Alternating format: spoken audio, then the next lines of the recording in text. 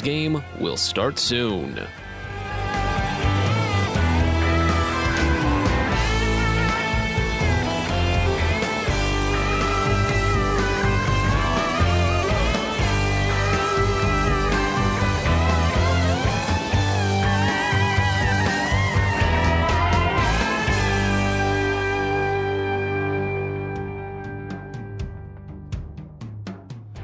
You're listening to Bowie Baysox Baseball. Our coverage of today's game will start soon.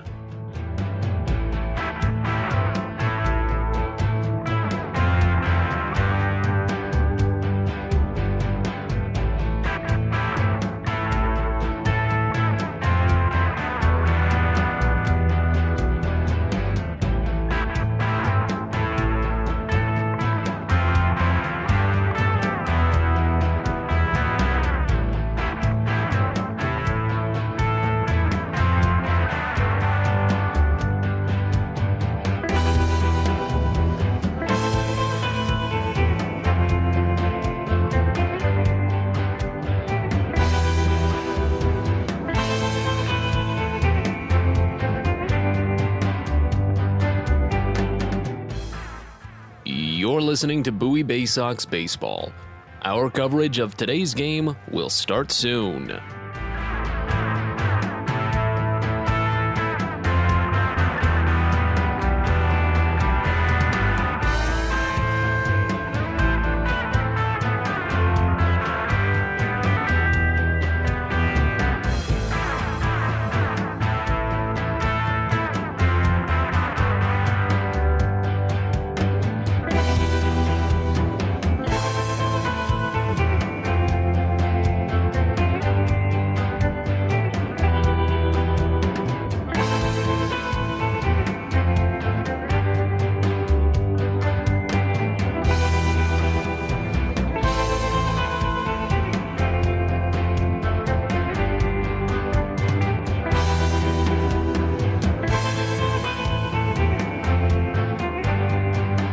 You're listening to Bowie Baysox Baseball.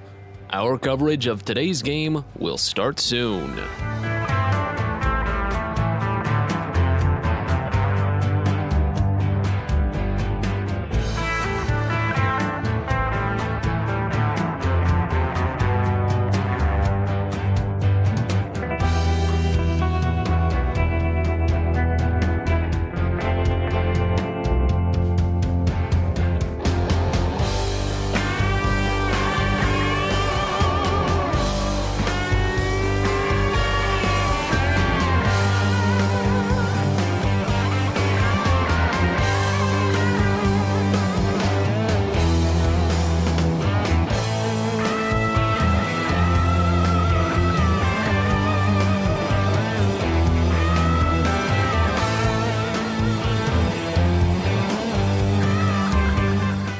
You're listening to Bowie Baysox Baseball.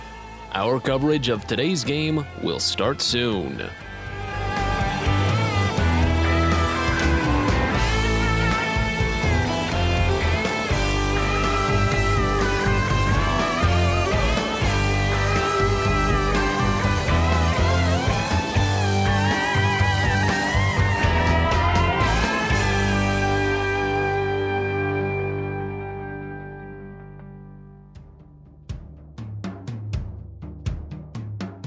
You're listening to Bowie Baysox Baseball.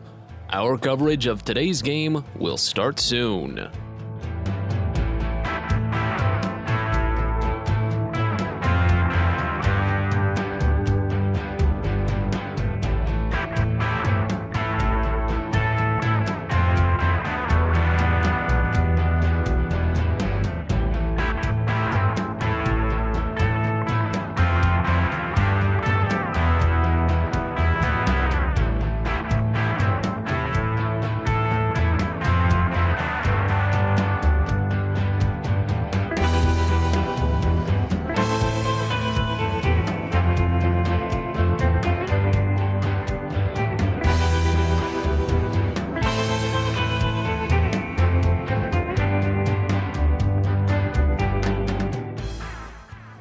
You're listening to Bowie Baysox Baseball. Our coverage of today's game will start soon.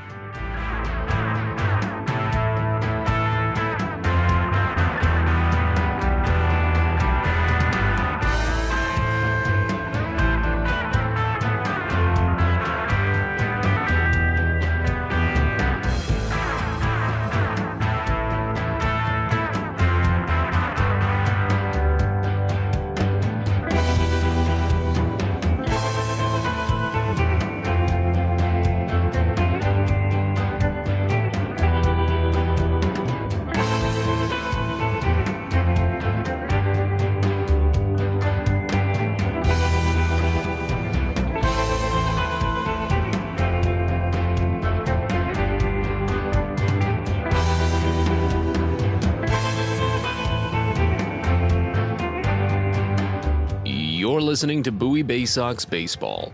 Our coverage of today's game will start soon.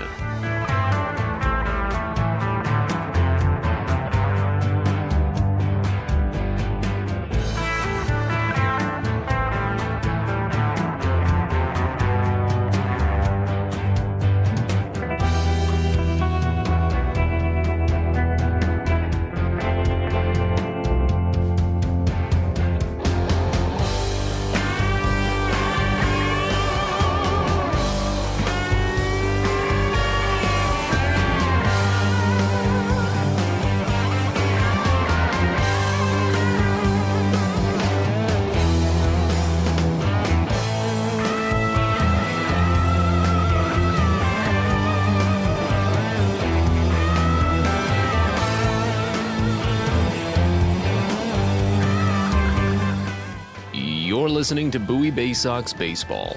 Our coverage of today's game will start soon.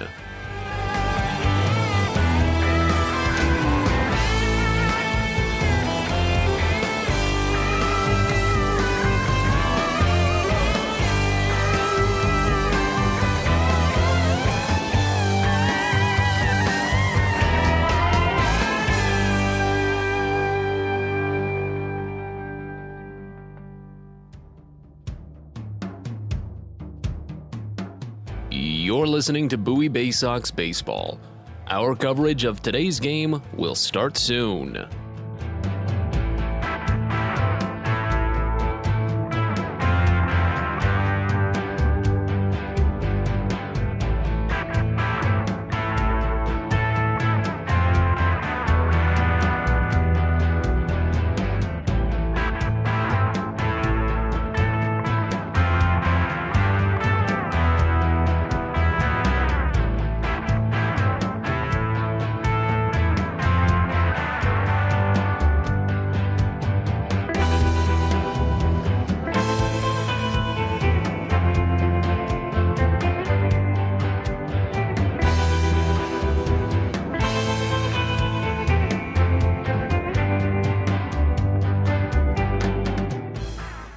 You're listening to Bowie Baysox Baseball. Our coverage of today's game will start soon.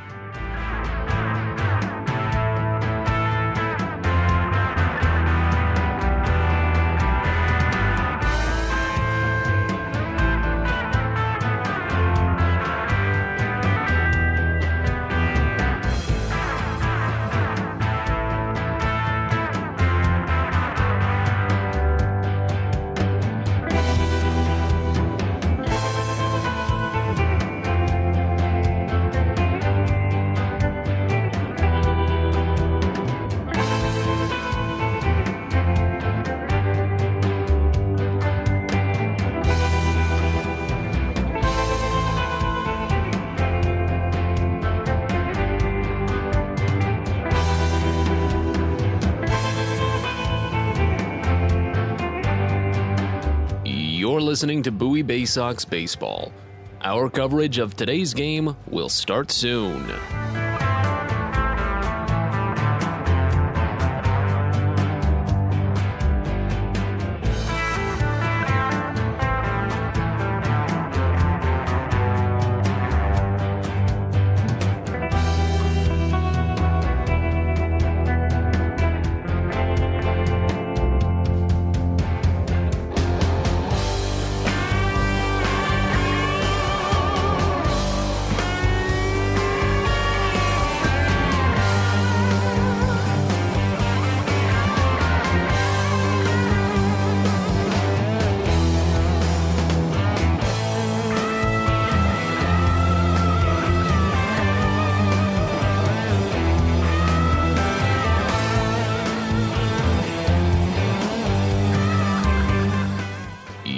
listening to Bowie Baysox Baseball. Our coverage of today's game will start soon.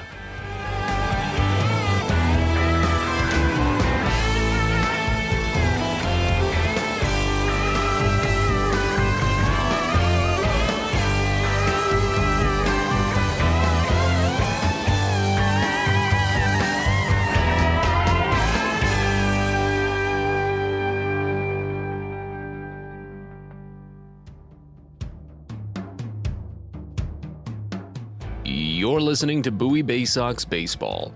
Our coverage of today's game will start soon.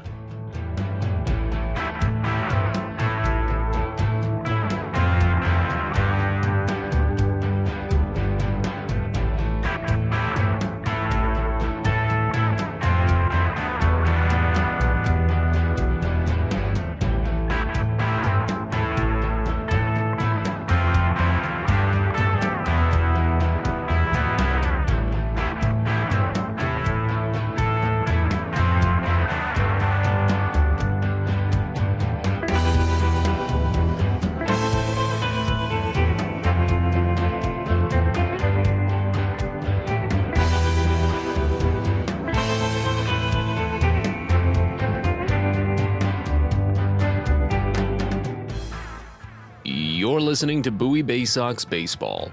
Our coverage of today's game will start soon.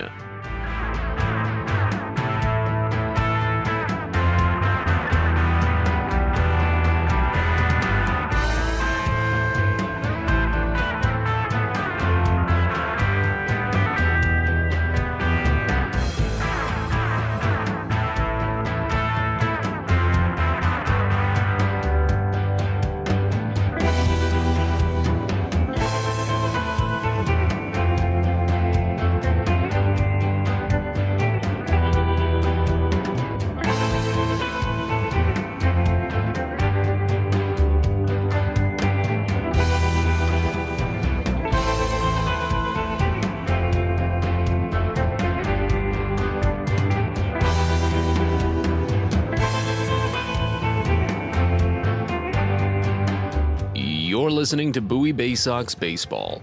Our coverage of today's game will start soon.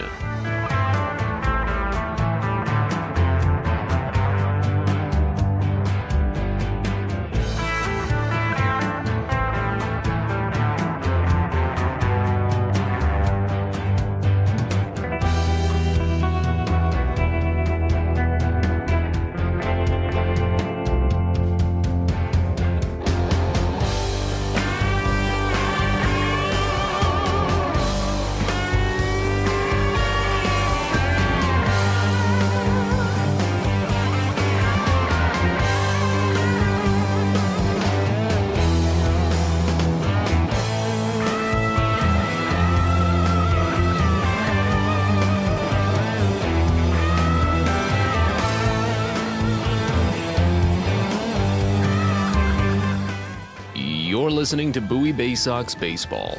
Our coverage of today's game will start soon.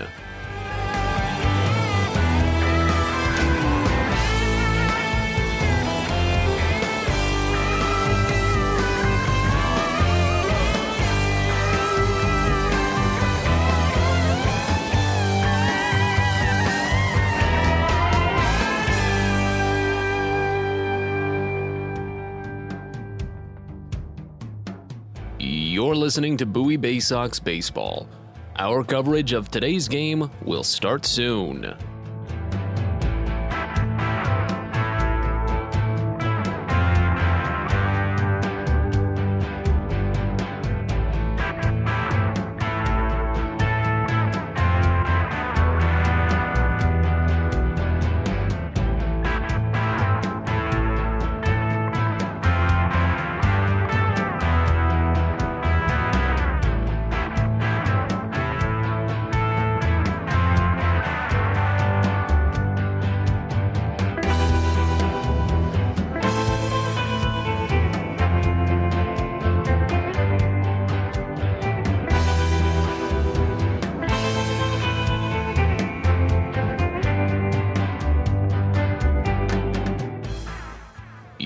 listening to Bowie Baysox Baseball. Our coverage of today's game will start soon.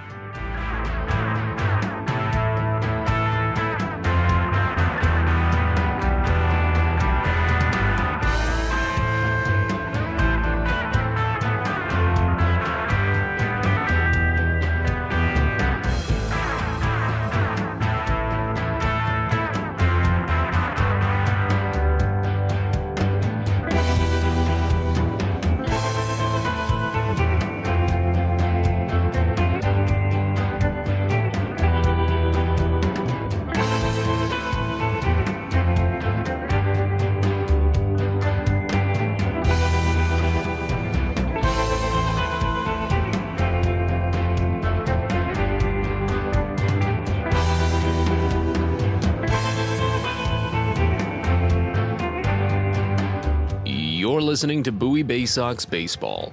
Our coverage of today's game will start soon.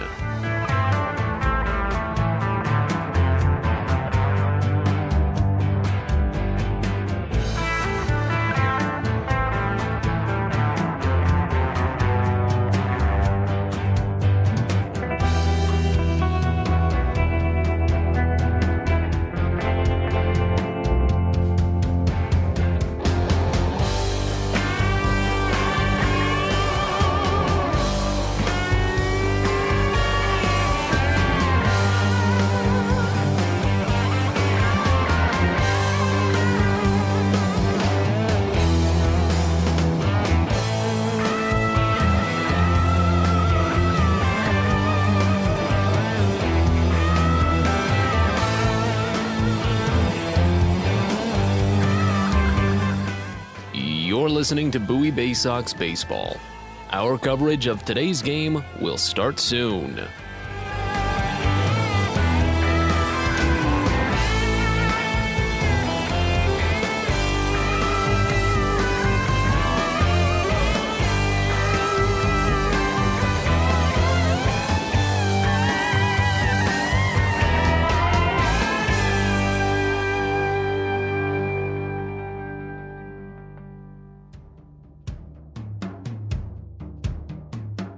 You're listening to Bowie Baysox Baseball. Our coverage of today's game will start soon.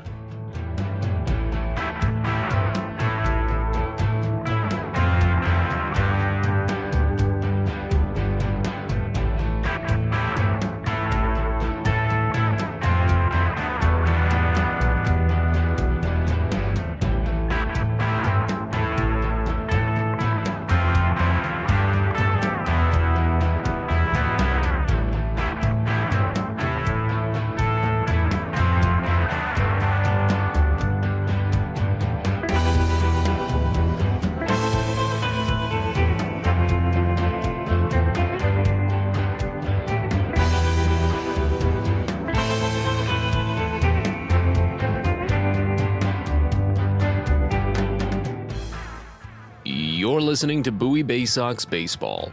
Our coverage of today's game will start soon.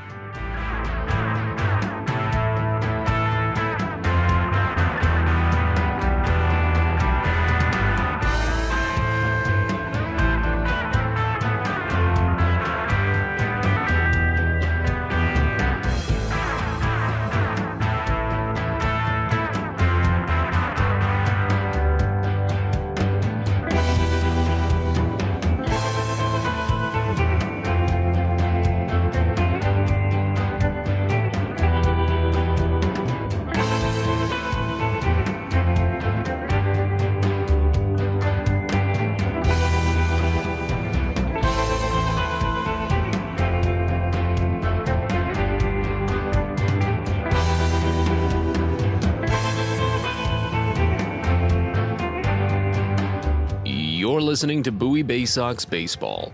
Our coverage of today's game will start soon.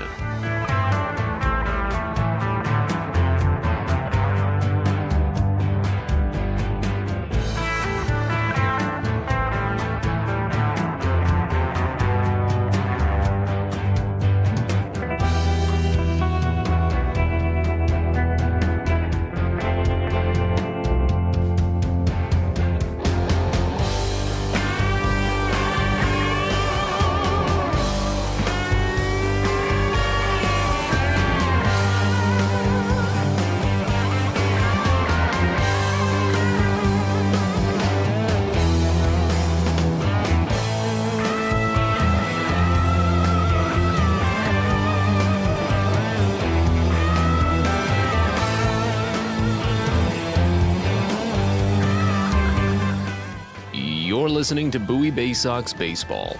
Our coverage of today's game will start soon.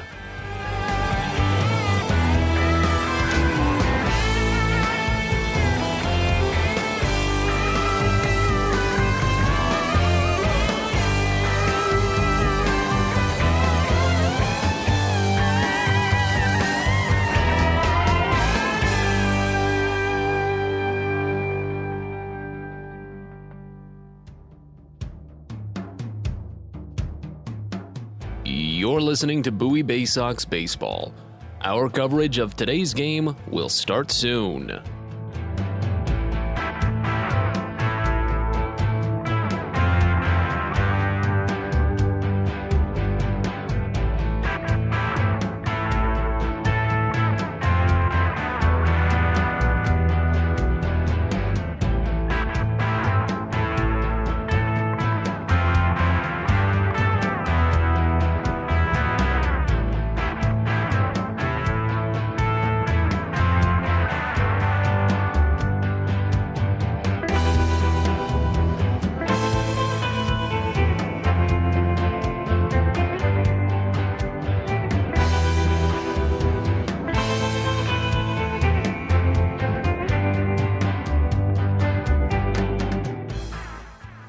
You're listening to Bowie Baysox Baseball.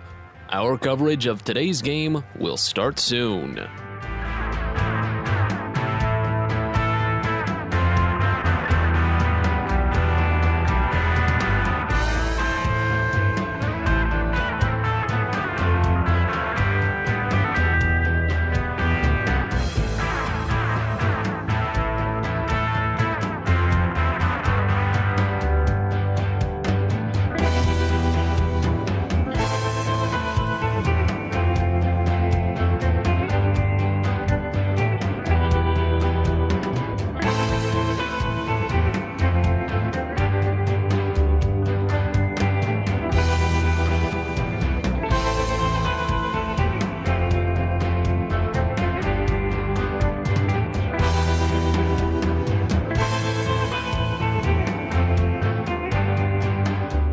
You're listening to Bowie Baysox Baseball. Our coverage of today's game will start soon.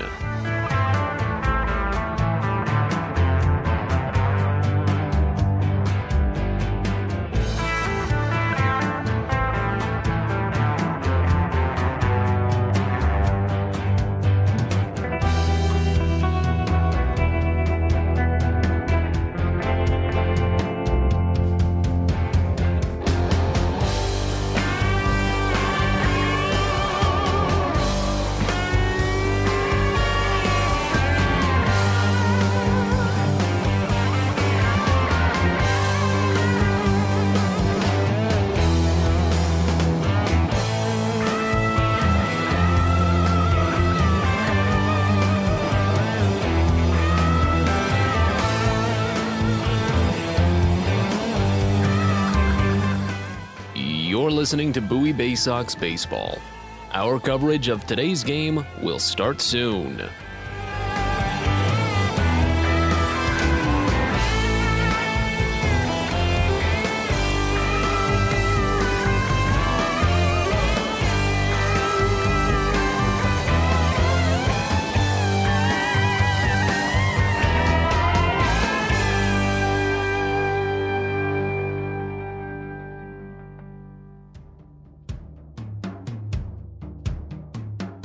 You're listening to Bowie Baysox Baseball. Our coverage of today's game will start soon.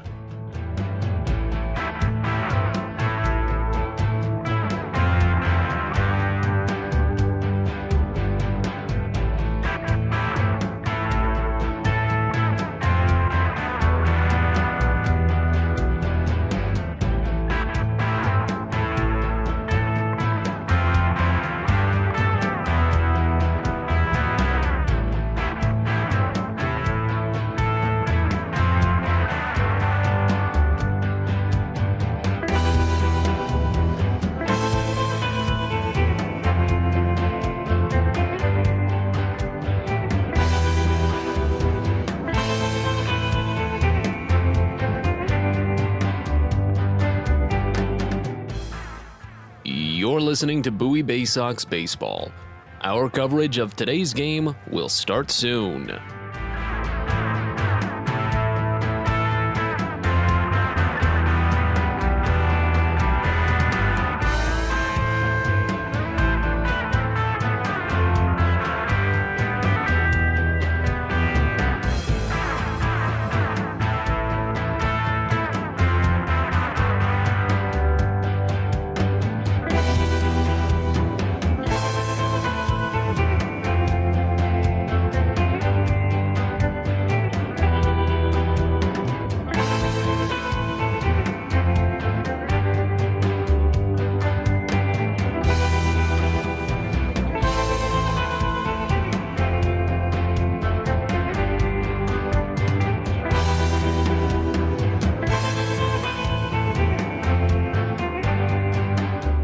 You're listening to Bowie Baysox Baseball. Our coverage of today's game will start soon.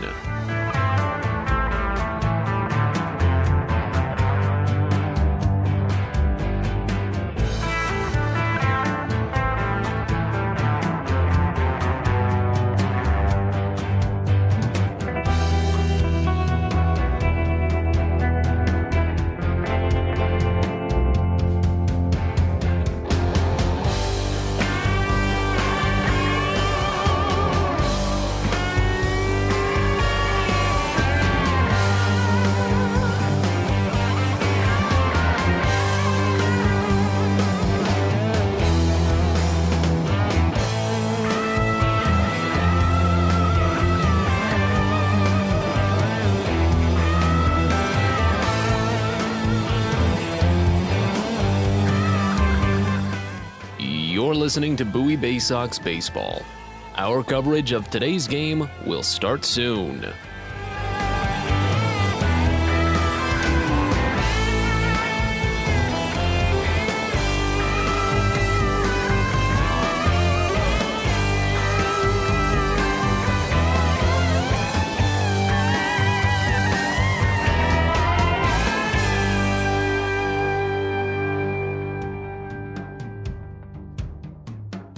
You're listening to Bowie Baysox Baseball. Our coverage of today's game will start soon.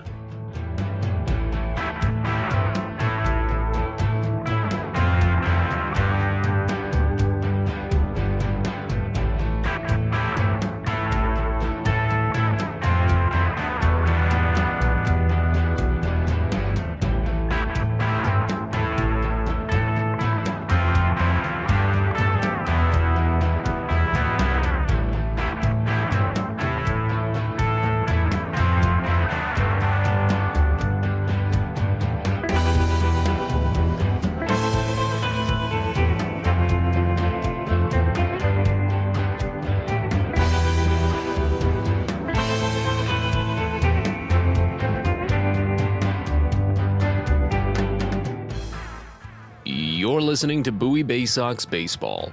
Our coverage of today's game will start soon.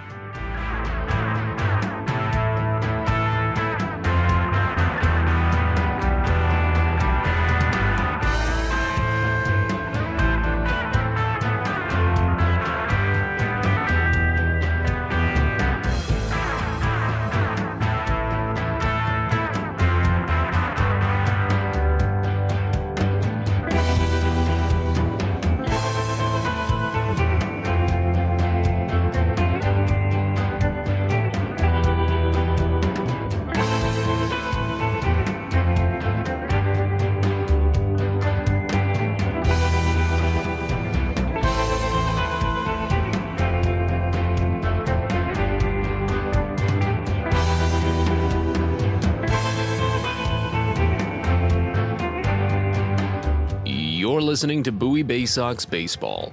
Our coverage of today's game will start soon.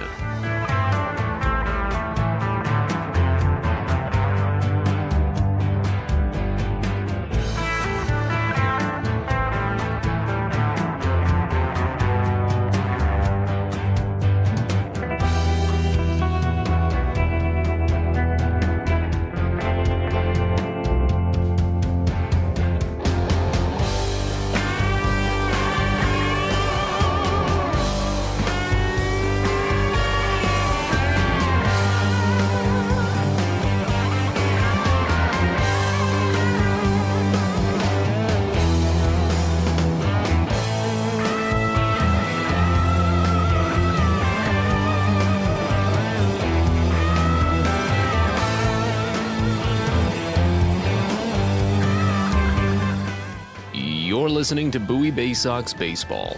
Our coverage of today's game will start soon.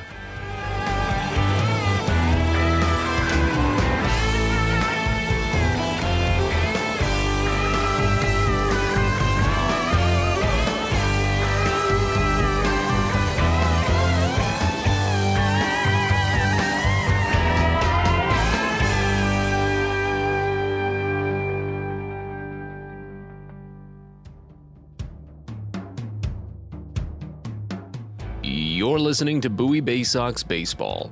Our coverage of today's game will start soon.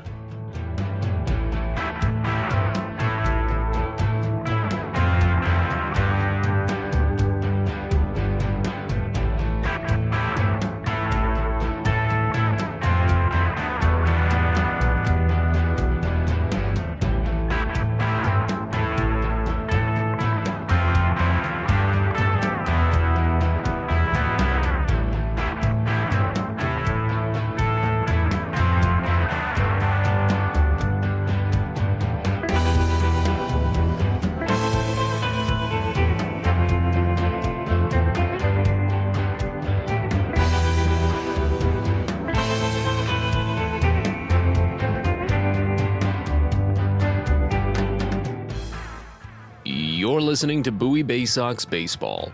Our coverage of today's game will start soon.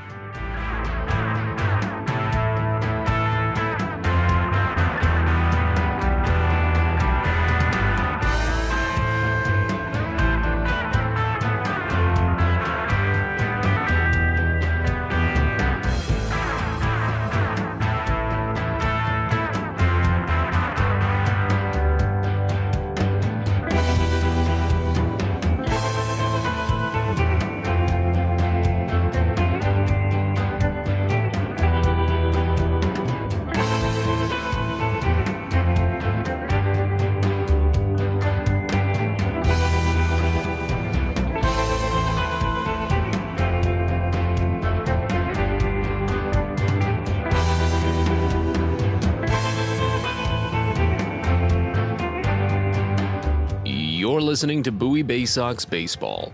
Our coverage of today's game will start soon.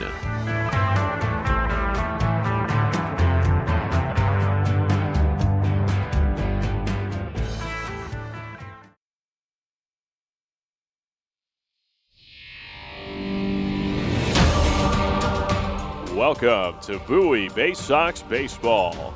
It's time now for the DCA Imaging Systems pregame show. It's the DCA Imaging Systems pregame show from the Diamond. We're getting set for the second in this 6-game series between Bowie and the Richmond Flying Squirrels.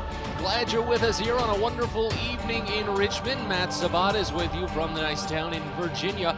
It was a bit of an unfortunate day yesterday for Bowie. A couple of rarities coming to pass in their 8-0 shutout loss, a morning game to start the series. It was the first shutout of the year, but it was also the largest shutout suffered by Bowie since 2018.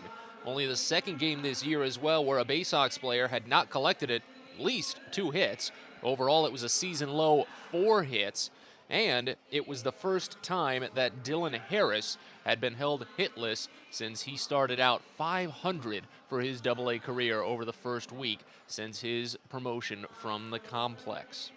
But there were still some positives from yesterday's game. Hudson Haskins settled into his temporary home as the leadoff hitter. He went 1 for 2 with a double and 2 walks. He is going to be batting leadoff today, but again, it is set to be just a temporary home. We don't anticipate him staying there for the remainder of the year once Adam Hall gets his mild illness cleared up. It's not COVID, it's just a bug that's been going around the clubhouse, but once it's cleared up, Hall should be back in the top slot. And then, of course, Andrew Dashbach, he's been reading the zone extremely well, especially the pitches outside of the zone. His strikeout rate is just a tad down at the moment, so it's been continuing to play, while at the same time, his walk numbers are way up. He is on pace for a big jump in the overall walks. Bowie comes into today's game for number 16 this season, an 8-7 record, but a 3-game losing skid. They're 2 games back of the Harrisburg Senators, the first-place squad in the Southwest Division, 6-4 over their last 10 and 3-3 on the road this year. Richmond comes in for game number 17 this season, a 9-7 record, a 1-game winning streak. They're 1.5 games back behind Harrisburg in the standings of the Southwest Division, 5-5 over their last 10, and 2-3, check that, 5-2 when playing here at the Diamond. Starting pitching matchup today, Ryan Watson goes for Bowie, a 1-0 record, and he's been on an excellent start to his AA career. Both of his first 2 appearances have been out of the bullpen in a piggyback role, but he's thrown 8 consecutive perfect innings. It would be an astonishing stretch if he can keep it going. Obviously, my first hope is for him to at least get through that first inning and make it 9 consecutive.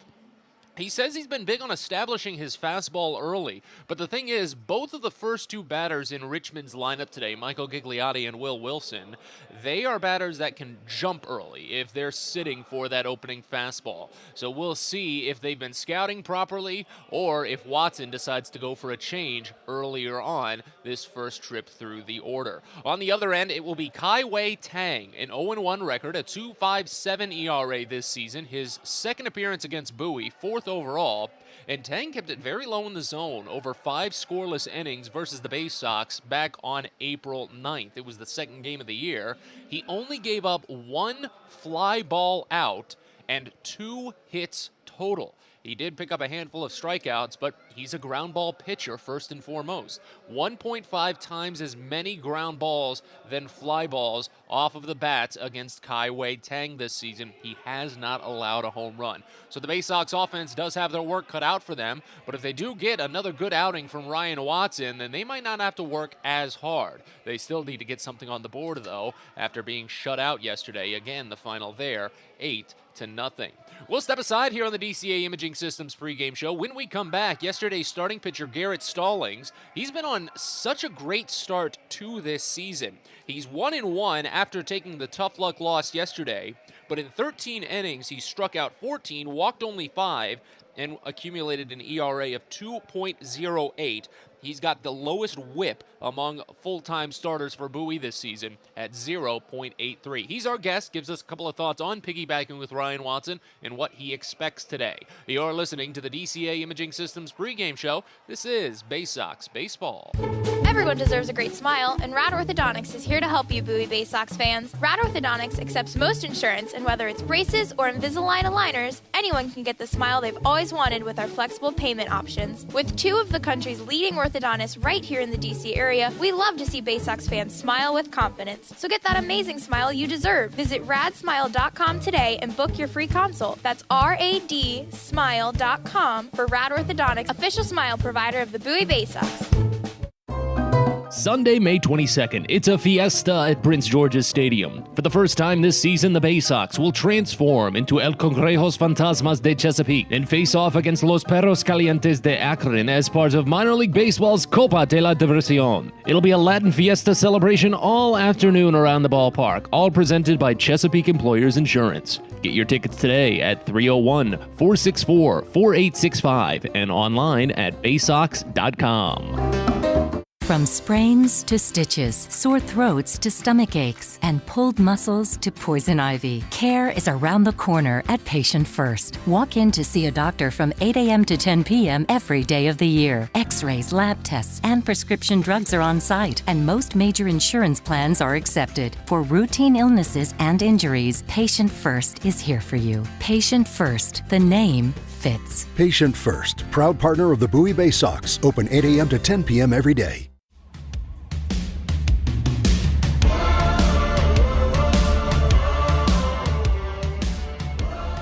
Back in on the DCA Imaging Systems pregame show, we're joined by Garrett Stallings. Tossed 4 innings of one-hit ball yesterday. He tossed the 5 innings of one-hit ball against Akron, picking up the start of that shutout win for the Baysox. You've really just been missing a lot of bats to start the season. What's been working best for you so far? Yeah, honestly, just going really straight at people. You know, I have a true 5-pitch mix, and I've really just been confident on attacking the zone. And, you know, even when, I get to a 2-2, 3-2 count, I'm still going right after people and, just kind of having no fear, and it's been working out. Yeah. Of your mix, which one is your favorite to use? Which one do you think is probably the best out of the 5? I think I always love going back to my changeup. I might not throw it the most of all my pitches, but honestly, gets me probably the most success when I need it most. So that's probably favorite to my heart. Do you talk with a lot of the guys comparing your grips or maybe how you throw your pitches? Is there anything that you might do a little bit differently compared to some of the other pitchers on staff or guys that you've come across? Yeah, I always love talking to different players. You can always learn so much from different people. You watch Drew Rom, Ryan Watson, any of these different guys that have unique, traits to them. Maybe Rom drops it down a little sidearm or adds a little bit more sweep to a slider at times. But, I have pretty small hands for the average minor league player. So I don't, I'll ask a lot of guys, but most of the time their grips don't work as great for me because I have such small hands. But, I'm never afraid to try new things, and I think that's, one of my best traits. You mentioned briefly there Ryan Watson. He's picking up the start today. He essentially piggybacked you for the first 2 starts of the year. What was that like watching him come out of the bullpen and just mow through guys for those first 4 innings, and then again for the following 4 against Akron? I couldn't be more happy for him. I mean, he's been the most electric guy, I think, on our staff to watch, and, he's got some of the best, big league stuff out here. So I think he's, worked really hard this offseason, and he's off to a great start, and really happy to see, him get a start of his own today and just see what he can do. Now, when you have scheduled piggybacks like that, how much are you guys talking in the dugout between innings about setting things up, maybe your first trip through the lineup, then your second trip through the lineup, for him to go out and use that same information against the same batters? Yeah, it might not be, quite as much as you think, but it's definitely more just how the game's going, if the umpire has a certain zone, or hey, they might be sitting out or half here sitting slow for me, but kind of varies guy to guy because, Watson may have a little bit more overpowering stuff for me. I might have to mix a few more pitches. So, end of the day, you kind of have to go back to your best stuff and what you're confident in. But, yeah, I mean, we talk for sure. I think it's valuable information, throughout a game, throughout what a lineup's doing. So, and he got to get some info yesterday, so I'm sure he's going to go right at him. What were some of your best memories from the 2021 season? Honestly, just getting back on the field. It has been challenging times for us baseball players, and I think when you take something from someone and then you finally give it back, you realize how much joy and, passion you can have for the sport. But I was traded, so it was definitely a new opportunity for me to learn, new people, and back on the East Coast, which I love, and honestly, great just meeting and having, interactions with new people. Yeah. You're going to face off against this team again on Sunday if there aren't any postponements in the series alone. What's that been like in your experience now that they switched to the 6-game series last season, setting up the possibility to face the same lineup 2 times in the same week? It's just a fun challenge. I think, most of the time as a starting pitcher, you get to go once a week, but, it falls in my hand to, face the team twice. So I think it's just another fun opportunity to go out there and, prove yourself more than once. Yeah. All right. One last thing I like to ask. Garrett Stallings again with us. Every road trip I go through, I ask the guys, you get back to the hotel after a long day at the field, you're able to lay down, pop open the laptop, and put on your favorite streaming service. What's the go-to show? Right now, I've been watching some Sons of Anarchy on Hulu. I know it's an older show, but my brother recommended it, and kind of liking that. But I'm not the biggest TV guy, so it might take me the whole season to get through, a few episodes. But it is nice to just unwind and relax a little bit. So I think that's the show I'm going with now. All right, Garrett, I really appreciate the time, and congrats again on a great start to the season. We'll talk to you again soon. Awesome, thank you. Garrett Stallings here on the DCA Imaging Systems pregame show. We'll be right back and look at the lineup in depth. You're listening to Baysox Baseball. Are you interested in beginning or expanding on a career in the pipe fitting, pipe welding, or HVAC service industry? Are you interested in a career path that will set you up for life without experiencing any college debt? If you are interested in these things and you live in the DC area, the Steamfitters UA Local 602 Apprenticeship Program is the best choice for you. For more information about our apprenticeship program and how to apply, please visit steamfitters-602.org. That's steamfitters-602.org. Hey kids, the Baysox Futures Club is the best way to be a fan of the Baysox, and it's completely free for kids ages 3 through 12. Futures Club members get access to special members-only events, discount ticket offers, and free gifts for just signing up. Parents, head over to Baysox.com to sign up your kids, so don't miss out on all the promotions and giveaways at Prince George's Stadium this season and next. The Baysox Futures Club. Sign up now at Baysox.com.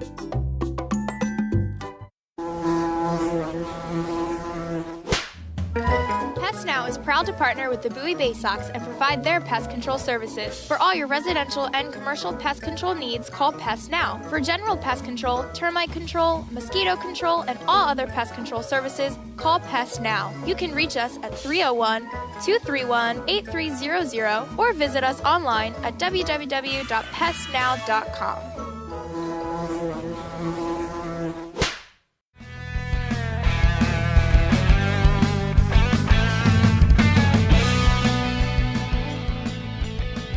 Back to Richmond as we continue with the DCA Imaging Systems pregame show. Matt Savadas with you from the Diamond. Let's go ahead and introduce you to the starting lineups for both sides in this one. Walk through them a little bit in depth, opening with the road team, Bowie. Hudson Haskin leads it off in center field. As I mentioned, he is making a bit of a temporary home there as Adam Hall is dealing with a non-COVID illness, but he should be getting back sometime soon. He was in the cage earlier today. I asked him how he was doing. He said he was toughing it out. Jordan Westberg follows up today. He's at second base, batting second. Gunnar Henderson at third base, bats third. Andrew Dashbach, with his keen eye at the plate lately, is at first base, batting fourth. He's still trying to break out of a 4-game hitless streak, though. Joey Ortiz is the shortstop today, bats fifth. Shane Fontana in left, sixth. Zach Watson, right field. Cody Roberts, DH. Maverick Handley, the catcher. On the Richmond side of things, I mentioned it earlier, there's no change to the lineup. Michael Gigliotti is in center field, Will Wilson at shortstop, Sean Roby at third, and Frankie Tostado is at first. Brandon Martirano is the catcher today, and one of the only main changes in this lineup is on the defensive side. Tyler Fitzgerald was the designated hitter yesterday. Fitzgerald is the second baseman today. Jacob Hayward is in left field for Richmond. He's batting seventh. Franklin Labor is in right field, batting eighth. And Shane Matheny is the designated hitter. He was at second base yesterday. Matheny will be batting ninth. Again, for Bowie, some of the main changes in today's lineup: the return of Maverick Handley, Cody Roberts moving into the DH role, and Shane Fontana bumping up to 9. It's been a good little step back into the groove for Fontana. He started out on a very, very long slump to open the year. I believe he went 0 for 4, and when I say 0 for 4, I mean 0 for 4 games. And then he finally broke through. His first hit of the season was a big home run, and then he had another one a couple of nights later.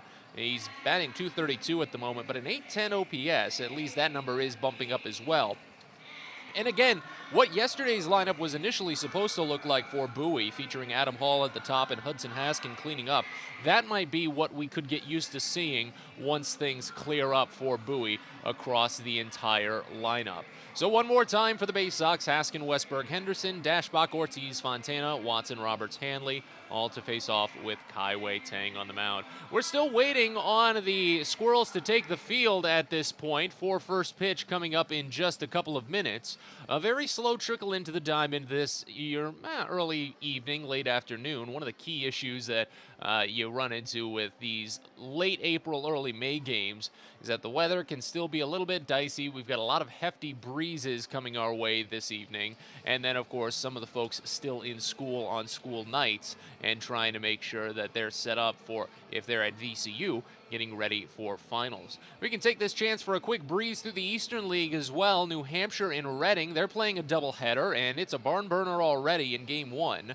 Top of the 5th at Delta Dental Stadium, and the Fisher Cats hold on to a 9-2 advantage. They'll play Game 2 in a little bit. Right now, Erie is blanking Binghamton. A 3-run home run by infielder Dane Myers early on, part of a 4-run second inning overall, gives Bowie a 4-0 lead. Top of the 6th, that's also a doubleheader. They were rained out yesterday. Somerset and Portland, a game decided by 1 run in 10 innings last night. It was a Patriots walk-off win. They will warm up soon and get going around the same time that we do here at the Diamond. That is, as mentioned, going to be a very tightly contested season series. The two best teams in the Northeast Division last season, and so far, the two best teams in the Northeast Division this season. Akron and Altoona will be playing today as well in a little bit. It was all Altoona for a while yesterday, I believe a 5-0 start, until eventually Akron climbed back with 4 runs in the bottom of the ninth before Altoona shut the door and won 5-4. And then there was a day game over at FNB Field in Harrisburg. Hartford coming away with the win over the Senators, 7-3, the final there. Squirrels have taken the field, which means we can step aside for one final break here as the DCA imaging systems come to a close. We've got Baysox baseball coming up in just a little bit. Sky Shooter Displays by ZY Pyrotechnics will be lighting up the sky with top-of-the-line fireworks shows following Baysox games all season long. We will give you the best bang for your buck. Sky Shooter Displays include traditional shows, true pyro musicals, custom choreographed plays, and much more. The night sky is truly limitless, so don't be shy. Give ZY a try. Find out more by calling us at 570-328-1361 or visit us online, zypyrotechnics.com.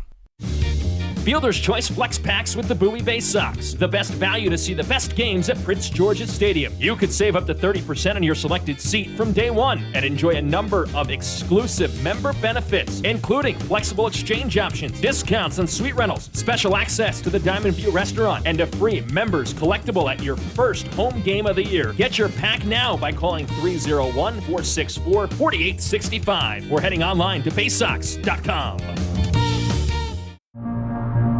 At DCA Imaging Systems, we provide a tenured team of office technology professionals ready to be your trusted advisors. From document creation, output devices, scanning and workflow, to document security and storage, we understand people print, not printers. Give DCA Imaging a call, 301-577-1021, or find out more about how we can help you. DCAimaging.com. DCA Imaging Systems, office technology made easy.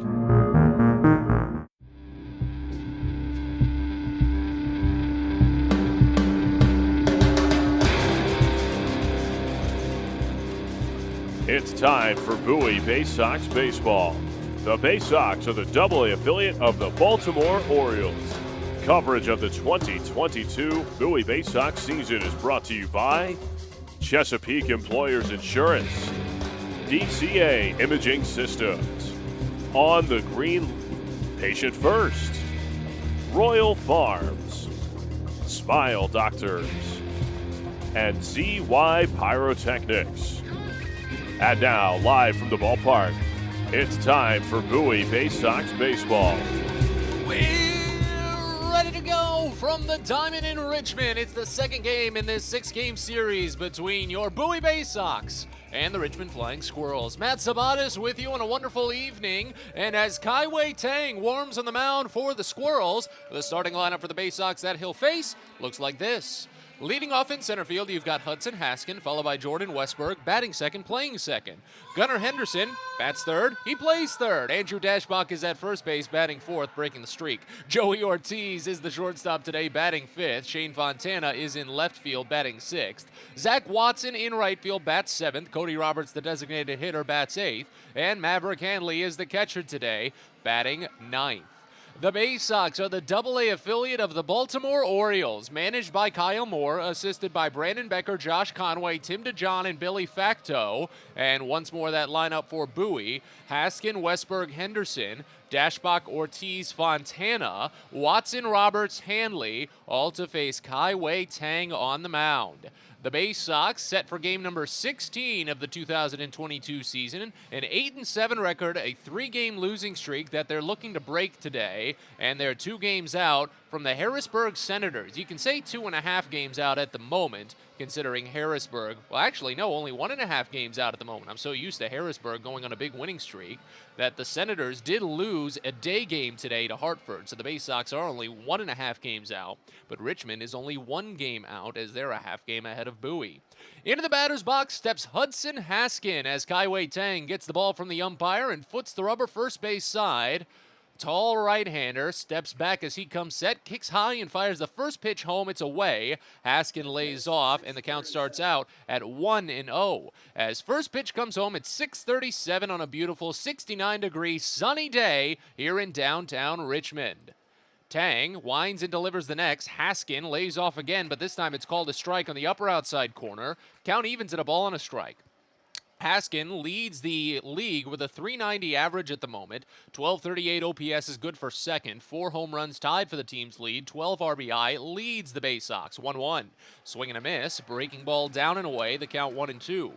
Haskin went chasing after the first pitch of yesterday's game and served it off of the right field wall for a double, but it takes until the third pitch today for him to go after one. A lot of shade over the field of play here in Richmond as the 1-2 comes in. It's away for ball 2, and the count evens. But that's more in line with what we usually see at this ballpark. Yesterday, you start a game at 11 o'clock as Haskin calls for time and kicks a little bit of dirt out from his cleats. You've got the sun shining directly overhead with an 11 o'clock first pitch. You're going to be seeing a lot of that sunshine on the field. Here's the 2-2 from Kaiwei Tang. Fastball misses away, and the count fills. 4 doubles this season for Haskin, a BABIP of exactly 500. That's tied for the best in the Eastern League. Again, if you're not familiar, BABIP is when you get it in the field of play between the foul lines. Here's the payoff pitch to the leadoff batter. It's called strike 3 on the lower outside corner. Haskin was expecting the free pass. He does not make eye contact as he turns and departs to the dugout. So a backwards K to start the day for Kaiwei Tang. And let's get to the defensive alignment for Richmond while we've got the moment. From left to right in the outfield, Jacob Hayward, Michael Gigliotti, Franklin Labor. Left to right in the infield, Sean Roby, Will Wilson, Tyler Fitzgerald, and Frankie Tostado. Brandon Martirano is the catcher today. First pitch on its way to Jordan Westberg. Misses down and away, and it's a ball. Breaking stuff there from Kaiwei Tang. Tell you a little bit more about him. He's a 6'2", 247-pound, 23-year-old right-hander, native of Taichung, Taiwan. Here's the 1-0. Fastball screams down the middle, call it for strike 1, and the count evens on Westberg, who's batting .250 this season, but a .918 OPS, tied for the team's lead with 4 home runs, second on the team with 11 runs driven in. Here's the 1-1 pitch from Tang. Swing and a miss, chasing on a breaking ball away. 1-2 on Westberg. Tang was acquired by the Giants in a trade with the Minnesota Twins back in 2009. MLB Pipeline has him ranked as the number 18 prospect in the Giants organization. 1-2 to Westberg. Breaking ball called strike 3 on the outer half. Got him to freeze on the curve, and Westberg knew it as soon as it crossed the plate. Back-to-back punch-outs for Tang, both of them looking, and there's 2 away. Your umpiring crew for today's game, Kelvis Velez is at third base, Sean Cassidy is at first, and Jude Corey is behind the dish calling the balls and strikes, as Gunnar Henderson, one of the 2 left-handers in the Baysox lineup, steps in. First pitch home from Tang is swung on and missed. Maybe a bit down low, but the count begins at 0-1. Henderson, a .245 average, an .847 OPS this year, 3 doubles, 2 homers, 10 runs driven in. Tang comes into today an 0-1 record, a .257 ERA, in 3 appearances, all starts. Next pitch to Henderson misses inside, and the count evens at a ball and a strike. 14 total innings of work. Opponents are hitting .212 against him in total. He struck out 16 batters in those 14 innings, walked 9, has not allowed a home run. Here's the 1-1. Bounced hard up the first base line, just foul, barely. It almost hit off the bag, missed the inside corner of first base, probably by about 6 inches at the most. Count goes to 1-2. Henderson has only gone 2 for 15 against Richmond this season. He went 0 for yesterday, an 0 for 3 skid with a strikeout and a walk drawn. Here's the 1-2 pitch from Tang. It's swung on, and Baltimore chopped over to third. Ranging on it easily is Sean Roby. He picks at the chest and fires to first for the putout. 5-3 ends the frame, and it's a perfect first for Kaiwei Tang. We go to the bottom of the first here at the Diamond. Bowie, nothing. Richmond coming on up. You're listening to Baysox Baseball. It's not baseball season without fireworks, and you can always count on the biggest and best at Prince George's Stadium. There's no better way to cap off a fun evening at the ballpark than a spectacular fireworks show. And the Baysox have got you covered this season with 16 different shows to choose from. So get your tickets now at Baysox.com. There's plenty to catch in the month of May with fireworks every home Saturday. Hope to see you there. When your commercial plumbing project calls for a job done safely and on time, then your job calls for the plumbers of Local 5 Washington, D.C. Local 5 will always deliver the most skilled and well-trained plumbing craftsmen in the DMV. If you're a contractor who needs safe jobs done well, you need the plumbers of Local 5 Washington, D.C. Start your partnership with them today. Visit local5plumbers.org. That's local5plumbers.org.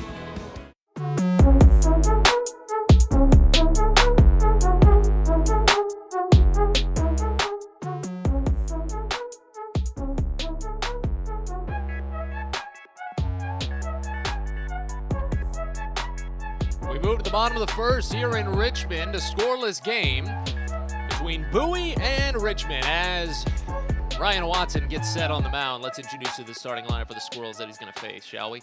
Leading off in center field, you've got Michael Gigliotti, followed by Will Wilson at shortstop, batting second. Sean Roby at third base, bats third. Frankie Tostato, the first baseman, bats fourth. Brandon Martirano is the catcher. He bats fifth. Tyler Fitzgerald at second base, bats sixth.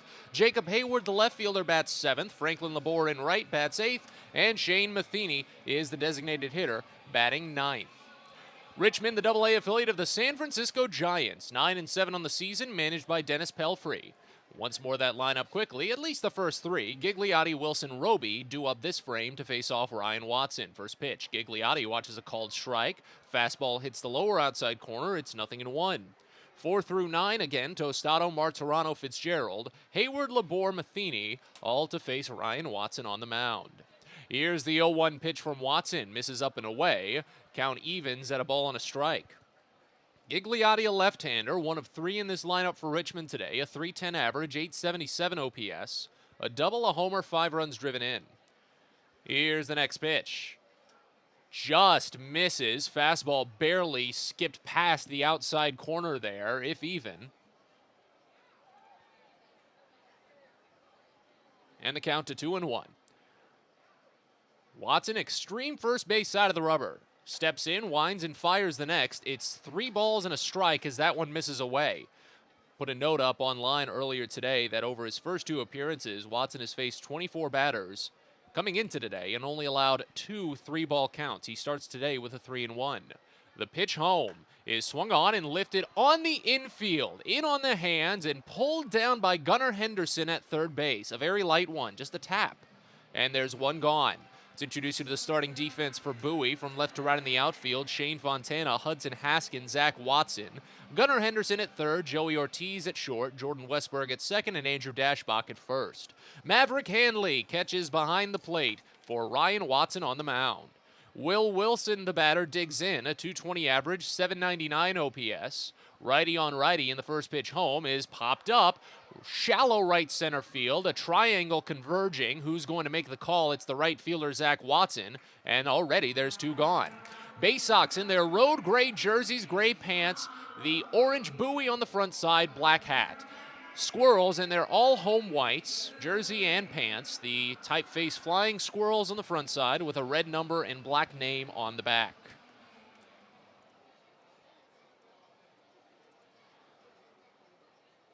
This will be an interesting start for Ryan Watson. I'll tell you why in just a second as Sean Roby digs in. First pitch, curveball lifted high into straightaway center field. Haskin ranging back on it, fights the sun and pulls it down. Ryan Watson has started his Double-A career. 27 up, 27 down. An outstanding accomplishment for the 24-year-old right-hander from Auburn. And we go to the second inning here in Richmond. We're scoreless. You're listening to Baysox Baseball. Be sure to get to the ballpark on Friday, June 17th for a jam-packed night of promotions and fun at Prince George's Stadium. It all starts with fireworks presented by DCA Imaging Systems. It's our mother and son night out with special ticket packages available at BaysoxShop.com. And most importantly, it's the Scouts BSA Campout. When you purchase a special ticket, you and your scout can camp out in the outfield at Prince George's Stadium after the game. It all happens on Friday, June 17th, so find out more and get your tickets now at Baysox.com. Baseball is a game of specialists. Base stealers, closers, cleanup hitters. Together, they help their team stand out from the rest. Specialists also help set Chesapeake Employers Insurance apart from other workers' compensation insurance companies. Our health services team includes orthopedic surgeons, nurse case managers, a physical therapist, and more, all to get your employee back to work, contain costs, and keep premiums down. That's teamwork. To learn more, connect with your agent or visit Chesapeake Employers at CEIWC.com. If you own or operate a building or facility, or if you're a general contractor that is located or operates in the D.C. area, there is no doubt that it is important for you to have the best trained and most qualified people working for you. Members of Steamfitters UA Local 602 provide the highest level of HVAC, mechanical, and specialty piping services to the various customers we serve. For more information about the services we provide and for a list of companies you can hire, please visit steamfitters-602.org.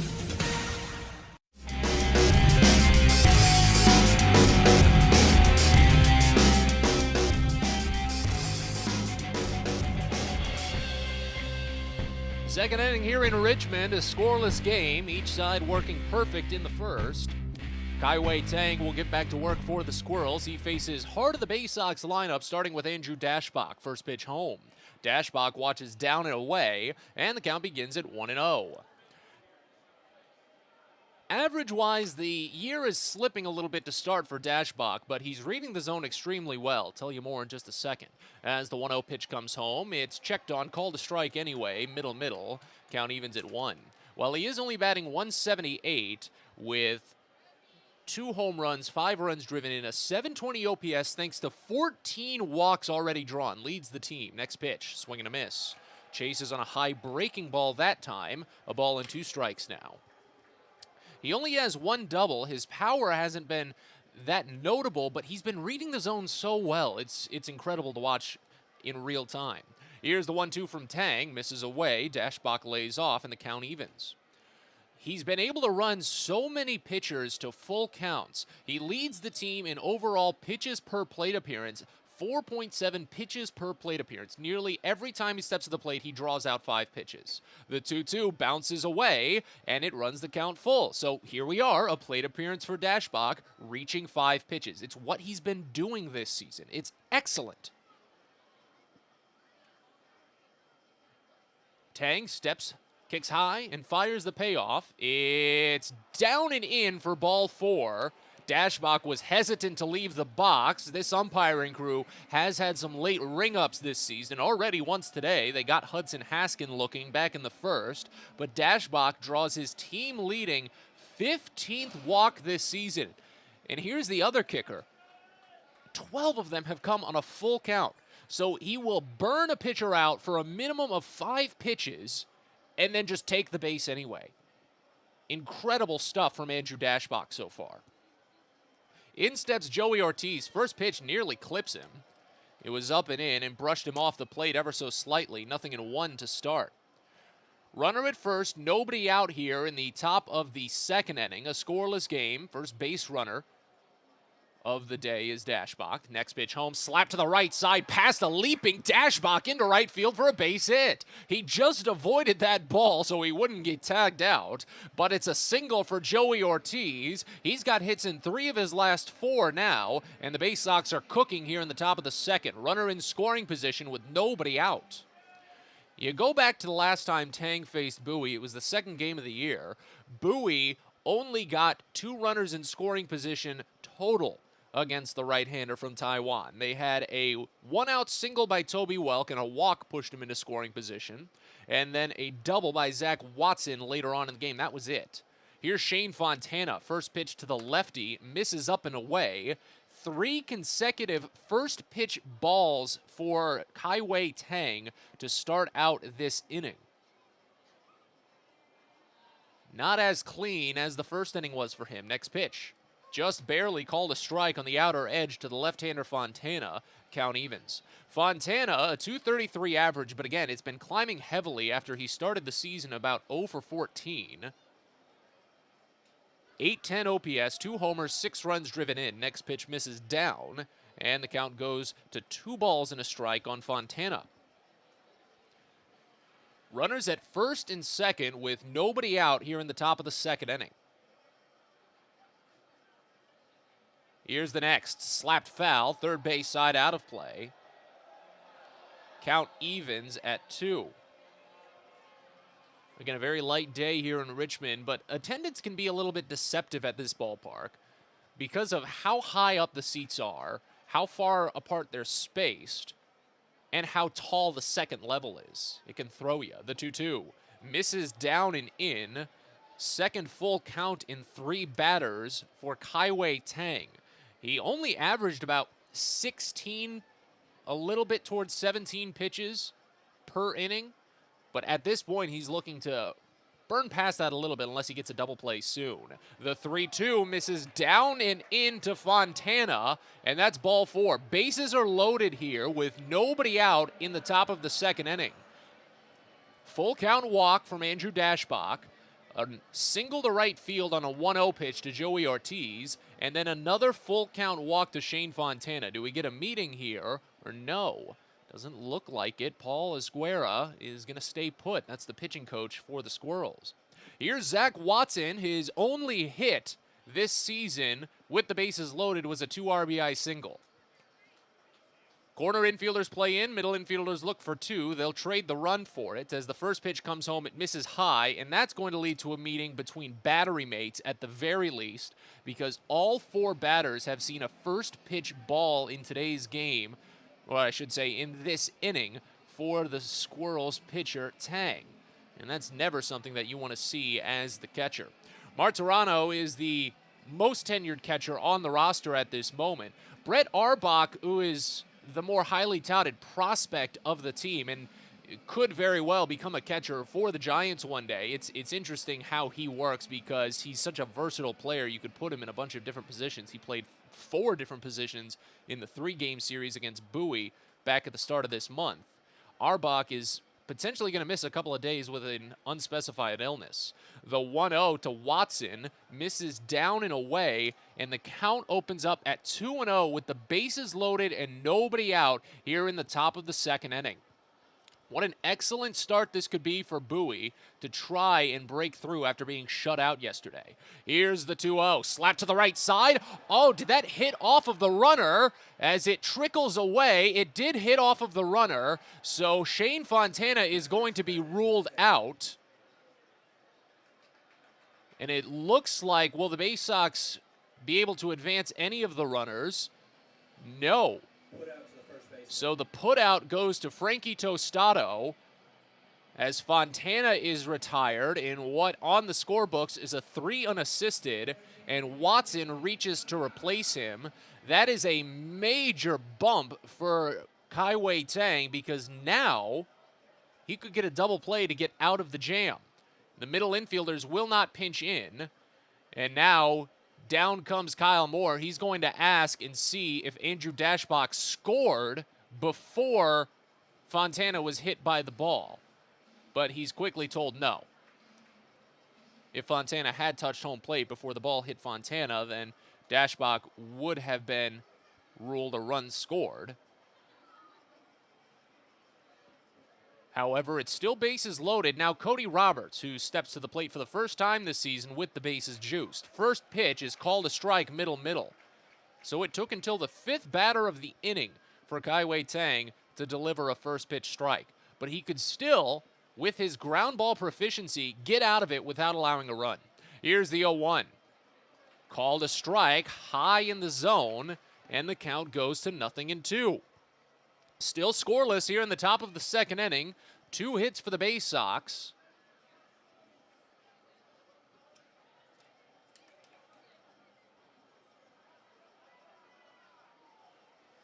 Next pitch.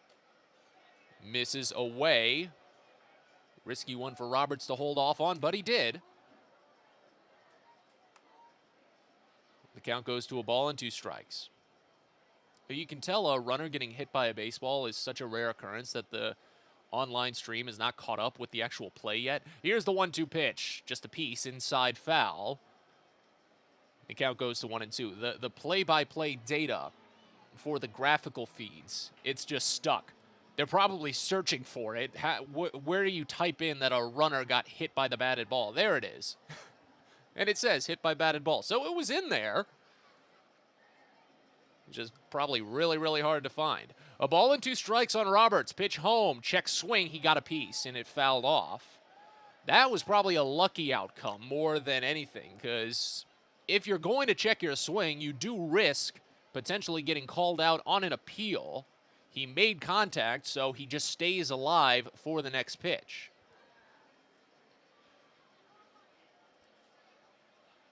Watson at first, Ortiz at second. The next pitch to Roberts misses away, so the count goes even now at 2. That was the 6th pitch of the plate appearance. The next will be the 7th. They're making Kai Tang dance here. This next overall will be number 38. The 2-2. Away, ball 3. That's the 3rd full count in this inning. 4th overall. He worked Hudson Hask into a full count to open the game.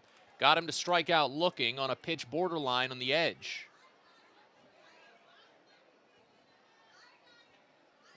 Here's the 3-2 to Roberts. Check swing. Called strike 3 on the outside edge. That was a quick ring up. Roberts not pleased, and all of a sudden this half inning has a much different outlook than 2 batters ago. 3rd strikeout from Kai Tang. They have all been looking. And in steps Maverick Handley, who has not appeared with the bases loaded yet this season. First pitch misses away. Count begins at 1-0. Raina Martirano really had to scamper to pick that ball.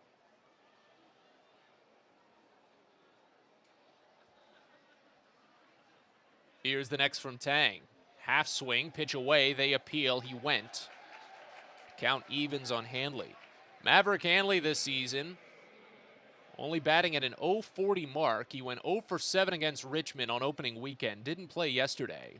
He's gone without a hit for 3 consecutive games. Needing one here as the Baysox are in danger of loading the bases with nobody out and coming up empty. Can't have that. 2 walks and a pair of singles for Bowie to get to this point. The 1-1. He pokes at it, and it's shoved over to first base. Picked up at the wrist by Frankie Tostado, and he trots over to the bag to record the out. Bowie loads the bases with nobody out. A runner hit by a batted ball, a strikeout looking, and a ground ball on the infield. Bowie comes up empty. No runs, 2 hits, no errors, 3 left on. We go to the bottom of the 2nd. We're scoreless. Bowie and Richmond. You're listening to Baysox Baseball. On the Green Incorporated is your lawn care team, providing professional organic-based lawn care programs for residential and commercial lawns. Our lawn care programs provide ballpark quality results. Each service is custom tailored with guaranteed results for even the toughest lawns. On the Green also offers outdoor pest control services. Mosquitoes, ants, ticks, and more. Safely and effectively control insects and enjoy the outdoors this summer with On the Green Incorporated. Go to onthegreeninc.com. Baysox Youth Baseball Camps are back in 2022, and registration is open now. 3 sessions this summer led by Orioles Hall of Famer and former Rookie of the Year Al Bumbry, along with former Baysox outfielder Stephen Bumbry. Kids will take part in in-depth on-field instruction and go head-to-head in camp-wide games at Prince George's Stadium. All campers get a free Baysox hat and a ticket to a Baysox game of their choice. Space is limited, so head to BaysoxShop.com and reserve your spot at a Baysox Youth Baseball Camp today. Sky Shooter Displays by ZY Pyrotechnics will be lighting up the sky with top-of-the-line fireworks shows following Baysox games all season long. We will give you the best bang for your buck. Sky Shooter Displays include traditional shows, true pyro musicals, custom choreographed plays, and much more. The night sky is truly limitless, so don't be shy. Give ZY a try. Find out more by calling us at 570-328-1361 or visit us online, zypyrotechnics.com.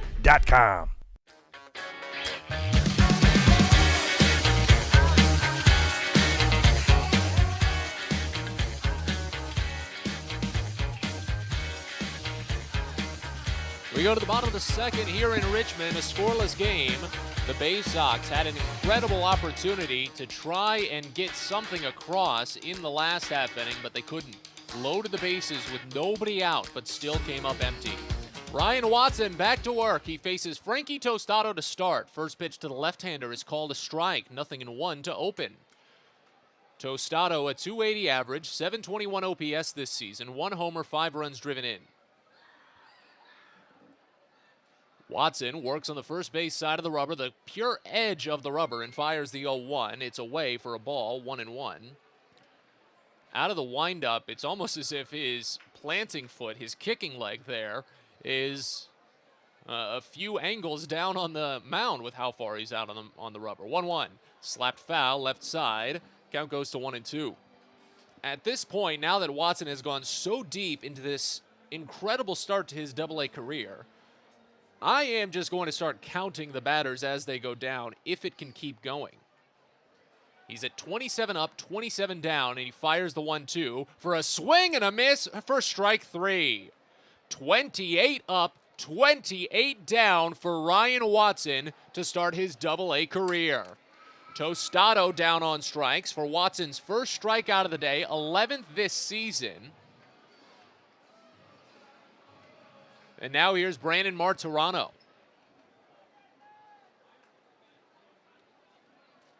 Bases empty, 1 away here in the bottom of the second inning, a scoreless game. Righty on righty, and the first pitch home is knuckled into right center field for a base hit, ending the streak. Running in on it is Zach Watson. He picks it in right, but Martirano singles to break up Ryan Watson's incredible start to his career.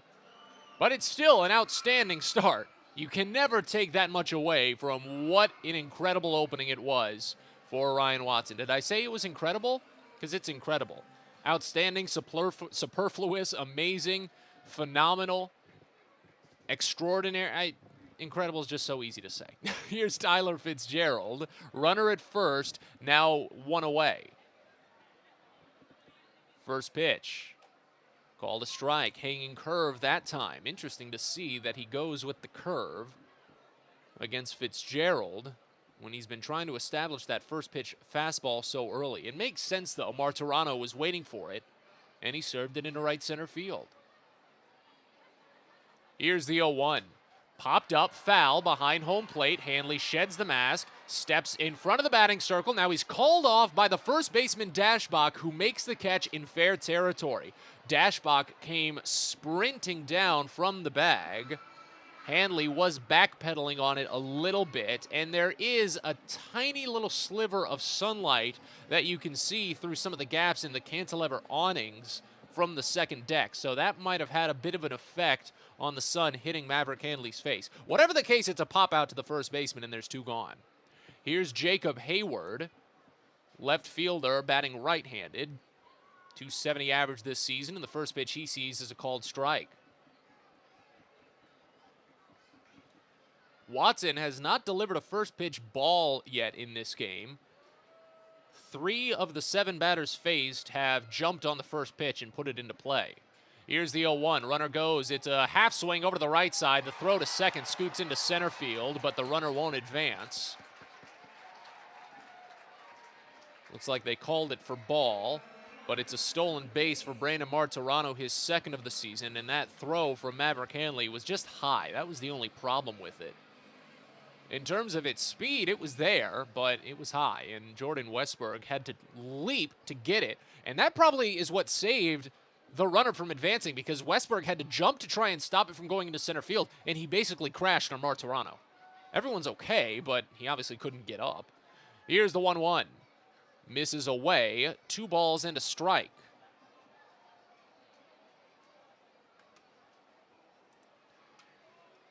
Hayward has gone 3 for 12 against Bowie this season.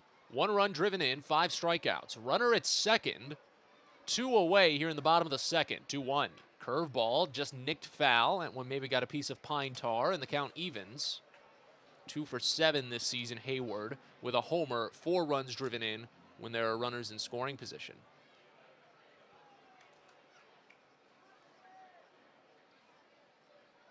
First time out of the stretch all year for Ryan Watson. The 2-2 pitch. Check swing, pitch up and away, just missed, and the count fills. This is only the 3rd time all season that Watson has reached a full count. This is his 30th batter faced. Looking for the put down. Pitch home. Swinging a bouncer. Third base side. Foul. Good pick on the backhand in foul territory by Gunnar Henderson, though. Gives him the opportunity to flip the ball to a fan. Just so much incredible talent and range on this Baysox infield. Between Andrew Dashbach, he turned an incredible double play in Game 1 yesterday. Gunnar Henderson, Joey Ortiz, Jordan Westberg, they can really anchor the infield for the Orioles for years to come. The 3-2 misses down and away for ball 4. And that's the first walk given up by Andrew Watson this season. Ryan Watson this season. It said Andrew Dashbach, and I guess that name just sat in the short-term memory in my brain there. Well, that's what happens when you have to work out of the stretch for the first time in such a long time. His first live game situation out of the stretch since 2021. But now it's first and second with 2 away here in the bottom of the second. Franklin Labor. Righty on righty, in the first pitch is down and away. Back pick to first, not in time. Dashbach had to be careful getting to that one because Hayward was sliding directly to the bag, and the way Dashbach was getting there, he almost could have obstructed Hayward. He had to slow up his footing as to not get in the way, because if he had obstructed him, then the runners would have been given advancement. Here's the 1-0. Called a strike, top half of the zone, and the count evens on Labor. That was the first pitch ball, mind you, of the day for Ryan Watson, 8th batter. Looks back, runner at second, the 1-1. Misses away, the breaking ball again. 2 balls and a strike.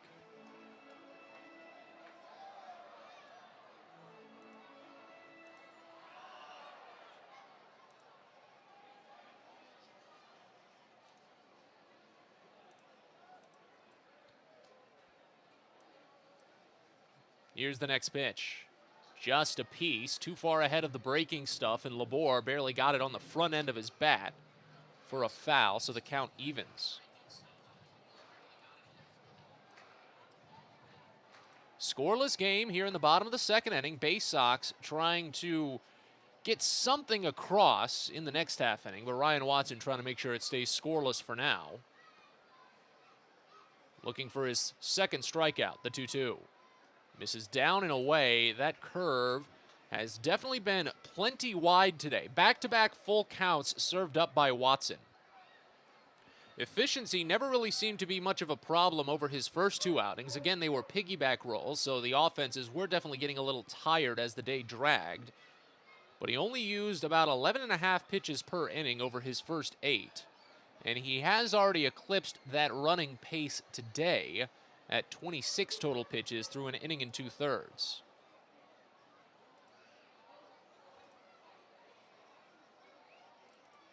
Here's the payoff. Runners go, and it's swung on and missed for strike 3.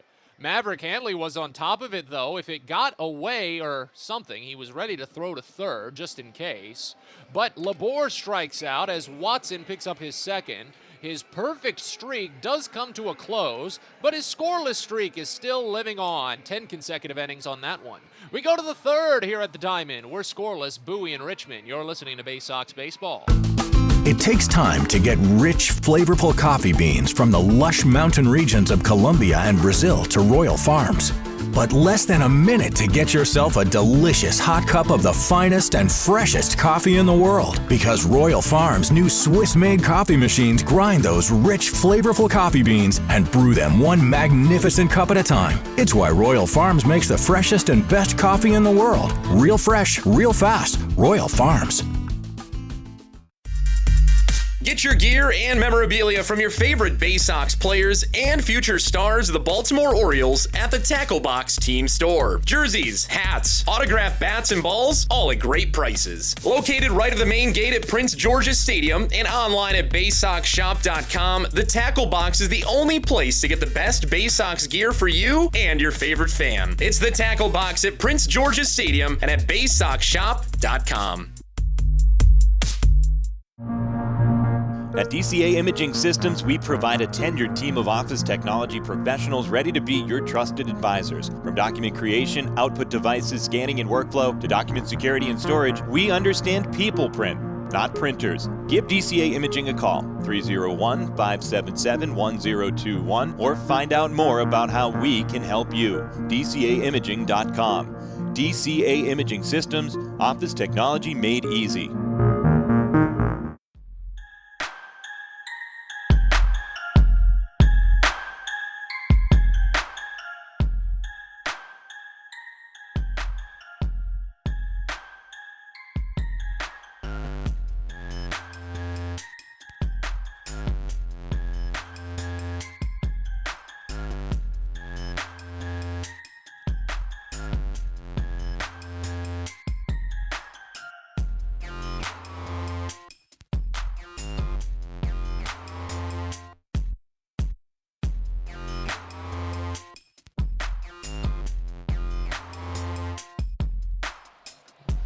Back to Richmond as Kaiwei Tang gets back to work, and the first pitch home to Hudson Haskin is fouled off, 0-1. Matt Sabatas with you on a very lovely Wednesday evening at the Diamond. Next pitch home to Haskin, misses away, it bounces, and the count evens at a ball and a strike. It's the top of the Baysox lineup due up in this scoreless game. Hudson Haskin, Jordan Westberg, and Gunnar Henderson.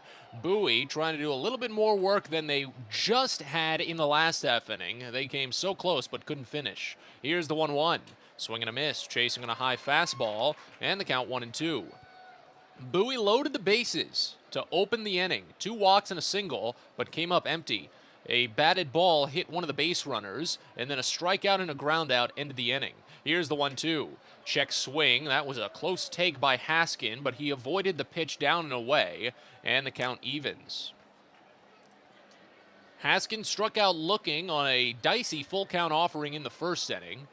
He waits for the 2-2. It's on its way and bounced over to shortstop. Holding on it, running in and grabbing is Will Wilson. He charges and fires hard to first in time for the 6-3 putout. And there's one gone here in the third inning. I mentioned it. Kaiwei Tang is a very heavy ground ball pitcher. That's what he did against Bowie. He only gave up 2 base hits and 1 flyout. Aside from his 8 strikeouts, everything else was on the ground over his 5 scoreless innings. Here's Jordan Westberg, first pitch. Curveball misses high, and the count begins at 1-0. Westberg also struck out looking back in the first inning, but his was on a 1-2 count, and it was a curveball that just froze him on the outside edge, and he knew it as soon as it came. Here's the next, called a strike. Changeup hits the outside corner, so the count evens at a ball and a strike now on Westberg. Next offering on its way. That one a fastball middle, so the count to a ball and 2 strikes. Westberg has been pretty fairly routine across the entirety of his games this season, but he usually comes to bat in crucial situations later in the contest. The numbers back that up. Here's the 1-2. Swing and a miss for strike 3. Curveball too far down and away, and Westberg is down on strikes for the second time tonight. That's the 4th punch out for Kaiwei Tang, 20th on the season. And there's already 2 away here in the third. Here's Gunnar Henderson, grounded out to third base his last time up. They shift him to pull the left-hander. Of course, the full-on shift, as you know it in Major League Baseball, is banned in the minors, but there's still something of it, and he hits right into it. Picked by the second baseman Tyler Fitzgerald on that well-struck ground ball, sent to first base, and Henderson is down on the first pitch. 3 up, 3 down go the Baysox in the third as we move to the bottom of the frame. Bowie and Richmond are still scoreless. You're listening to Baysox Baseball. Pest Now is proud to partner with the Bowie Baysox and provide their pest control services. For all your residential and commercial pest control needs, call Pest Now. For general pest control, termite control, mosquito control, and all other pest control services, call Pest Now. You can reach us at 301-231-8300 or visit us online at www.pestnow.com.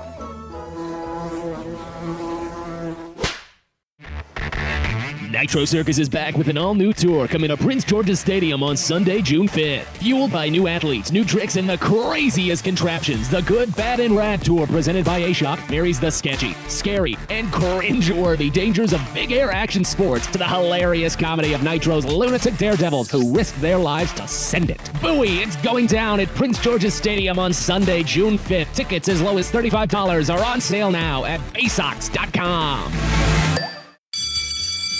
Hey Baysox fans, if you've got a teacher or educator in your life that's meant a lot to you, or if you're one yourself, then you don't want to miss out on the Baysox Educator Appreciation Week from Tuesday, June 28th to Friday, July 1st. Teachers and educators who show a school ID at the Baysox ticket office will get 2 free tickets to a game of their choice between those days, all sponsored by Educational Systems Federal Credit Union. Again, it's Educator Appreciation Week at Prince George's Stadium, Tuesday, June 28th to Friday, July 1st.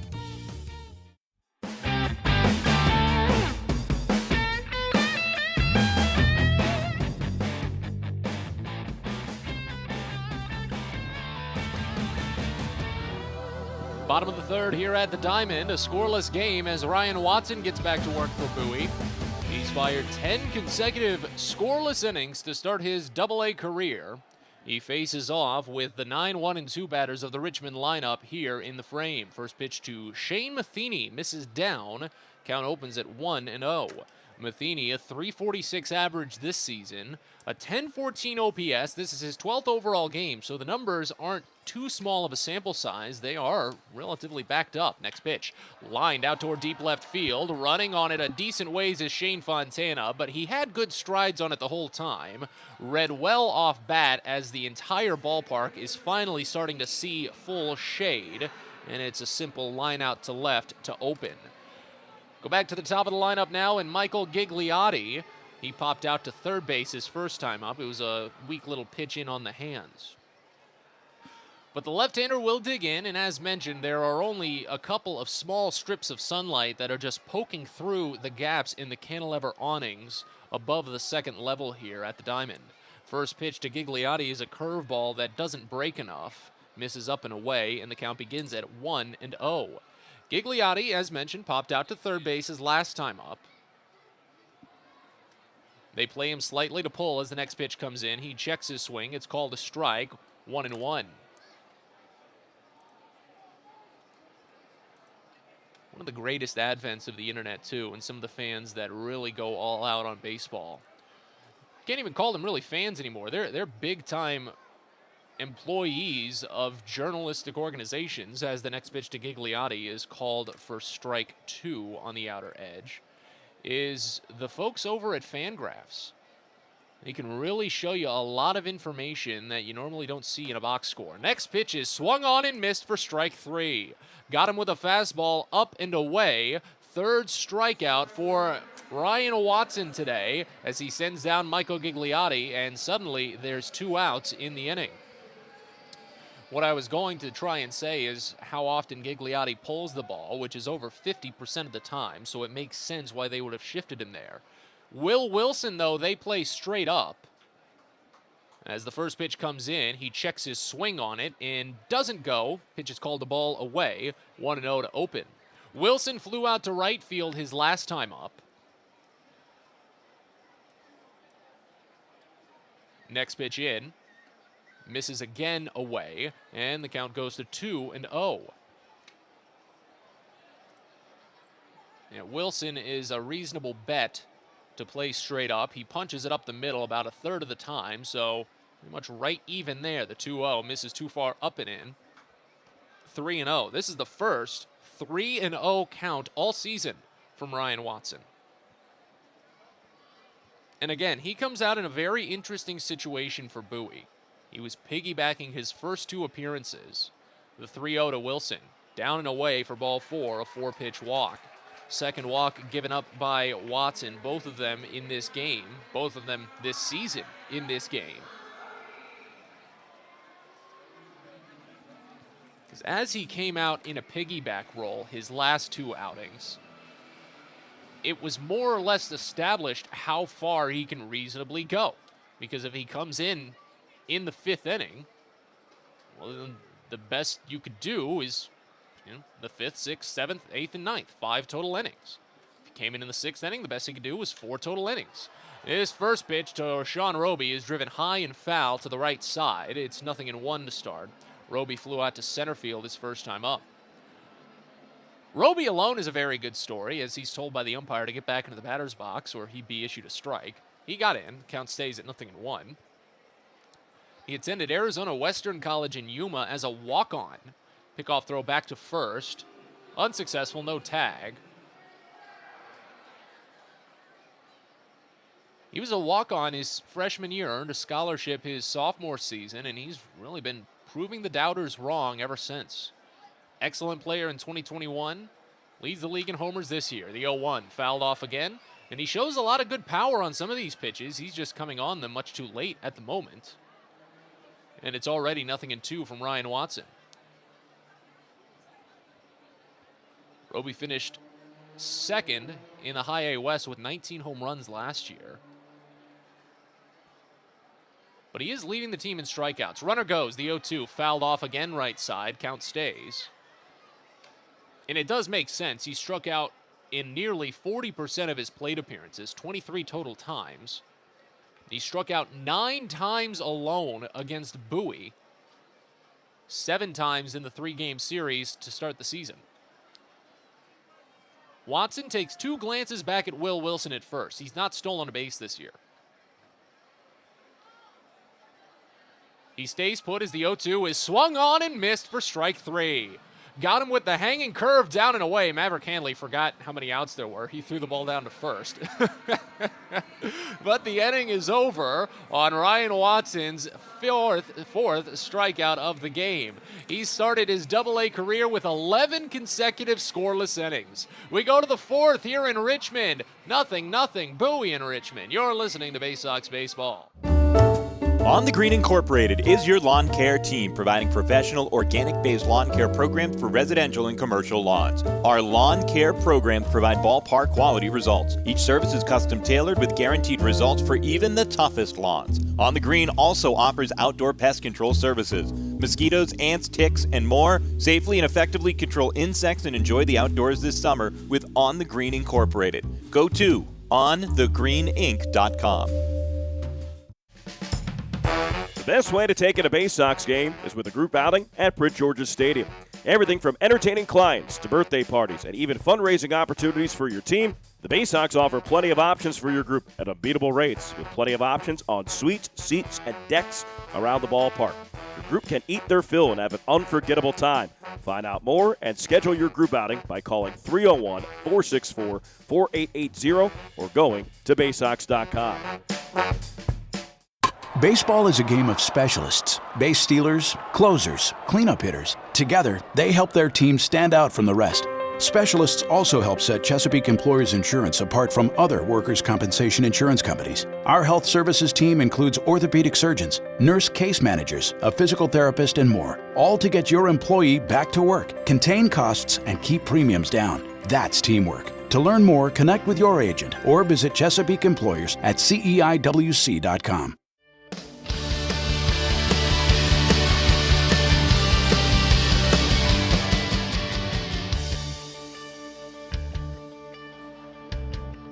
Baysox get back home for a 6-game series with Harrisburg starting on Tuesday, May 3rd, a 6:35 first pitch. Part of a busy May at Prince George's Stadium. Get your tickets at baysox.com. Andrew Dashbach in the box for Bowie as we move to the 4th inning, and he swings and misses at the opening offering from Kaiwei Tang. 0-1 as Tang is looking to get back to work after running into trouble in the second but retiring 5 consecutive batters. Next pitch misses down and away. Count evens at 1. Of course, Tang was assisted by one of Bowie's batters to getting out of a bases-loaded, nobody-out jam in the second inning. Zach Watson hit a single that bounced off of Shane Fontana. Runner was hit by a batted ball, so he's out. Next pitch to Dashbach misses away. Count goes to 2-1. Scoreless game between Bowie and Richmond. 2 hits for the Baysox, 1 hit for the Squirrels. 2-1 pitch, check swing, curveball hits the zone. Dashbach knew it. Count evens at 2 balls and 2 strikes. But again, I mentioned it when Dashbach stepped to the plate his last time. He can really just run a pitcher long. You can almost always pencil him in for at least 5 pitches as the 2-2 is away for ball 3. And once again, I guess I'm using a pen, so I haven't penciled him in. I've penned him in for 5 pitches, but it's 5 pitches. He drew a walk in the second inning. His team leading 15th of the year. He'll try to do it again here. The 3-2 pitch. In there for strike 3. Dashbach knew it. He took a half step up the line, but as soon as he did, he realized that that was the wrong decision. That's the 5th strikeout for Kai-Wei Tang. He was not going to lose Dashbach that time as that curveball hit well. Oh my goodness, they've got the dog day here in Richmond, and they just put a French Bulldog on the TV in here. Oh goodness. Oh man, I've already told the story about how I just adore dogs and like identifying some of the breeds. It's fun. Here's Joey Ortiz. First pitch to the right-hander, misses a bit high. No, call it for strike 1. 0-1 to start. Ortiz singled to right field in the second inning, the first of 2 Bowie hits in the frame, but again, they still couldn't score. Next pitch misses down. The count evens at a ball and a strike. 6 consecutive batters retired by Kai-Wei Tang. Thanks to that batted ball hitting a runner, it's 7 consecutive outs if you want to get technical. Here's the 1-1. Misses away, and that bounces past the glove of Martirano. Count goes to 2-1.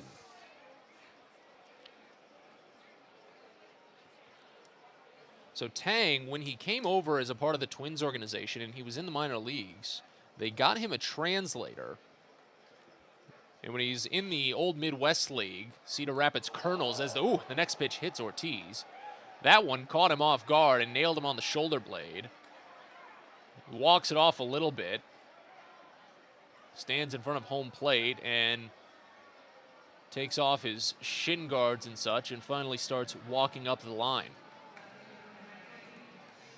I would have to imagine umpires around the Eastern League at this point are a bit on high alert, as we've already had 2 separate bench-clearing fights in the league this season. One of them involved this Richmond team. It was when Altoona came down to this ballpark for the first full series of the year, and then last week when Binghamton made the trip out to Portland, a Sea Dogs player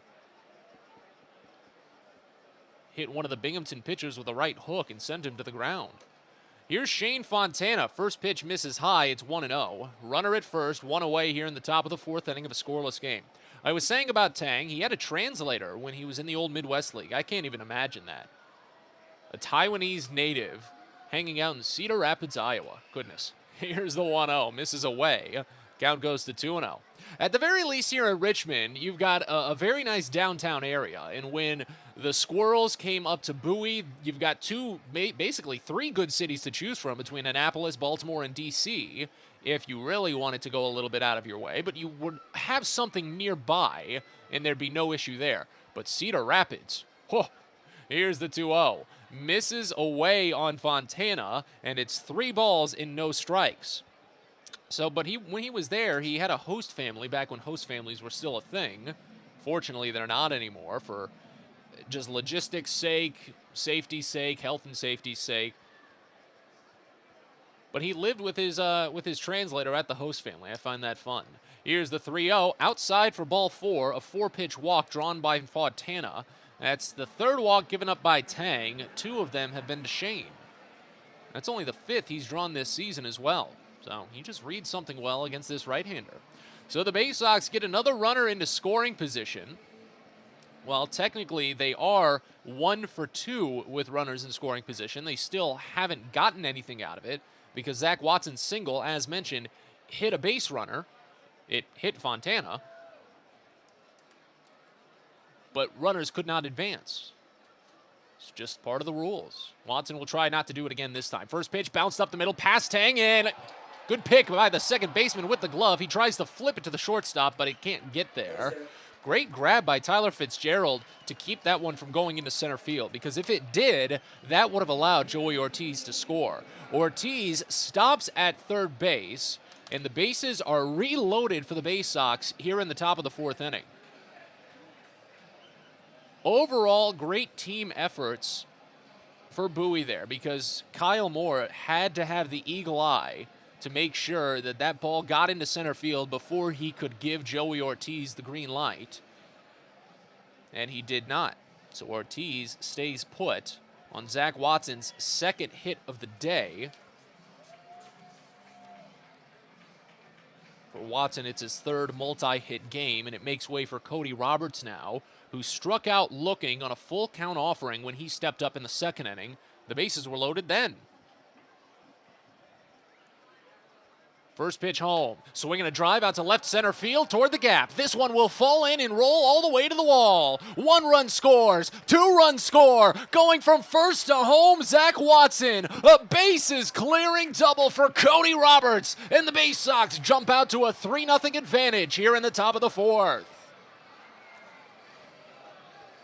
It's Roberts' second double of the season. He makes up for striking out earlier, and the Baysox finally break through after being shut out for 12 consecutive innings to start this series. 9 RBIs now on the year for Roberts, and a big-time boon for Bowie when they needed it most. Here's Maverick Hanley. First pitch misses away. And the count starts out at 1-0. Hanley grounded out to the first baseman. It was a well-struck ball his last time up. The bases were loaded then as well. Here's the next pitch. Misses just a bit up and in from Tang. And a right-hander is now up and moving in the Richmond pen. Makes sense as Tang is already up to 70 pitches. As the next one comes home. That one hits home. Middle on the fastball. And the count goes to 2 balls and a strike.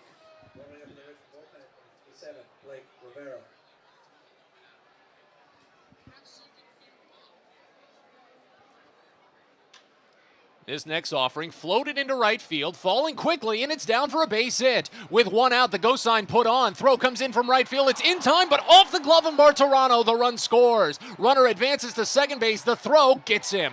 Great backup from Kaiwei Tang to throw out Maverick Hanley. 1-6, trying to advance, but the run scores in Cody Roberts. An RBI single for Hanley makes it 4-0 Bowie here in the top of the fourth.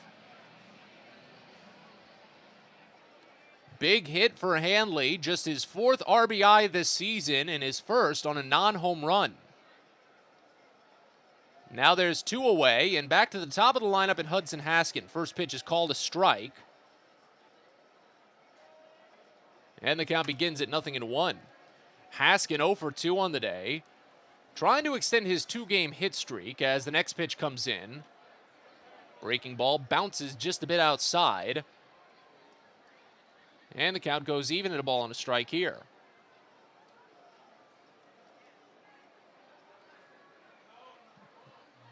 Here's the 1-1 from Tang. Inside, that got him. Just a little bit on the wrist, maybe more so on the forearm than anything.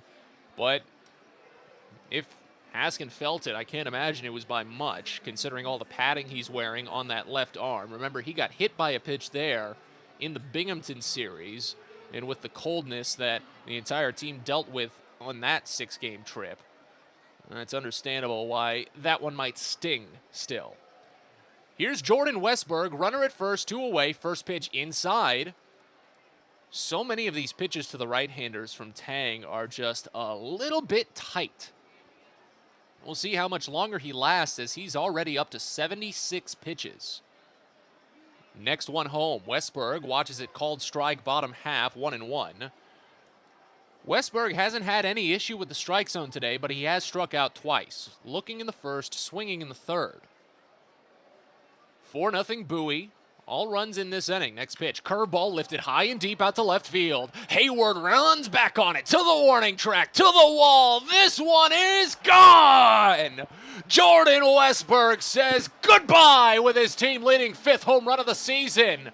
It's a 6-run fourth for Bowie.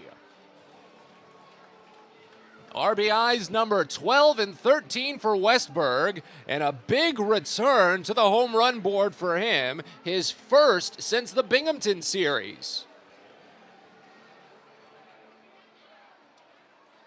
A massive shot for Jordan in a pitcher's park nonetheless, with the wind pushing a bit in from left field. And now the Baysox are really cruising here against Kaiwei Tang. First pitch to Gunnar Henderson, a check swing. They appeal, he didn't go, and the count begins at 1-0. Ninth batter to the plate in this inning. I'd have to imagine it's the last that Kaiwei Tang will see no matter what. 1-0 to Henderson inside, nearly gets him off the glove of Martirano and rolls away. Count goes to 2-0. Because again, he is already at 80 pitches now. If he gets Henderson, great, he's out of the inning, but you still probably don't send him out for the next. If he doesn't get Henderson, well then you don't want to go back up against Andrew Dashbach. Here's the 2-0. Swinging a broken bat bouncer over to second, scooped up at the ankles by Tyler Fitzgerald, and he sends it on to first to end the big inning for Bowie. Baysox score 6 times on just 4 hits. No errors, nobody left on. As we move to the bottom of the 4th here in Richmond, Baysox lead 6-0. You're listening to Baysox Baseball. Sky Shooter Displays by ZY Pyrotechnics will be lighting up the sky with top-of-the-line fireworks shows following Baysox games all season long. We will give you the best bang for your buck. Sky Shooter Displays include traditional shows, true pyro musicals, custom choreographed plays, and much more. The night sky is truly limitless, so don't be shy. Give ZY a try. Find out more by calling us at 570-328-1361 or visit us online, zypyrotechnics.com. Come celebrate Mother's Day with the Baysox on Sunday, May 8th as they take on the Washington Nationals affiliate, the Harrisburg Senators. Have a lovely afternoon with Mom at the ballpark and cap it off by having a catch in the outfield after the game. It's a 1:05 first pitch for Mother's Day at Prince George's Stadium, and special ticket packages are available but limited, so get yours now at 301-464-4865 or at baysox.com.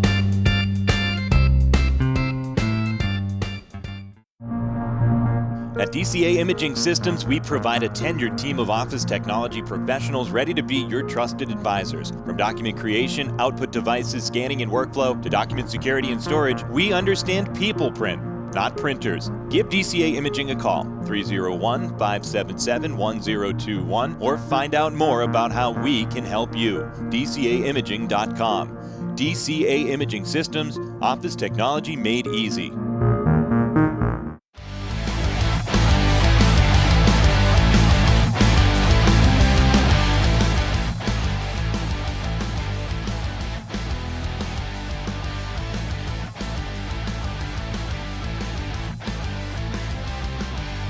We're on to the bottom of the 4th here in Richmond. A 6-0 Baysox lead. Plenty of room for Ryan Watson to deal. First pitch to Frankie Tostado misses down, and the count begins at 1-0. Matt Sabata is with you from the Diamond, just outside of downtown Richmond on a beautiful sunny evening on a great Wednesday in April. 1-0. Popped up foul, third base side, and gets out. Count goes even at a ball and a strike. We're up to now 11 consecutive scoreless innings for Ryan Watson to begin his Double-A career. He started with 28 up, 28 down before giving up 2 base runners in the second. Next pitch, curveball. Check swing on a pitch down. He didn't go. They appealed. Count goes to 2 balls and a strike now. Baysox scoring 6 runs in the top of the 4th inning. A big breakout frame that they desperately needed after a few days of slow offense. Tell you more about it in a second. The 2-1. Swing and a miss. High fastball. And the count evens at 2.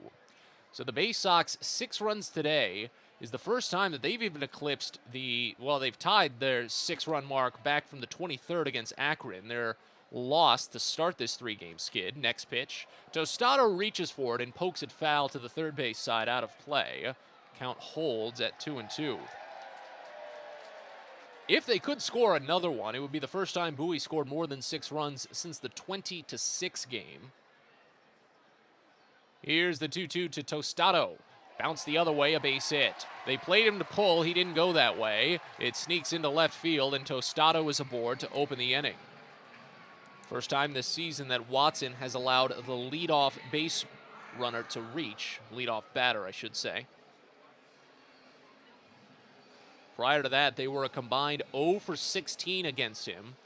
You could say 0 for 19 with today's numbers, including 7 strikeouts. Now it's Brandon Martirano who broke up the perfect streak with a single on the first pitch in the second inning that he saw. First pitch here, he doesn't go after it. It's a fastball that misses up and away, and it's 1-0 to start. Martirano lofted one to the right center field gap where it was cut off by Zach Watson, but it ended the streak of 28 consecutive batters to start the season for Ryan Watson. Here's the 1-0. Breaking ball misses down, and the count goes to 2-0. Richmond still continuing to warm that right-hander in the bullpen. I believe it's Blake Rivera, who's made 4 appearances. So Kai-Wei Tang should be calling it a day, and that's not that hard of a decision after giving up the 6 runs in the last half inning. 2-0 pitch, away, ball 3. Second 3-0 count in this game given up by Ryan Watson.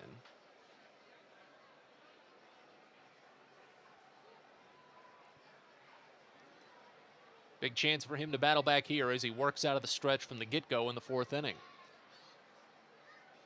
3-0. Fastball misses down, ball 4. So a 4-pitch walk. Each of the last 2 times he's reached 3-0, it's been part of a 4-pitch walk. And that's the 3rd free pass given up by Watson today.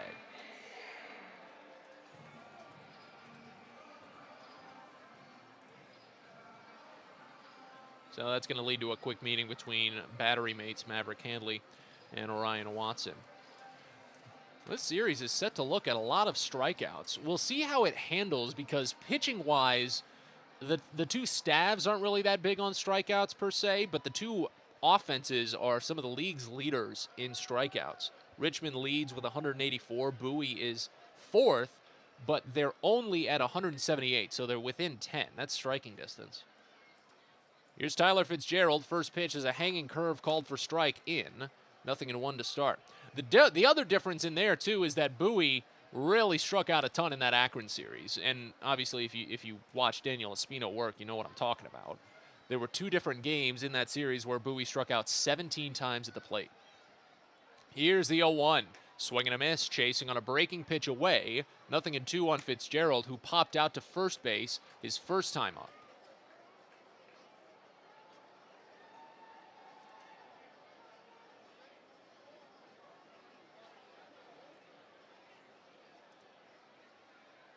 Looking for his 5th strikeout, the 0-2. Swing and a miss for strike 3. Got him with something soft again. Watson laid off the fastball the entire time and sends down Fitzgerald on just 3 pitches. 5th strikeout for Watson, 15th this season. And here's Jacob Hayward. Of course, Jacob, younger brother of Jason Hayward, all-star major leaguer.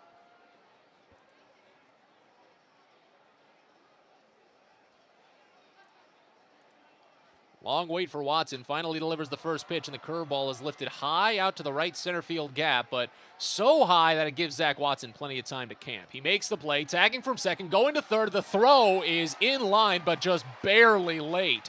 Outstanding throw from Zach Watson in right field as Tostado gets to third on the tag, but boy, was that as close as it could have been.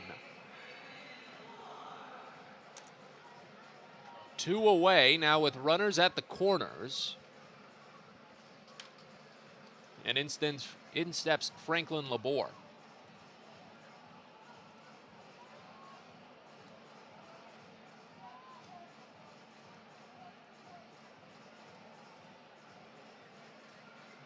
Maverick Hanley steps out from behind home plate to instruct the defense ever so slightly as Laborde digs in.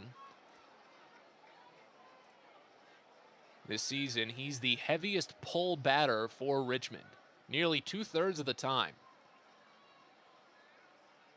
First pitch to him. Right-hander pulls it, bounced over to third, picked by Henderson. He goes the short way to second, and the inning is over. Martirana retired 5-4, and after a couple of leadoff runners, Ryan Watson out of it cleanly. 12 consecutive scoreless innings to start his Double-A career. We go to the 5th in Richmond. Baysox lead 6-0. You're listening to Baysox Baseball. Hey, coffee lovers. Know where you'll find the world's freshest cup of coffee? Right here at Royal Farms. Because with our new brewing system, it takes less than a minute to go from selecting the kind of coffee you want to this. The freshest, most flavorful cup of coffee you can buy is at Royal Farms. So try one. It'll be love at first sip because it's the freshest coffee in the world. Real fresh, real fast, Royal Farms. Hey kids, the Baysox Futures Club is the best way to be a fan of the Baysox, and it's completely free for kids ages 3 through 12. Futures Club members get access to special members-only events, discount ticket offers, and free gifts for just signing up. Parents, head over to Baysox.com to sign up your kids, so don't miss out on all the promotions and giveaways at Prince George's Stadium this season and next. The Baysox Futures Club. Sign up now at Baysox.com. If you're working in the Washington, D.C. metropolitan area as a pipe fitter, pipe welder, or HVAC service technician, and you're interested in a better life, a better means to provide for yourself and your family, a way to make sure that you're earning the highest wages and the best benefits in our industry. Visit our website at steamfitters-602.org. That's steamfitters-602.org. And let's talk about what we can do to help change your life.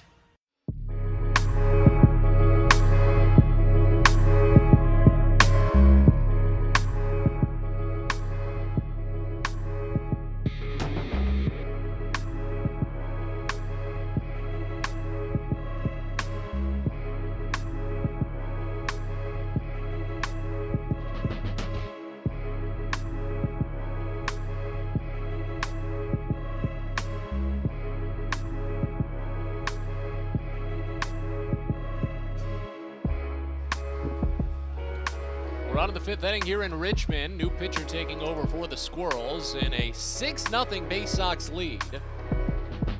Big 4th inning for Bowie to knock the starting pitcher Kaiwei Tang out of the game after just 4. We'll tell you his final line in a second. Blake Rivera is the new pitcher, and he faces Andrew Dashbach. First pitch fouled off right side, and it's 0-1.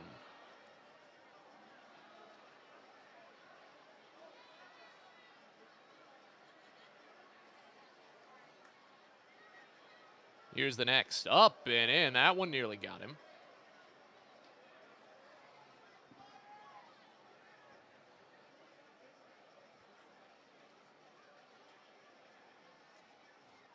Next offering. That one bounces in this time. And the count goes to 2-1. So I'm a little offline here. Lost track of how many batters actually came to the plate for Bowie in their massive 4th inning. I'll catch up in just a second, but I do know it's Dashbach. That much is for sure. Next pitch. Called a strike on the inside edge. And the count goes even at 2. Base is empty, nobody out here in the top of the 5th inning. Next pitch home is swung on and served into center field. Fairly deep, but Michael Gigliotti has it on a good read. He ranges over and makes the over-the-shoulder catch to start the inning out with a line out.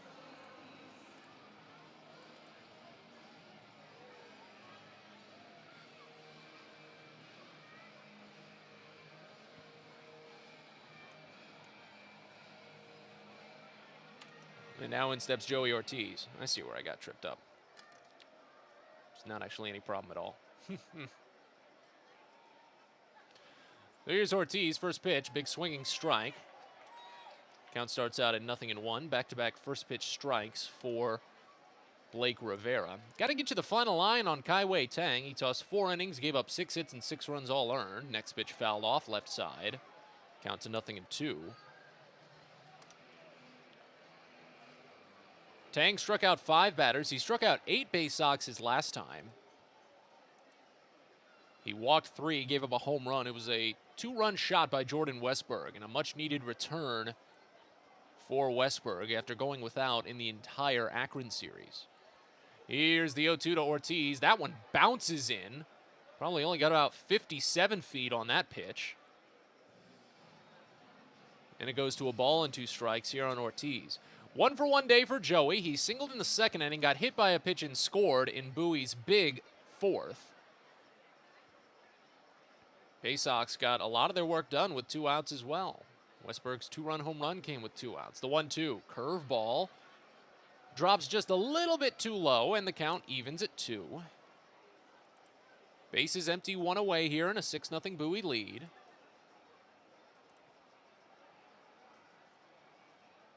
Here's the 2-2. Ortiz golfs it foul, third base side. He got a really tiny sliver of that one.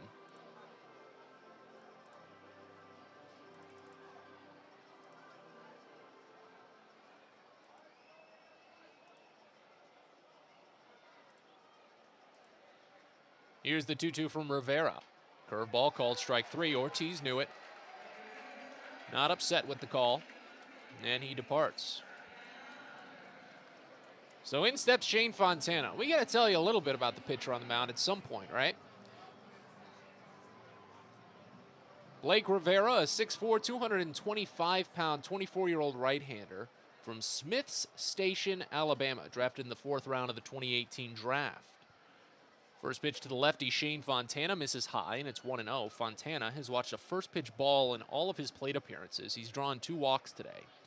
5th appearance of the year for Rivera, a 1-1 record, a 4.91 ERA. The 1-0 pitch barely misses away, and the count 2-0.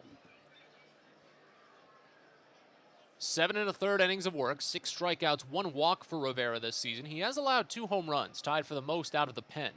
Next pitch called a strike to Fontana, the count 2-1. Baysox ahead 6-0 here in the top of the 5th inning as the sun has started to set. It's past the horizon now, but still plenty of sunshine as the lights have just started to turn on here at the Diamond. 2-1, fouled off, left side. Count evens at 2. But you do get that dusk hour, and you can see some of the sunlight that is just permeating to the right side of the outfield on the windows of downtown Richmond and back toward us. 2-2 pitch to Fontana is a called strike 3 away. He's not upset by it, but he understands it a little. It's a toughie to take, and it's a perfect 5th inning for Blake Rivera. We're halfway home here at Richmond. Baysox lead 6-0. You're listening to Baysox Baseball. It's a very special day at Prince George's Stadium on Saturday, June 18th that you don't want to miss. The Roberto Clemente and Latin Baseball Celebration sponsored by Chesapeake Employers Insurance. Fans that get to the game will have a chance to bid on game-worn Baysox jerseys, with all proceeds going to benefit the Clemente Foundation. Again, don't miss out on your chance to own a piece of Baysox history on Saturday, June 18th with the Roberto Clemente and Latin Baseball Celebration, and you can get your tickets now at baysox.com. Fielder's Choice Flex Packs with the Bowie Baysox. The best value to see the best games at Prince George's Stadium. You could save up to 30% on your selected seat from day one and enjoy a number of exclusive member benefits, including flexible exchange options, discounts on suite rentals, special access to the Diamond View restaurant, and a free members collectible at your first home game of the year. Get your pack now by calling 301-464-4865 or heading online to baysox.com. Baseball is a game of specialists. Base stealers, closers, cleanup hitters. Together, they help their team stand out from the rest. Specialists also help set Chesapeake Employers Insurance apart from other workers' compensation insurance companies. Our health services team includes orthopedic surgeons, nurse case managers, a physical therapist, and more, all to get your employee back to work, contain costs, and keep premiums down. That's teamwork. To learn more, connect with your agent or visit Chesapeake Employers at CEIWC.com.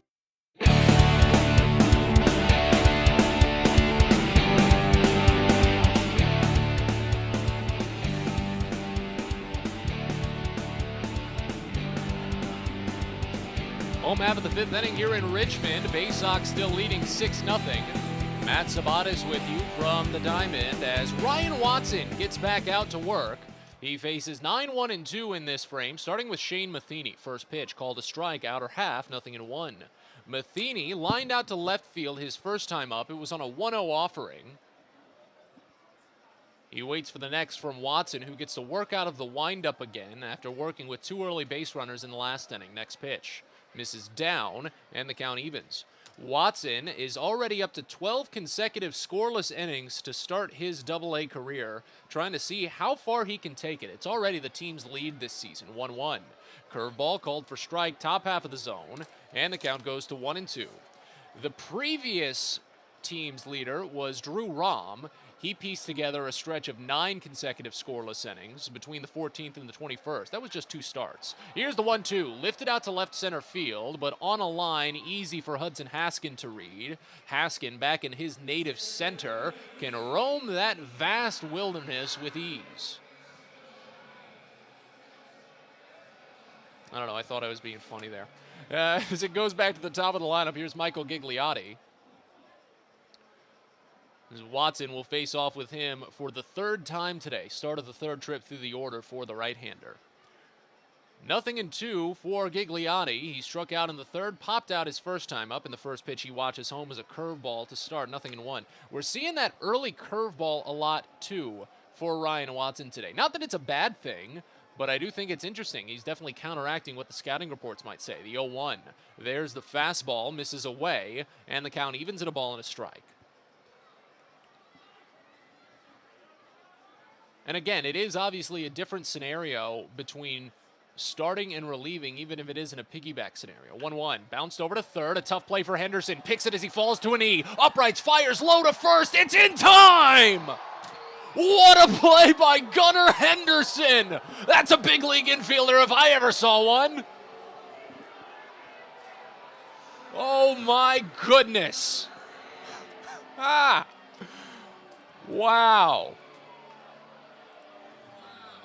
It doesn't get too many fans out of the Richmond crowd, but boy, was that an incredible play. Here's Will Wilson, first pitch, popped up foul, first base side. Andrew Dashbach ranges on it. He runs just out of room, about 3 rows deep, and a nice barehanded catch by a fan. That gets the fans back into it for Richmond. They were, of course, a little upset. I'm not. That was a heck of a play. But it count starts out at 0-1 on Will Wilson, who's 0 for 1. He drew a walk in the 3rd, flew out to right field back in the 1st inning. Next pitch, check swing, he went. Oh, really? Are they going to appeal that? Yeah, okay, yeah, he went. Home plate umpire called it a ball, and Maverick Hanley was just anticipating that one to be easily called a strike, and eventually it was, after they appealed. Oh, goodness. 0-2. 5 strikeouts on the day for Watson. He searches for his 6th. Pitch home.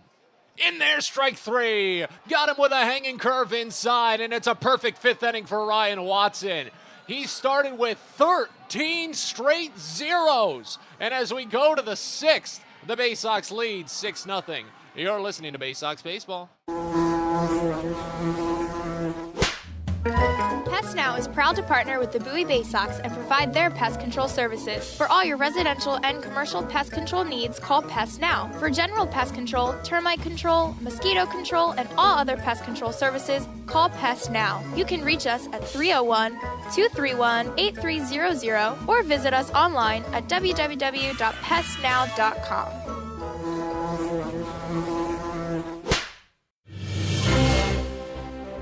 It's not baseball season without fireworks, and you can always count on the biggest and best at Prince George's Stadium.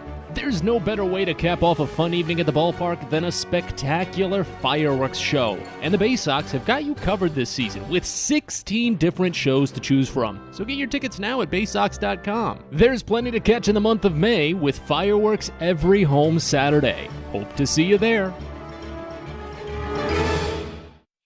Sky Shooter Displays by ZY Pyrotechnics will be lighting up the sky with top-of-the-line fireworks shows following Baysox games all season long. We will give you the best bang for your buck. Sky Shooter Displays include traditional shows, true pyro musicals, custom choreographed plays, and much more. The night sky is truly limitless, so don't be shy. Give ZY a try. Find out more by calling us at 570-328-1361 or visit us online, zypyrotechnics.com.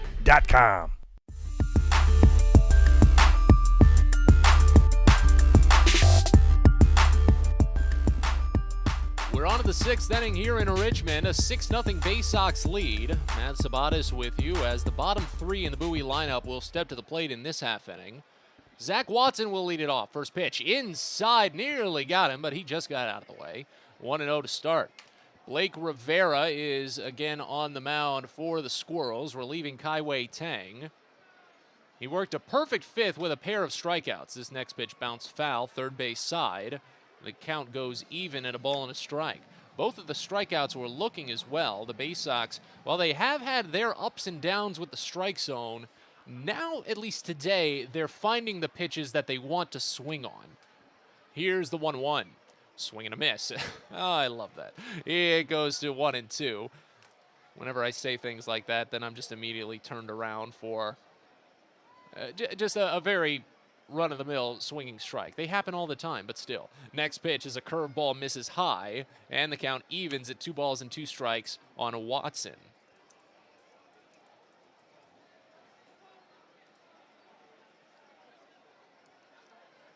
Here's the 2-2. Curveball too far down and the count fills. These Baysox batters have been doing an excellent job at running the count full today as well. That's kind of what led to such a high pitch count in just the 4th inning for Kaiwei Tang. Andrew Dashbach notably worked 2 lengthy at-bats. The 3-2 misses up and away for ball 4. Such excellent pitch selection from Bowie today. That's the first walk for Blake Rivera, 4th overall for Baysox batting, or Richmond pitching, however you want to put it. It still counts.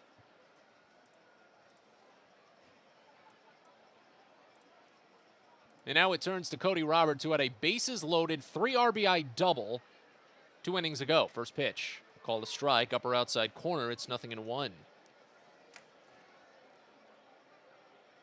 He's got 9 RBI on the season, and he's got hits in 2 of his last 3 games now after that.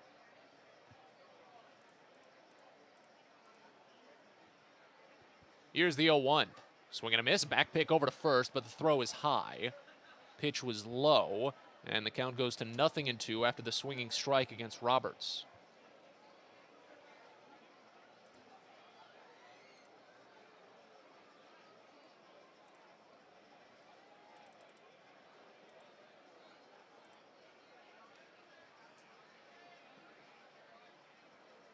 Rivera taking his time, and he's issued an automatic ball.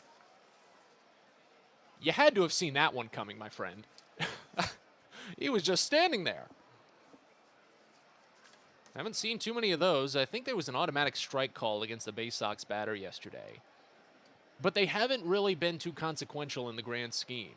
Here's the 1-2. A little poke, nubbed over to the second baseman. Slow roller as it's picked up by Tyler Fitzgerald. He sends it to first for the out. It was so weakly hit, Zach Watson had no issue getting to second base. But Roberts is retired 4-3 for the first out of the inning. So now runner into scoring position for Bowie. 1 away for Maverick Handley, who had the RBI single in the 4th inning, but he was thrown out trying to advance on the throw home. First pitch to him, inside, nearly clips him. Count begins at 1-0. I'm still awing at that incredible play by Gunnar Henderson to end the last half inning, or I should say midway through the last half inning. Here's the 1-0. Up and in that time on Handley. Count goes to 2-0.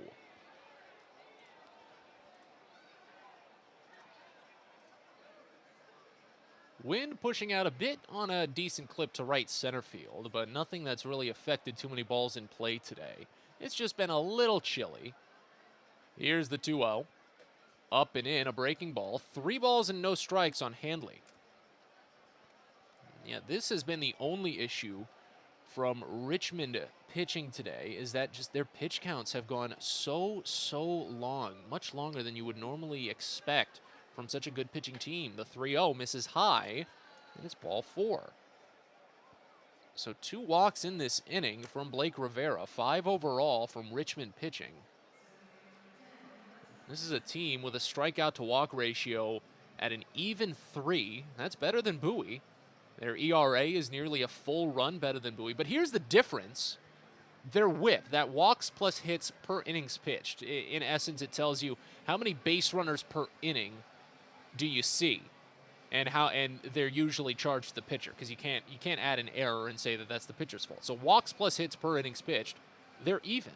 1.31 for both sides. So that tells you that while Bowie's ERA may be a little bit higher, in theory, the way that these statistics work is that these pitching staffs should, over a full season, have more similar ERAs. And I think that's what we might finally start to see today, or at least that's what we're starting to see at the moment, because, I mean, yesterday it was an 8-0 Richmond shutout, and so far today it's a 6-0 Bowie shutout. So right now we're just seeing on the 2 extreme ends, but both sides meeting in the middle. Quick little mound visit over, and now back to the top of the lineup with Hudson Haskin.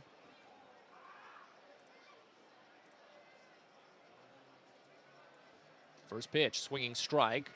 Curveball in the dirt, and it's 0-1. Haskin still looking for his first hit today as we sit here in the top of the 6th inning.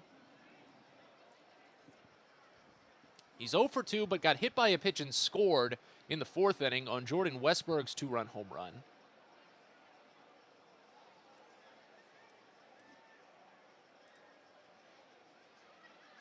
Here's the next. Curveball. That one hits into the zone for a called strike. Excellent hang on that one from Rivera.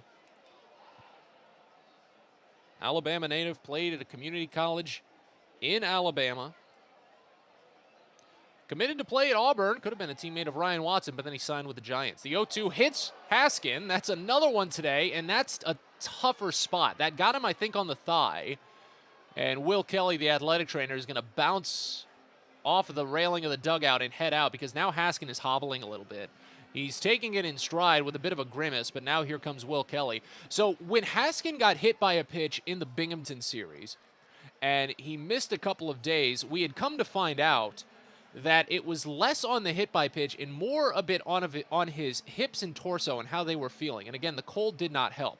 Haskin is still trying to walk it off right now, as he's already walked past first base and just trotting around near the edge of the outfield. He's taking off his protectors and handing them to the first base coach, Tim DeJohn, and just shooing away the athletic trainer, William Kelly. So what we found out later on was that Haskin was, again, more so having trouble with just his rotation and his torso and his midsection at most. So that's what would worry me just a little bit, but I still think he's okay. Because, I mean, hey, he's stepping up right now and staying on base. But he's aboard for the second time today via the hit by pitch, and that loads the bases with no outs. First pitch to Jordan Westberg is lined up the third base line, but just foul. Oh, that would have been a bases clearing double if it was to the right by just a couple of inches. But it just missed as a right-hander warms in the bullpen for the Squirrels. Tyler Schimpf is tossing.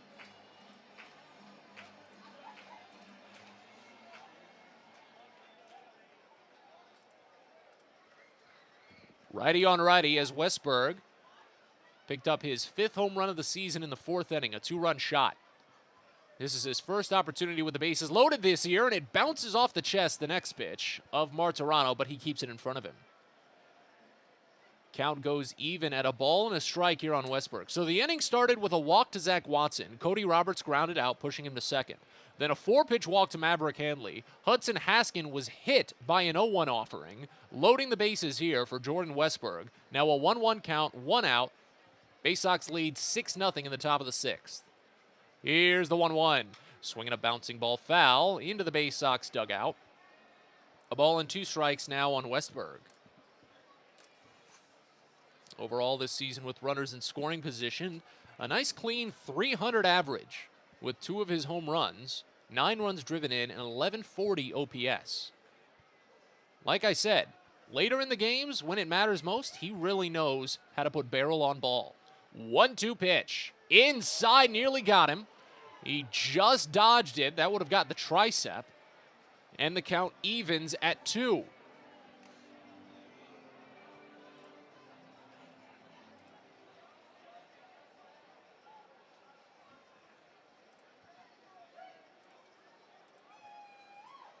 Rivera sets out of the stretch and fires the 2-2. Check swing he went. Pitch was down and away. Westberg, he doesn't complain about it, but he realizes it was a bit of a mistake. That's a strikeout. Third of the day for Rivera. Changes this inning a little bit because now there's 2 outs and the infield can play at a regular depth as they set up to try and heavily pull Gunnar Henderson at the moment.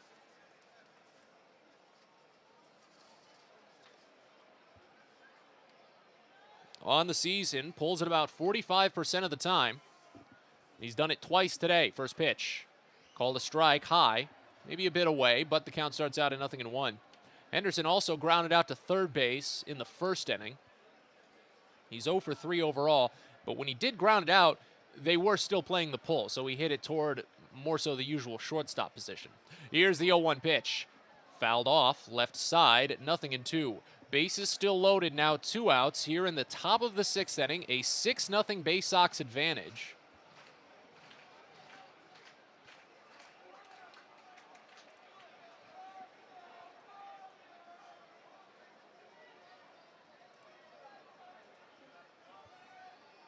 Here's the 0-2, swinging a liner right field, falling in for a base hit, just in front of Labor. 1 run scores as the runners go station to station, and that's it.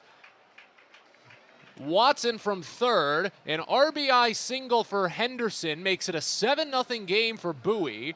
Henderson's 11th run driven in this season, and it keeps the bases loaded here with 2 outs in the top of the 7th, and that might lead to a change. Here's Dennis Pelfrey out from the dugout, so we'll get a new pitcher on the mound. We'll tell you about him in a couple of seconds as Andrew Dashbach steps to the plate with the bases loaded and 2 outs. You're listening to Baysox Baseball.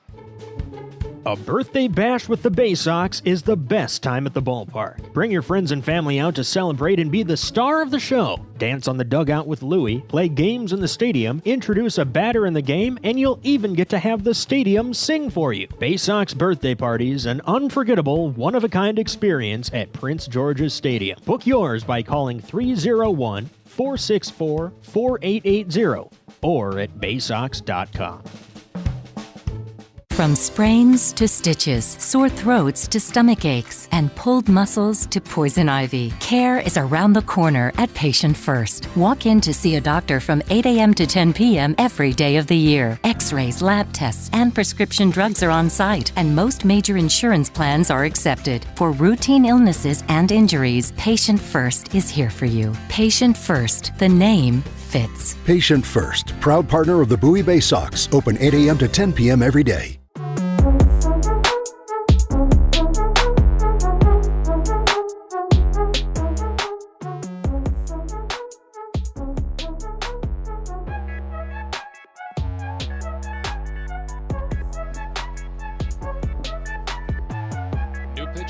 For Richmond as we continue in the top of the 6th inning. Tyler Schimpf takes over for the Squirrels.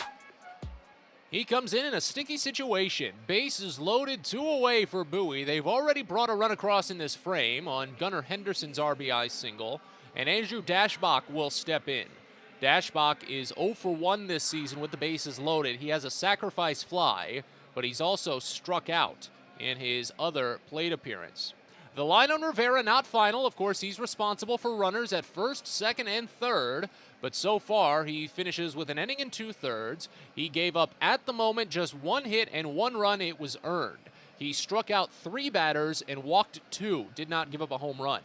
It makes way for Schimpf, a 6'4", 215-pound right-hander, 26 years old from Sacramento.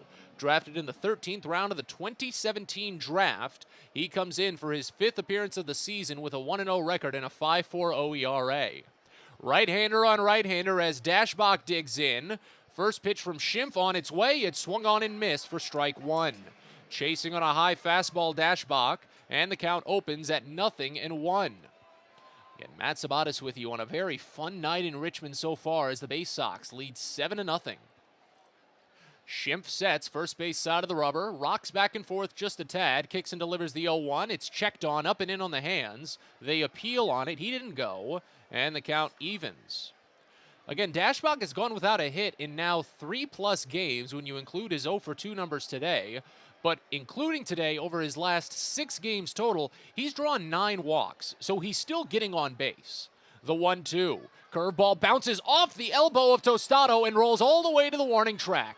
Down from third to score is Hanley on the wild pitch. Runners at first and second advance. It's an 8-0 Bowie lead here in the top of the 6th. So Bowie just paying Richmond back in full after yesterday's 8-0 loss. They have an opportunity to add on a little bit of interest, as Dashbach now has a 2-1 count. Second and third with 2 outs still, as Schimpf delivers the next. It's a breaking ball served high and deep but foul, third base side. Dashbach turned a little bit too early on that one, and it's understandable. The pitch was only 72 miles an hour.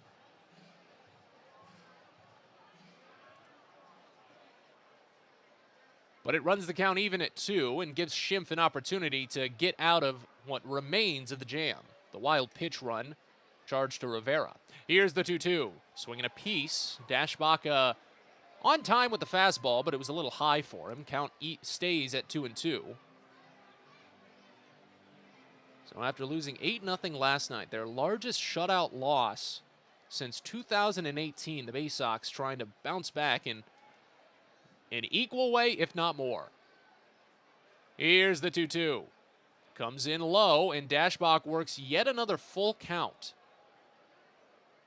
This is his 4th plate appearance today. 3 of them have ended on a full count pitch. He drew a walk in the second inning, struck out looking in the 4th. We'll see what happens here. Schimpf sets, holds high at the brim, drops to the chest, fires home. It's fouled off and on the hands.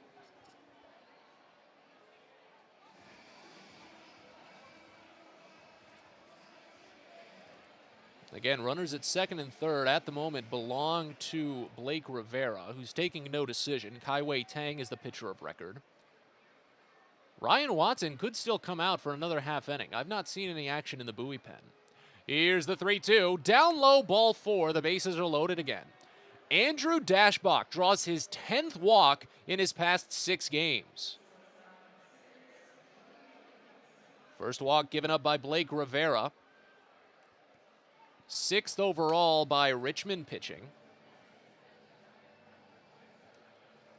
And in steps Joey Ortiz for his first plate appearance of the season with the bases loaded.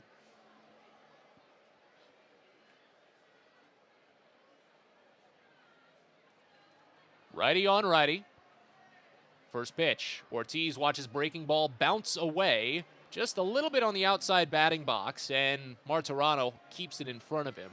But the count begins at 1-0. And there's just been something about these Richmond pitchers today, especially when they try to work outside on these right-handers. They just haven't had some of the best control. Martirano has really had to shift over to that right side of his plenty. Ortiz 1 for 2 today with a single, a hit by pitch, and the next pitch is swung on and missed. He was trying to crack this game open and put it well out of reach. It's already pretty out of reach, but still.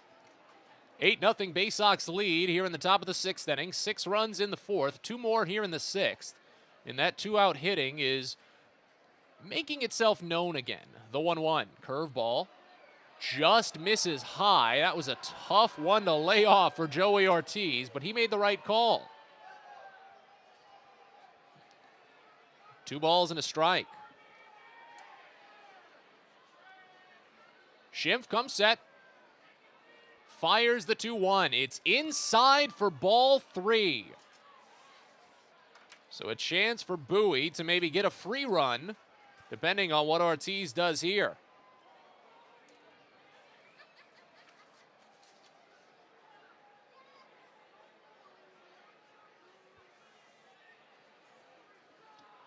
The 3-1. Swinging a flare into shallow center field, holding on at Gigliotti, and he squares it up. Steps in about 5 feet and makes the catch. The inning comes to a close, but not before Bowie plates a couple of more runs. RBI single with 2 outs by Gunnar Henderson, and a wild pitch to score another. 2 runs on just 1 hit for Bowie. They do strand the bases loaded, and as we go to the bottom of the 6th, they lead 8-0. You're listening to Baysox Baseball. Are you interested in beginning or expanding on a career in the pipe fitting, pipe welding, or HVAC service industry? Are you interested in a career path that will set you up for life without experiencing any college debt? If you are interested in these things and you live in the DC area, the Steamfitters UA Local 602 Apprenticeship Program is the best choice for you. For more information about our apprenticeship program and how to apply, please visit steamfitters-602.org. That's steamfitters-602.org.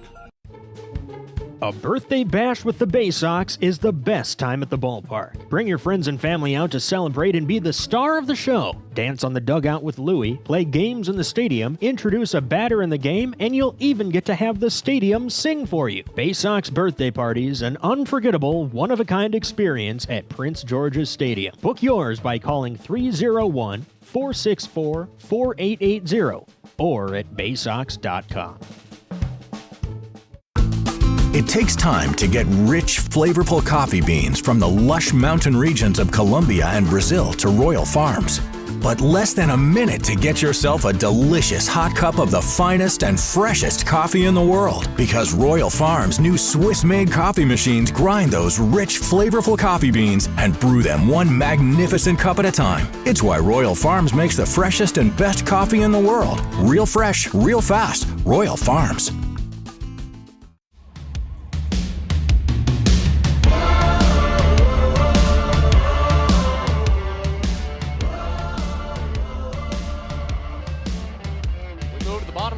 Here in Richmond, the Baysox making a pitching change.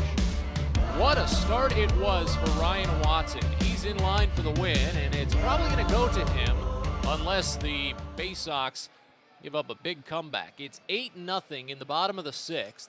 Watson calls it a day after 5 innings of 2-hit ball. Worked scoreless, struck out 6 batters, walked 3, of course didn't give up any home runs. It makes way for Adam Stauffer, first pitch home, misses down and away to Sean Roby. It's 1-0 to open. Stauffer comes in for his 3rd appearance of the season. We'll give you his full line of numbers in a couple of seconds, as the next pitch to Roby misses away for a ball, 2-0. Stauffer, a 6'7", 240-pound right-hander, drafted in the 19th round of the 2017 draft. He went to Coatesville High School. He fires the 2-0 into Roby, and that one misses away. A fastball, 3-0 to start. 3rd appearance of the year for Stauffer. He's got a 3.86 ERA. That equates to 2 earned in 4 2/3 innings. He struck out 5, has not walked anyone yet. The 3-0, called a strike, top half of the zone, and the count goes to 3-1. Baysox ahead 8-0 here in the bottom of the 6th inning. Game has dragged on for just a little bit thanks to some very lengthy pitch counts, some lengthy at-bats. The 3-1, swing and a miss.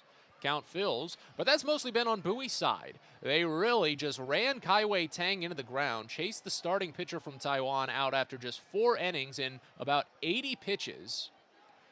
3-2 from Stauffer, swinging a bouncer over towards short. A rip picked by Joey Ortiz. He has to spin to hold on to it, but he has plenty of time to fire to first for the out.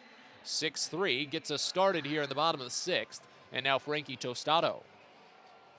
Stauffer has allowed earned runs in each of his 2 prior appearances, but in between them, he did sandwich in a 3-inning scoreless stretch.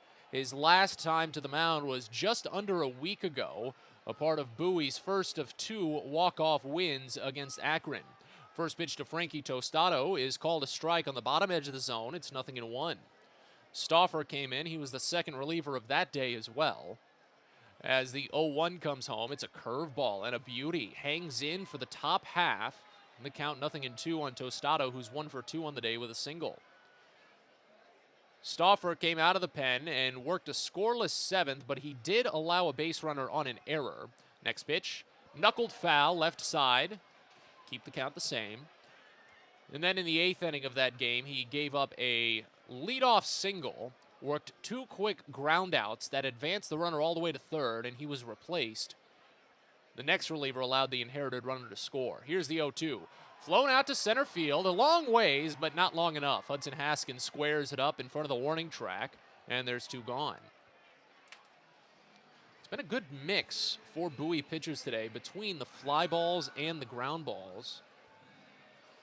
Ryan Watson was getting a lot of weak contact. There were, I believe, 3 different pop-outs on the infield against Watson today. Couple of grounders mixed in there, one fielder's choice. And so far, a grounder and a flyout from Adam Stauffer to start. First pitch to Brandon Martirano is popped up on the infield. Running down a long ways is Gunnar Henderson. He makes the call and the catch in the batting circle. Oh, boy. That was about 85 feet for Henderson to sprint, but he gets it anyway.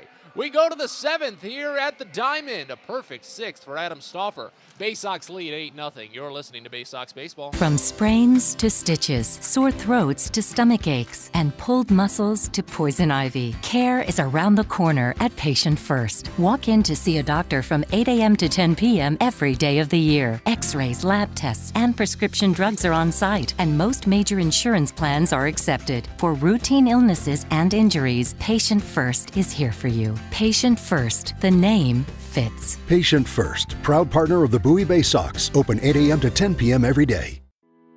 When your commercial plumbing project calls for a job done safely and on time, then your job calls for the plumbers of Local 5 Washington, D.C. Local 5 will always deliver the most skilled and well-trained plumbing craftsmen in the DMV. If you're a contractor who needs safe jobs done well, you need the plumbers of Local 5 Washington, D.C. Start your partnership with them today. Visit local5plumbers.org. That's local5plumbers.org. Well, it may be on Sunday, May 29th, but get ready for the Baysox first Catter Day at Prince George's Stadium. Everyone's heard of Bark in the Park, but now you can bring your kitty out for a relaxing afternoon of ball. And if you get here early enough, you can pick up a free Baysox Catter Day t-shirt, courtesy of the City of Bowie. You can get your tickets now for the first ever Catter Day at 301-464-4865 or at baysox.com.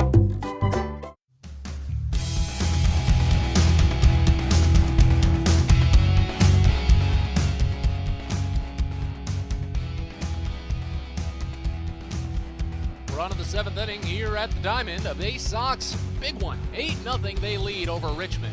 8 runs, 7 hits, no errors for Bowie. No runs, 2 hits, no errors for the Squirrels. That's about us with you as night has fallen here on downtown Richmond, VA. But still a very lovely evening as we get close toward the conclusion of this game. Tyler Schimpf is back out to work. He had a very, very short time on the bench. It was a quick 6th inning for Adam Stauffer out of the Bowie pen.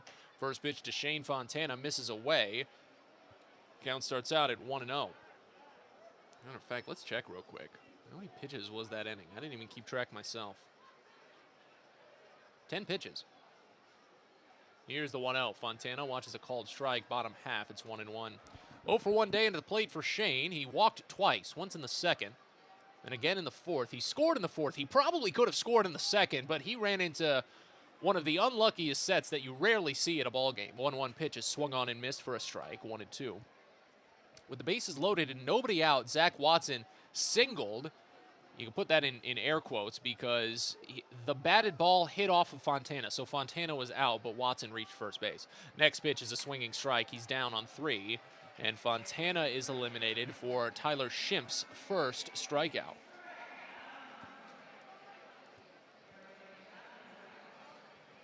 Nine overall strikeouts for Richmond pitching. As Zach Watson digs in. Wind has all but died here at the Diamond now. First pitch, curveball, hangs in there for a called strike on the upper inside corner. It's 0-1. I'm going to ask Watson about his hair care routine at some point because I don't put a lot of effort into my hair, but I still like to make sure it looks nice every day. As the 0-1 is crushed out to deep left field. This one puts Hayward on a turn to the warning track, but he squares it up, And at one of the deepest parts of the ballpark, he makes the catch. That's the second time this series that Zach Watson has just crushed one out to deep left center field. A ball that would have been a home run at Prince George's Stadium just can barely miss getting out here at the Diamond. That's the way it is sometimes. Moving on to Cody Roberts now. First pitch to him bounces in. 1-0 to start.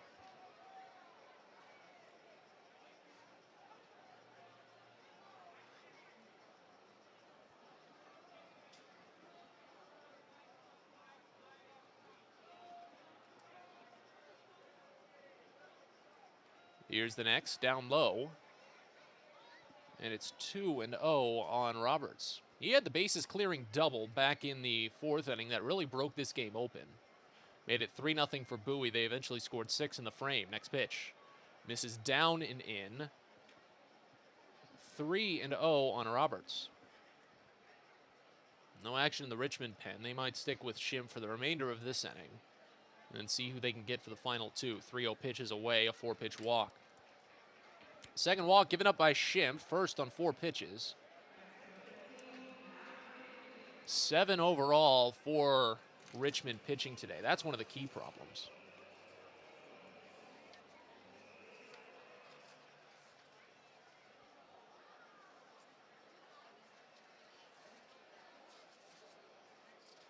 Here's Maverick Handley. First pitch. Misses inside. 5 consecutive out of the zone to start for Tyler Schimpf. Most walks that the Baysox have drawn in a single game. That was not too long ago, actually. I think that was the 20-6 game. Next pitch. Curveball misses high. Count goes to 2-0. Yeah, it was the 20-6 game. And that makes sense. Especially when they brought in the position players. They walked a handful. How many did they walk? The position players in that game. Bowie themselves drew 11 walks in that game. The position players walked 4 of them. This next pitch popped foul behind home.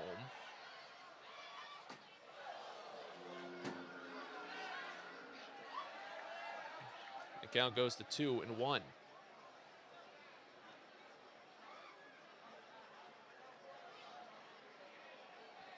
Baysox ahead 8-0. Runner at first, 2 away. Next pitch is popped up foul. First base side. This one could be playable for Tostado. He sees it. He reaches for it. He grabs it.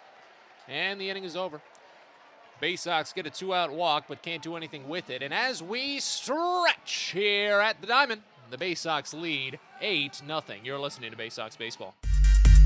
Get your gear and memorabilia from your favorite Baysox players and future stars of the Baltimore Orioles at the Tackle Box Team Store. Jerseys, hats, autographed bats and balls, all at great prices. Located right at the main gate at Prince George's Stadium and online at BaysoxShop.com, the Tackle Box is the only place to get the best Baysox gear for you and your favorite fan. It's the Tackle Box at Prince George's Stadium and at BaysoxShop.com.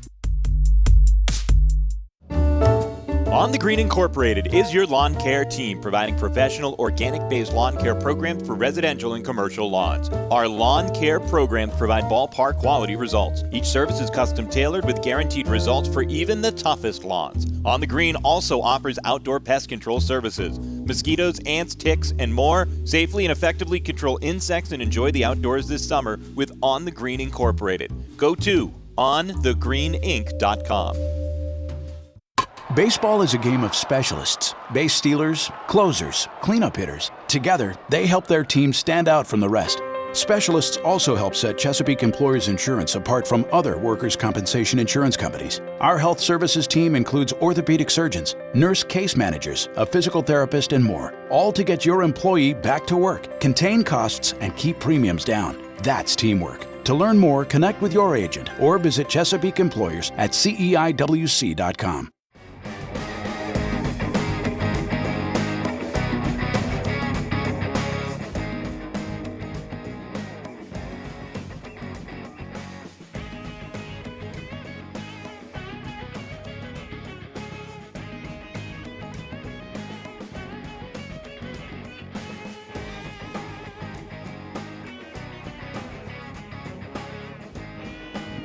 Bottom of the 7th here in Richmond, an 8-0 Bowie lead. Back to work, Adam Stauffer for the Baysox. He used 10 pitches for a perfect 6th. He faces off with the bottom half of the Squirrels lineup here to start. And the first pitch to Tyler Fitzgerald misses away for a ball. Matt Sabatis with you from the diamond. Fitzgerald, number 32 prospect in the Giants organization per Baseball America, lines this one to left field, hangs up just enough to get over Joey Ortiz. Shortstop had a good beat on it, but it was just a little bit too high for him. Leadoff single for Fitzgerald breaks up his 0-for-2 start to the day. And Richmond has the first batter aboard for only the second time this game. Here's Jacob Hayward.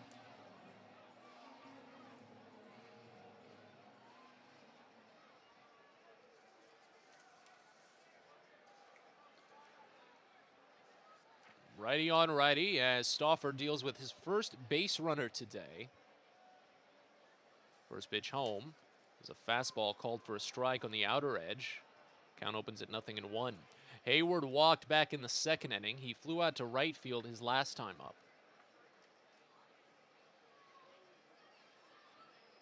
Moment called by Maverick Hanley. They had the signs mixed up and he knew it was coming, so he avoided it. Hayward's been such an excellent reader of the strike zone. He's got a franchise record here with Richmond, but he has also appeared in games with the Squirrels since 2019. Stauffer steps off. He and Hanley definitely having trouble communicating right now with the signs. But now they're settled. Here's the 0-1. Curveball misses away. Count evens at a ball and a strike. Hayward has already drawn 5 walks this season when you include his free pass in the second inning today. He broke the Richmond franchise record with his 114th career walk late September of last year. Next pitch is a called strike, down and away, the count to 1-2. Bowie ahead 8-0. They only have 7 hits in today's game, and when you think about it, 7 has actually kind of been the watermark for Baysox hitting this season. I've got some numbers to back that up in just a second. Here's the 1-2. Bounced foul, third base side, count holds. First 10 games of the season, Bowie had at least 7 hits in 9 of them. They led the Eastern League by nearly 10 hits, just in terms of total hits over the span. But since then, Bowie has only collected 7 hits in 1 of their last 5 games. 1-2. Down and away, count evens. You can say now 2 of their last 6 with today, but they've still not gotten past 7 over their last 6. Granted, if you're going to score 8 runs on 7 hits, I don't think anyone is going to complain about that. They would gladly take that trade-off. It's just an interesting little metric. The 2-2 pitch. Curveball just barely missed, hanging up and inside. That one definitely broke a lot more than I think most people anticipated. But it runs the count full here on Hayward. 2 for 7 this season on full counts. He's drawn 3 walks, struck out twice. The payoff. Down low, ball 4.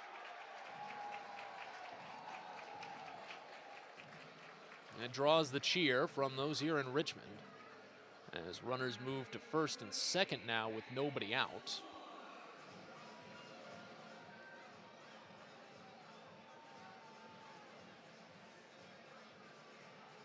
And up steps Franklin Labor.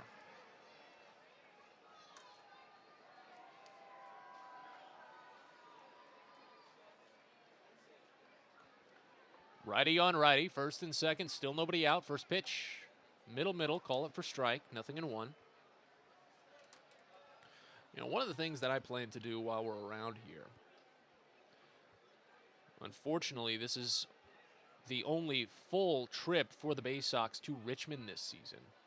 0-1, check swing, called a strike. Got him on the lower inside corner, it's 0-2. Bowie returns to Richmond in July, but it's after the quote-unquote All-Star break. There's no All-Star game, but the league takes a break during the Major League All-Star break, so just call it the All-Star break. Here's the 0-2. Misses down, a breaking ball. Count goes to a ball and 2 strikes on Labor, who's 0 for 2 on the day with a strikeout. So since this is the only week-long trip that Bowie has in Richmond this season, I do want to try and get out, see the historic sites of the area, because this is one of the most historic cities in the country outside of the Northeast and D.C. Next pitch, curveball, bounced foul. Count rolls, well, stays at a ball and 2 strikes. And I'm a big fan of historic cities like that. Grew up a lot spending some summers in a town, St. Augustine, down in Florida. It's the oldest continuous town in the country. The next pitch, swing and a miss for strike 3. Got him with a fastball as Stauffer notches his first strikeout. 1 gone here in the 7th inning. Still first and second. We sit here in the bottom of the 7th. Baysox still ahead 8-0. But I'm a big fan of just reading more in on that history. When I first settled in for this job in Bowie, as the first pitch to Shane Matheny misses down and in. I'm living in the D.C. area right now, so taking the opportunity on Sundays to take advantage of the free parking in downtown and walk the National Mall, see what there is. And obviously, the National Mall is not something that you can do in one day. You really can't even do it in 2 days. Here's the 1-0. Bounced foul. First base side into the seats. Count evens. When it comes to looking at the monuments, yes, you can do it in 1 day, but I'm talking about the Smithsonian. And fully appreciating taking in every single museum that's just on the mall itself. It does take a while. Here's the 1-1. Curveball, a beauty. Hangs in for a called strike. Upper outside corner, it's 1-2. And I really enjoy doing that. So that's where my point is going. I want to make sure that I can get out and see what Richmond has to offer because it's a very historic area. And there's something we can share on the broadcast over the next couple of days. 1-2 pitch. Swinging a drive out to deep right field. Watson, he's got it squared, though. That one a lot higher than it was far. He picks it and fires it back into the infield, but runners don't tag. So there's just 2 simple outs in the 7th inning now. Runners at first and second.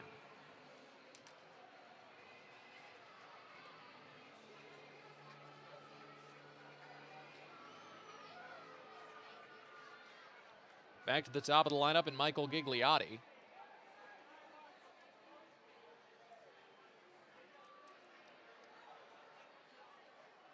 Righty on lefty now. First pitch, curveball. Hits the zone. Sticking with that first pitch curveball, and now it's really hitting. 0-1 to start. It's been an 0-for-3 day for Gigliotti, and I said this yesterday. From what I understand, Brett Arbach is dealing with something along the same line as Adam Hall, just a stomach bug that's been moving around the Richmond clubhouse. Here's the 0-1, down and in. Again, it's that time of year. Richmond is just coming back from a series in Erie. Bowie got their little snag when they played their cold series in Binghamton. So you put 2 and 2 together there, it makes sense.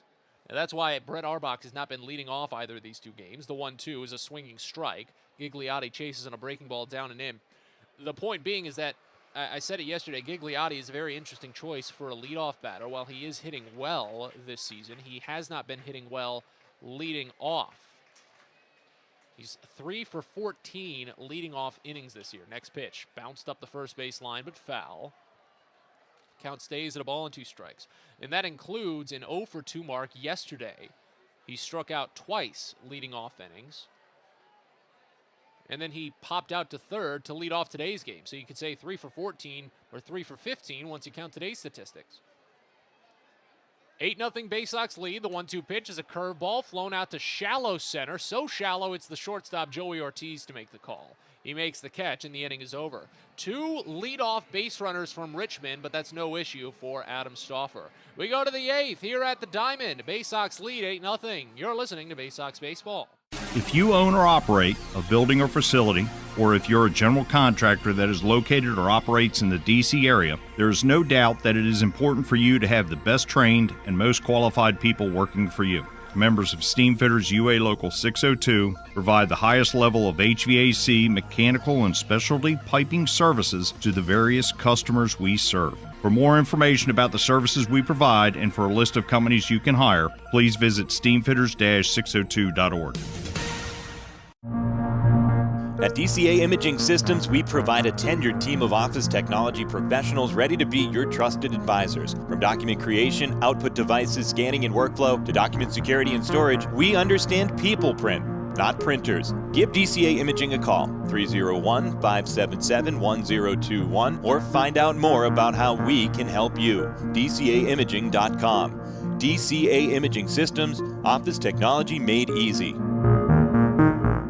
Baysox Youth Baseball Camps are back in 2022, and registration is open now. 3 sessions this summer led by Orioles Hall of Famer and former Rookie of the Year Al Bumbry, along with former Baysox outfielder Stephen Bumbry. Kids will take part in in-depth on-field instruction and go head-to-head in camp-wide games at Prince George's Stadium. All campers get a free Baysox hat and a ticket to a Baysox game of their choice. Space is limited, so head to BaysoxShop.com and reserve your spot at a Baysox Youth Baseball Camp today.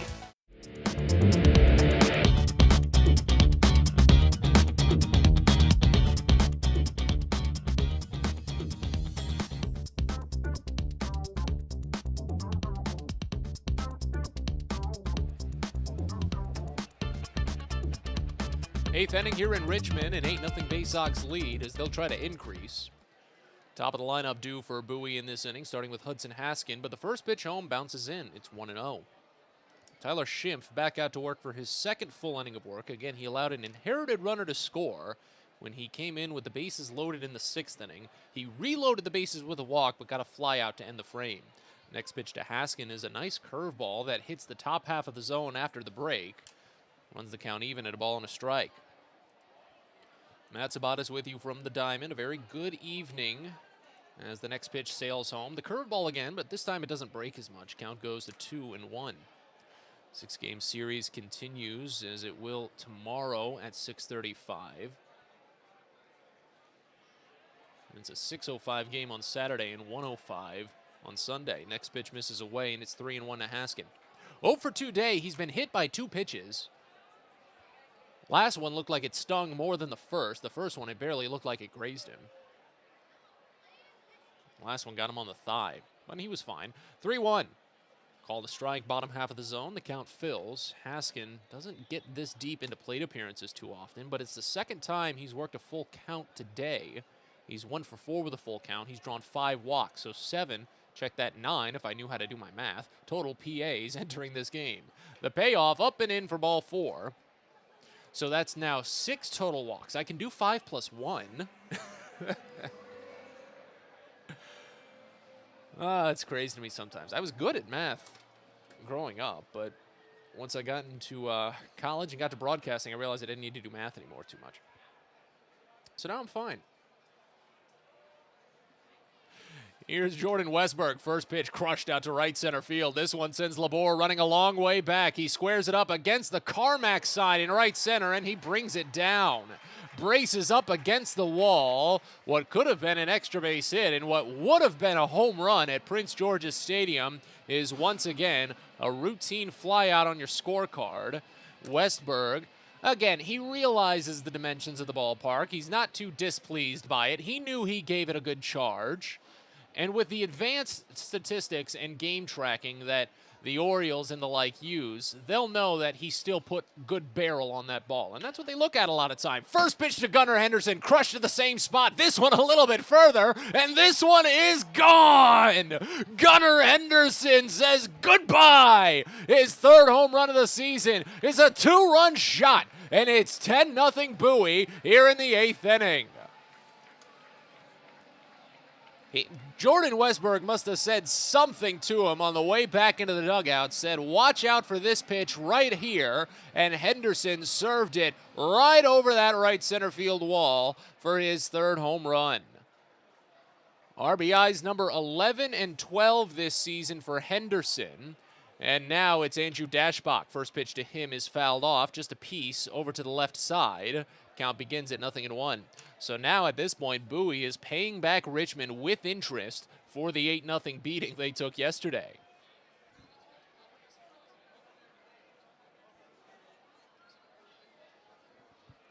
Schimpf comes set. That was the 2nd home run he'd allowed this season, the 0-1. Misses down. Count evens at a ball and a strike on Dashbach, who's 0 for 2 with a pair of walks and a strikeout looking today. The 2 home runs allowed is now tied for the most by relievers on this Richmond roster. The 1-1. Curveball hits the zone. Top half to Dashbach, and the count goes to 1-2.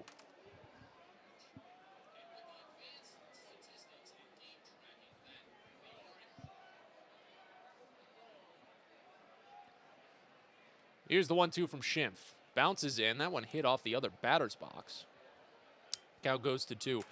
So it's 10-0 Bowie on just 8 hits today, after going without on just 4 hits yesterday. And again, all of this starting against a pitcher that shut them out for 5 innings back on the first Saturday of the season.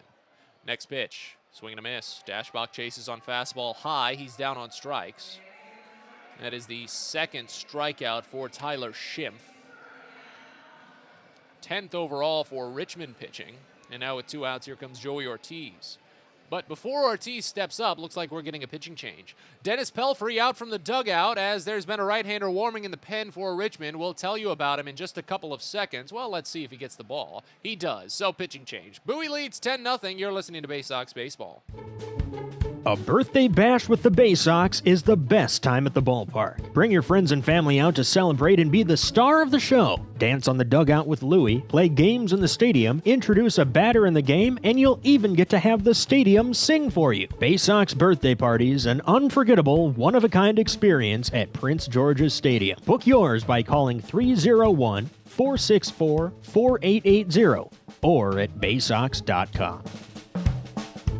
From sprains to stitches, sore throats to stomach aches, and pulled muscles to poison ivy, care is around the corner at Patient First. Walk in to see a doctor from 8 a.m. to 10 p.m. every day of the year. X-rays, lab tests, and prescription drugs are on site, and most major insurance plans are accepted. For routine illnesses and injuries, Patient First is here for you. Patient First, the name fits. Patient First, proud partner of the Bowie Baysox, open 8 a.m. to 10 p.m. every day.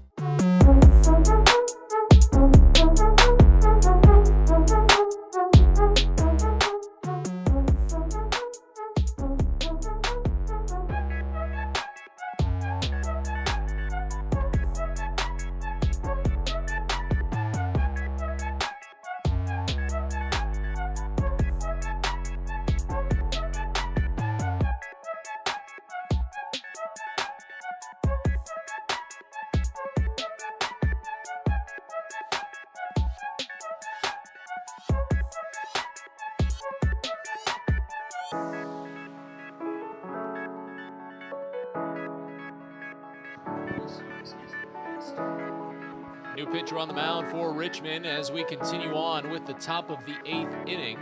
Tyler Schimpf will call it a day. Tell you more about his numbers in a couple of seconds as Frank Rubio steps to the mound. Third reliever out of the pen for the Squirrels this evening. Baysox ahead 10-0. And the base is empty with 2 away here in the top of the 8th for Joey Ortiz. The line on Tyler Schimpf is final. He went overall 2 full innings. He pitched in 3 separate innings, but got 2 outs in this one. He gave up only 1 hit, but 2 runs, both were earned. Struck out 2 batters and walked 1. First pitch to Joey Ortiz is called a strike on the lower outside corner. It's 0-1. Tell you a bit about Frank Rubio in a quick moment. He's a 5'11", 185-pound, 26-year-old right-hander from Miami Shores, Florida. The 0-1 misses down, and the count evens at a ball and a strike on Ortiz, who's 1 for 3 on the day with a single. He was hit by a pitch in the 4th inning and scored. Rubio makes his 6th appearance, leads the team, but an 0-1 record, a 6.75 ERA as Ortiz slaps one into shallow left field. It falls into the glove of Jacob Hayward. He had to run in a long way, but he makes the catch. The inning is over. Rubio retires the only batter he needs to face, but the Baysox get 2 runs on Gunnar Henderson's 3rd homer of the season, a 2-run shot. Bottom of the 8th, coming up at the Diamond, the Baysox lead 10-0. You're listening to Baysox Baseball. Pest Now is proud to partner with the Bowie Baysox and provide their pest control services. For all your residential and commercial pest control needs, call Pest Now. For general pest control, termite control, mosquito control, and all other pest control services, call Pest Now. You can reach us at 301-231-8300 or visit us online at www.pestnow.com. From bug bites to burns, fevers to flu, and bruises to broken bones, care is around the corner at Patient First. Walk in to see a doctor from 8 a.m. to 10 p.m. every day of the year. X-rays, lab tests, and prescription drugs are on site, and most major insurance plans are accepted. For routine illnesses and injuries, Patient First is here for you. Patient First, the name fits. Patient First, proud partner of the Bowie Baysox, open 8 a.m. to 10 p.m. every day. The best way to take in a Baysox game is with a group outing at Prince George's Stadium. Everything from entertaining clients to birthday parties and even fundraising opportunities for your team, the Baysox offer plenty of options for your group at unbeatable rates with plenty of options on suites, seats, and decks around the ballpark. Your group can eat their fill and have an unforgettable time. Find out more and schedule your group outing by calling 301-464-4880 or going to Baysox.com.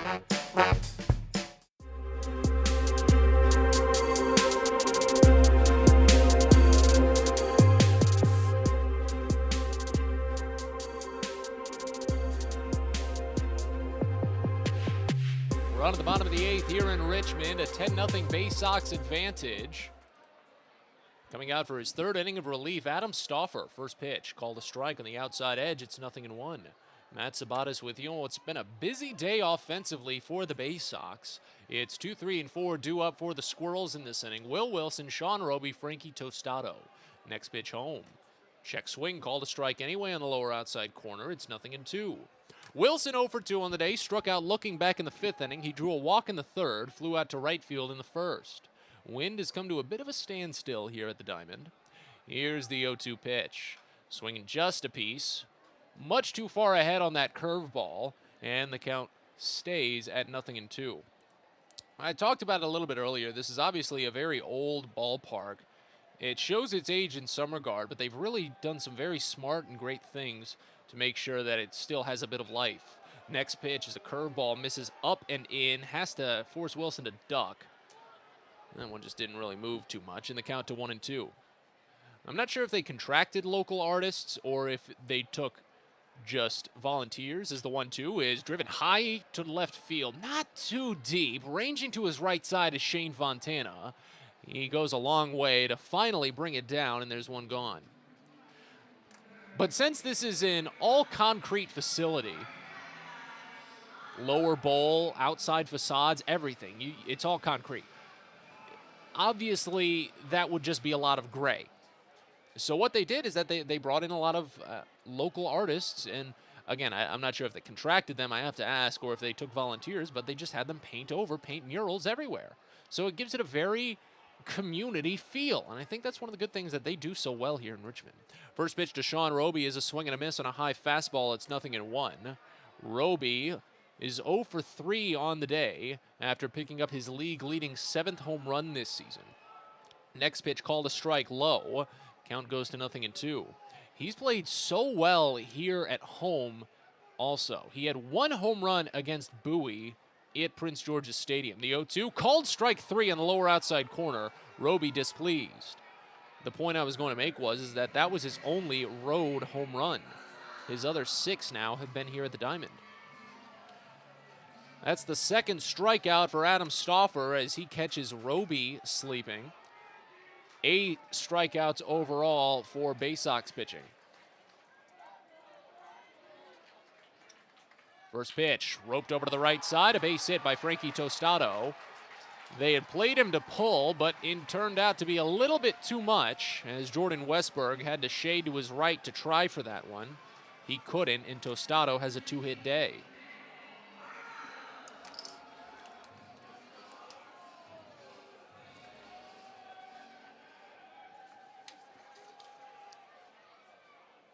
Tostado's 4th multi-hit game this season. They've all been 2-hit games. Now here's Brandon Martirano. First pitch, the catcher ropes it to left, a base hit. Gunnar Henderson gave it a hop, but it was just over his glove. It's picked up by Shane Fontana in left. And back-to-back 2-out singles here for the Squirrels. Get them grooving just a little bit, but the Baysox still ahead by double digits, so nothing too heart-pumping.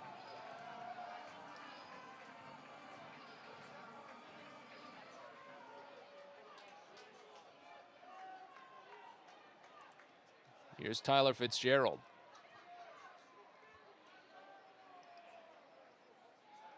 First pitch. Curveball called a strike on the inside edge. It's 0-1. Fitzgerald singled his last time up. Popped out to first in the second. Struck out swinging in the fourth. Organizational all-star for the Giants in 2021 at second base. Here's the 0-1. Misses down. Count evens at a ball and a strike. Ranked fourth in the Giants system with 65 runs driven in. Just barely got to triple digits with 100 hits on the nose. And ranked for 10th in the system and was tied for third with 19 home runs. Next pitch, curveball, swung on and missed. Too far ahead of that one. The pitch was high as well. And the count goes to 1-2. He had 2 home runs in the Seawolves series up at UPMC Park in Erie last week. Here's the 1-2. Check swing. Curveball was down and away. Count evens up at 2. The former Cardinal, played for Louisville back in his college days. Didn't get to play too much, though, partly because of the 2020 season being canceled. 2-2. Swinging a liner, left side, taken on a bounce by Joey Ortiz. He picks it on a little bobble and has enough time to go the short way to second. That one ricocheted off of his glove, but it stopped so much that he was able to get it in the air. So it goes down as a fielder's choice 6-4, and Martirano is retired at second to end the inning. So 2 two-out singles mean nothing for Richmond, and as we go to the ninth here at the Diamond, it's Bowie 10, Richmond nothing. You're listening to Baysox Baseball. Sunday, May 22nd, it's a fiesta at Prince George's Stadium. For the first time this season, the Baysox will transform into El Congrejos Fantasmas de Chesapeake and face off against Los Perros Calientes de Akron as part of Minor League Baseball's Copa de la Diversión. It'll be a Latin fiesta celebration all afternoon around the ballpark, all presented by Chesapeake Employers Insurance. Get your tickets today at 301-464-4865 and online at baysox.com. There is a weekend in July where the baseball world revolves around a village in upstate New York. Baseball Hall of Fame induction weekend in Cooperstown is an unforgettable experience full of family-friendly activities and priceless moments. Make your plans today for July 22nd through 25th for the induction of Bud Fowler, Gil Hodges, Jim Cott, Minnie Minoso, Tony Oliva, Buck O'Neill, and David Ortiz as the class of 2022. Visit baseballhall.org today for the Baseball is a game of specialists. Base stealers, closers, cleanup hitters. Together, they help their team stand out from the rest. Specialists also help set Chesapeake Employers Insurance apart from other workers' compensation insurance companies. Our health services team includes orthopedic surgeons, nurse case managers, a physical therapist, and more, all to get your employee back to work, contain costs, and keep premiums down. That's teamwork. To learn more, connect with your agent or visit Chesapeake Employers at CEIWC.com.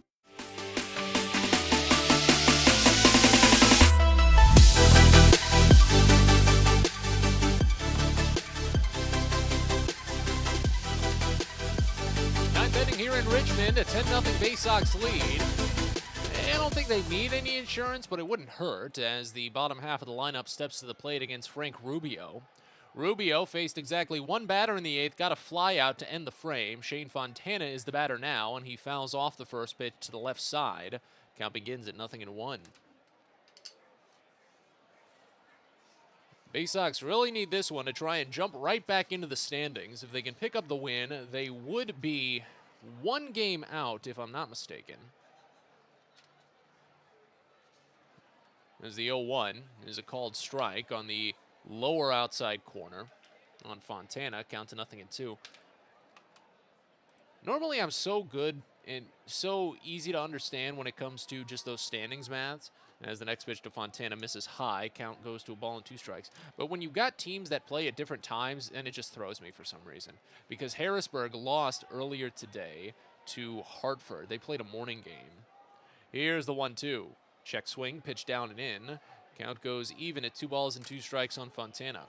It's Zach Watson and Cody Roberts to follow in this inning. If any reach, Maverick Handley will be after that.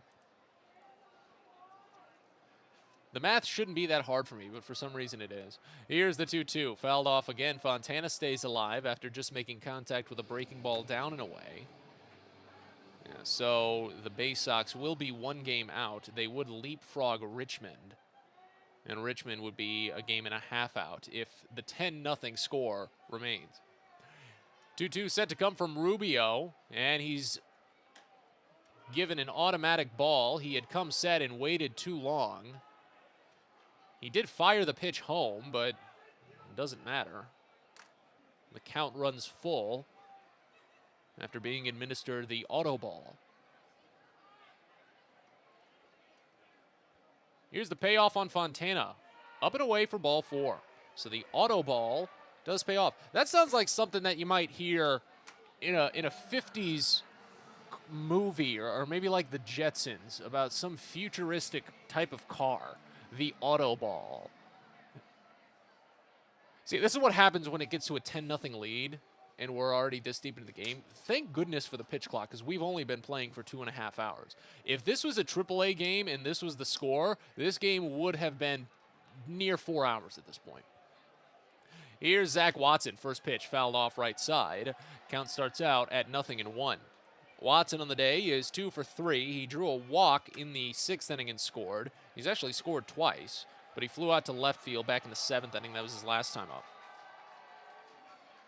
Here's the 0-1. Swing and a miss. High fastball, 0-2. So if this game was without the pitch clock and we were having to deal with 4-hour-plus affairs, believe me, you would get dumber jokes and dumber musings than the auto ball and how that sounds like something out of the Jetsons. Here's the 0-2. That one bounces in. Down and away. Count goes to a ball and 2 strikes. Runner at first, nobody out here in the top of the 9th inning. Baysox already holding on to a 10-0 lead. Richmond has 5 hits, and they've gotten a handful of runners into scoring position, but the Baysox pitching has just been dynamite at dancing around the trouble. Middle infield looks for 2. The 1-2 is bounced over to short. This could be it. Will Wilson underhands to second for 1. Fitzgerald turns to Tostado, and it's in time. 6-4-3 double play, and the leadoff walk is eliminated.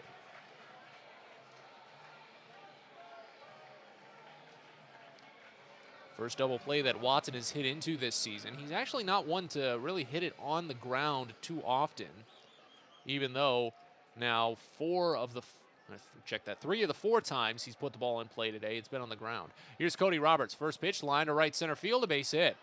That one falls in, and it's cut off by the right fielder, Labor. Roberts has a 2-hit day after his bases loaded double in the 4th. That gave him 3 runs driven in. On the season, it's his 3rd multi-hit performance, as he's reached safely now 3 times this evening. So a 2-out runner for Maverick Handley. First pitch, curveball hits the zone, bottom half. It's 0-1. It's been an interesting day for Handley, too. He grounded out to first base in the 2nd. He singled in a run in the 4th, but was thrown out trying to advance to second base on the throw home. Next pitch, misses down and away. And the count evens at a ball and a strike. He drew a walk in the 6th inning. Came all the way around to score after another walk, a single, and a wild pitch. Here's the 1-1. Inside, it hit him. That one toward the armpit. Handley just kind of shouts at the void behind home plate. The umpire had already walked past. And as I said, I really think the Eastern League umpires probably aren't on high alert, but they may have taken some instruction to just keep things as calm as they can when it comes to these hit-by pitches. Because Richmond has already been involved in a benches clearing scenario this season. Jacob Hayward was hit by a pitch by an Altoona pitcher. And I'm not the kind of guy to say outright who might have been an instigator, especially between 2 teams that had nothing to do with me. So I won't comment anything past that. It was just something that involved Jacob Hayward. I can't recall the name of the Altoona pitcher. And Hayward wasn't even given any sort of suspension or punishment for it. He wasn't too involved in it. There wasn't much of a problem. First pitch to Hudson Haskin misses inside. Count starts out at 1-0. But again, because of the recency, the past 2 weeks in the league, these things happening, the umpires are probably a little cautious. The 1-0 to Haskin called a strike on the inside edge, and the count evens at 1-1.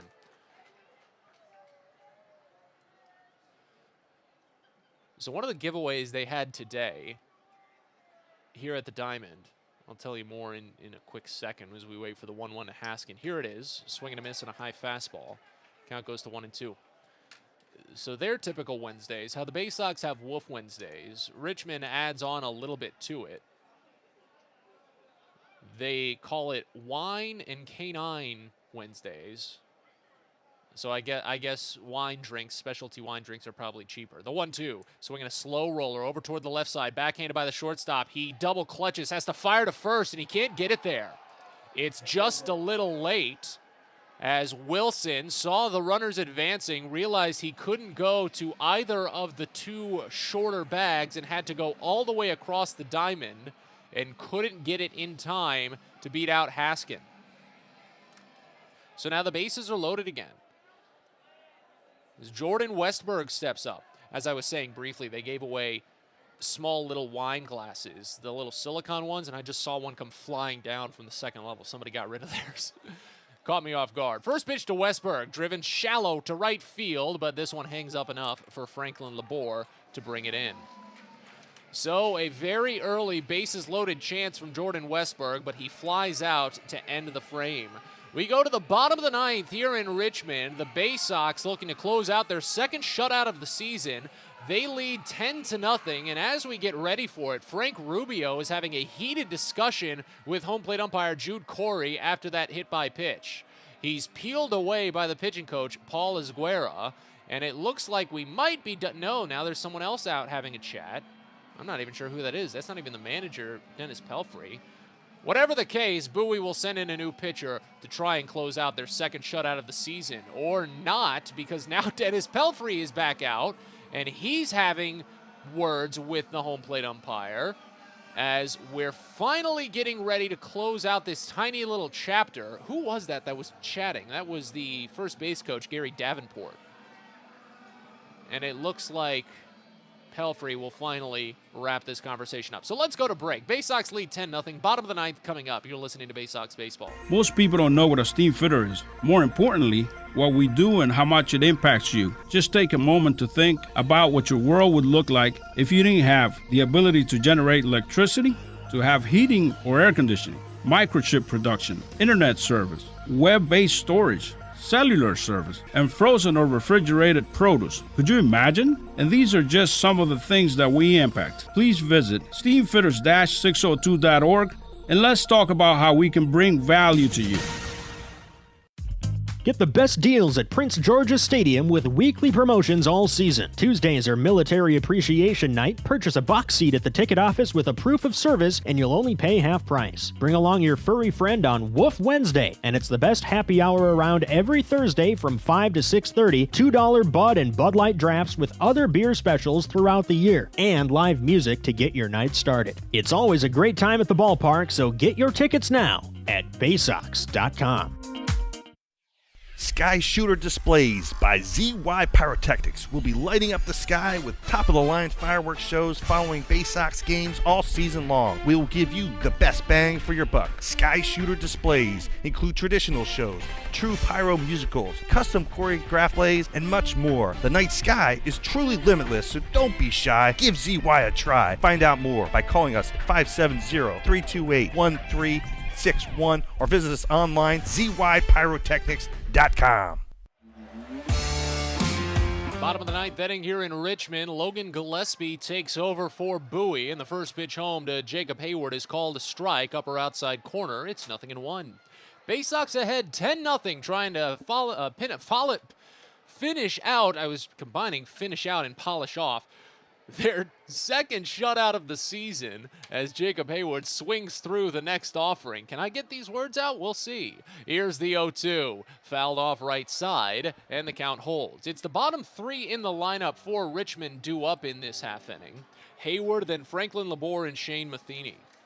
The line is final on Adam Stauffer. 3 innings, 3 hits, no runs, 2 strikeouts, and a walk.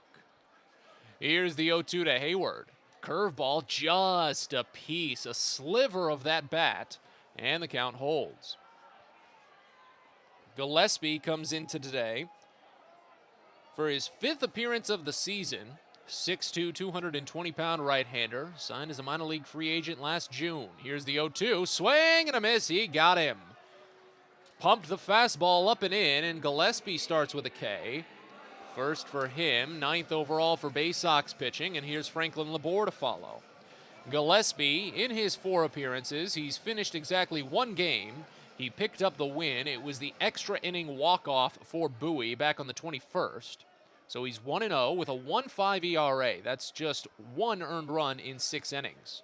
First pitch to Labor misses high, and the count begins at 1-0. Labor is 0 for 3. He struck out twice. Gillespie is coming off of that outing against Akron. It was his longest of the season. 2 1/3 innings. He faced 9 batters, gave up 1 hit and a walk, but struck out 4. Here's the next pitch. Fastball screeches on the inside corner for a called strike. It's 1-1. Gillespie is riding a season's high 3 1/3 consecutive scoreless innings. He works fast, fires the next. It's checked on, down and away. Count goes to 2 balls and a strike now on Labor. After the 6th inning this season, Labor has done most of his damage. He's 5 for 13 this year. An 1192 OPS with his 1 home run. 2-1 misses high, 3 balls and a strike. Gillespie's that quick worker, relies heavily on the 4-seam fastball early. He's also got a curve, a slider, and a change. Quick time called by Labor as he had stepped out of the batter's box briefly. And now he asked for it again. He shouldn't have been I guess he is granted it. They reset the pitch clock for just a quick moment. The 3-1 misses high, ball 4. So all of that little dance there didn't matter. It's a walk anyway. So a 1-out walk by Gillespie. That's only the 3rd he's given up this year against now 10 strikeouts after he sent down Jacob Hayward. And now here's Shane Matheny. And the Baysox trying to finish out, see, I got the words out that time, their 2nd shutout of the season. The first pitch to Matheny is a fastball called for strike in the lower inside corner. And I guess there's just something about this Bowie pitching staff that when they play a team the 2nd time, they shine. 2nd game of the Akron series, Bowie shut them out. 2nd game of the Binghamton series, they held them to just 2 runs on 4 hits.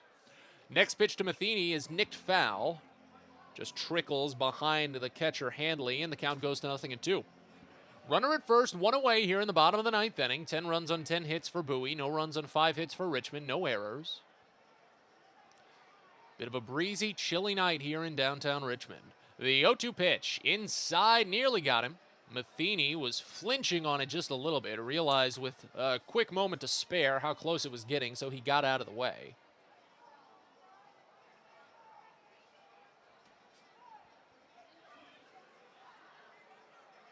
Here's the 1-2. Swing and a miss. He got him.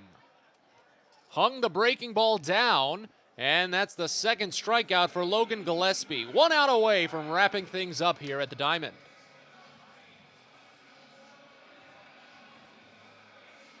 Goes back to the top of the lineup, and Michael Gigliotti, who's on an 0 for 4 day.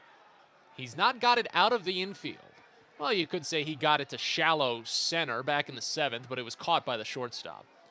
Here's the first pitch. Swing and a miss. Chases a high fastball to open, and it's 0-1 to start.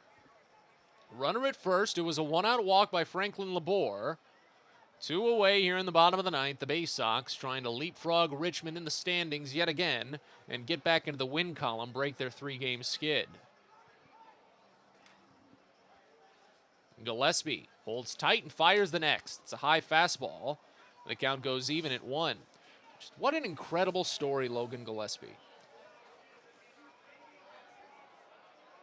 Pitched in multiple different independent leagues, 4 different independent leagues after being released by the Milwaukee organization. The 1-1 misses away, and the count goes to 2-1. Check that, I've got it switched up. He was signed by Milwaukee after playing in the independent leagues. And then after The Brewers released him. The Orioles picked him up. And what a pickup he's been. Next pitch to Gigliotti misses high. Count goes to 3 balls and a strike here. And the way his fastball moves, how high it can get, makes sense why he's on the 40-man. Want to protect him from that Rule 5 draft, and you could see him in the bigs soon enough. The 3-1. Swinging a high drive out to deep right field. This could be a troublesome one. Backing up on it, Watson squares it up, leaps up, makes the catch, and ends the game. What a read from Zach Watson in right field to close out the Baysox second shutout of the season. Your final tonight, 10-0 Bowie. They pay back Richmond with a bit of interest. We'll step aside, and when we come back from the diamond, we bring you Baysox postgame. Again, your final 10-0. You're listening to Baysox Baseball. At DCA Imaging Systems, we provide a tenured team of office technology professionals ready to be your trusted advisors. From document creation, output devices, scanning and workflow, to document security and storage, we understand people print, not printers. Give DCA Imaging a call, 301-577-1021, or find out more about how we can help you. DCAimaging.com. DCA Imaging Systems, office technology made easy. It takes time to get rich, flavorful coffee beans from the lush mountain regions of Colombia and Brazil to Royal Farms.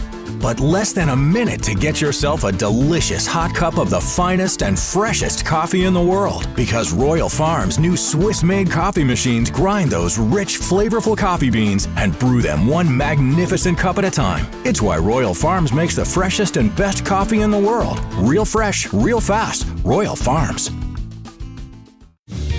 Fielder's Choice Flex Packs with the Bowie Baysox. The best value to see the best games at Prince George's Stadium. You could save up to 30% on your selected seat from day one and enjoy a number of exclusive member benefits, including flexible exchange options, discounts on suite rentals, special access to the Diamond View restaurant, and a free members collectible at your first home game of the year. Get your pack now by calling 301-464-4865 or heading online to baysox.com. It's now time for the Bowie Baysox post-game show. Let's head back to the ballpark with Matt Sabanas. Well, let's get rolling with Baysox post-game after a fantastic Bowie win this evening in Richmond, paying back the Squirrels with interest after an 8-0 shutout loss last night. Bowie puts on 6 runs in the 4th, 2 in the 6th, and 2 in the 8th to win 10-0 and jump back ahead to break their 3-game losing skid. Matt Sabatas with you from the diamond as we'll recap this one briefly. Kai-Wei Tang picked up the start for Richmond, and he opened with a perfect first, but after that he ran into a bit of trouble in the second. The Baysox had a big opportunity that they wasted. Bowie loaded the bases with nobody out but couldn't score. Zach Watson hit a ball that hit a base runner. Shane Fontana was at first base and got hit by the batted ball. That meant he was out, and everyone else had to stay put while Watson got to first on a single. The bases stayed loaded, but the Baysox could not bring anyone home. A strikeout and a groundout ended the threat. Tang fired a perfect third, but then in the 4th, the Baysox finally ran him into the ground thanks to some earlier long plate appearances.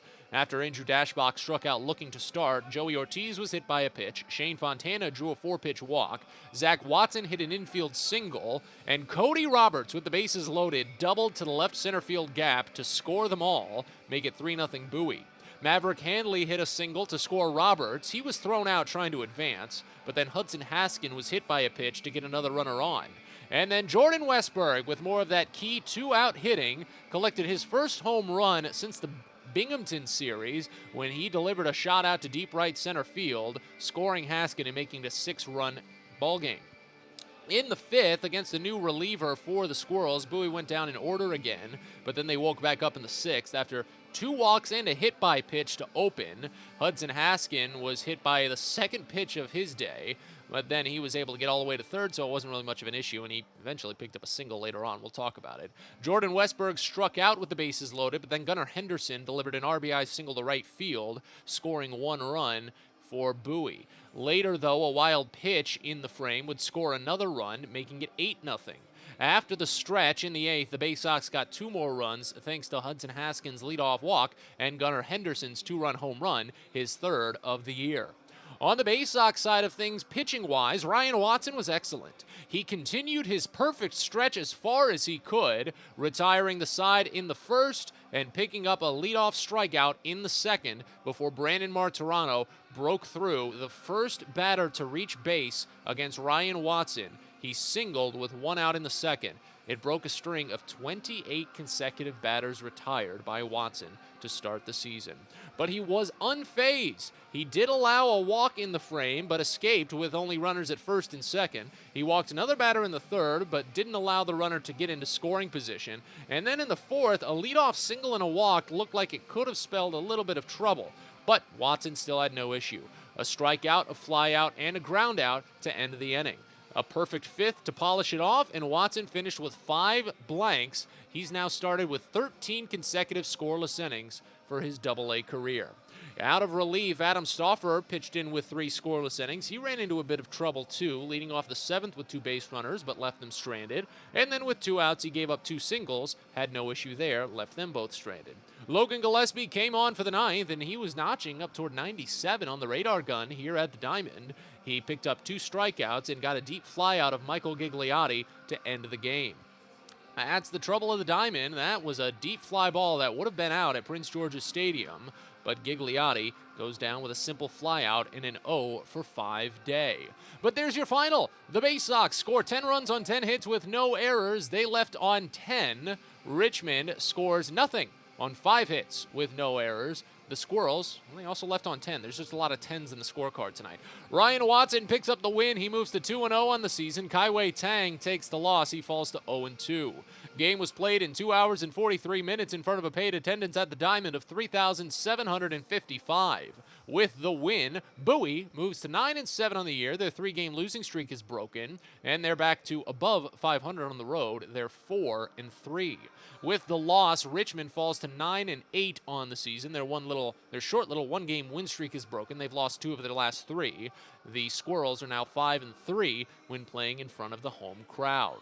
And with a Harrisburg loss already in the books today, Richmond will fall to 2.5 games back. 2.5 games back. Again, I'm still having trouble with this math for some reason.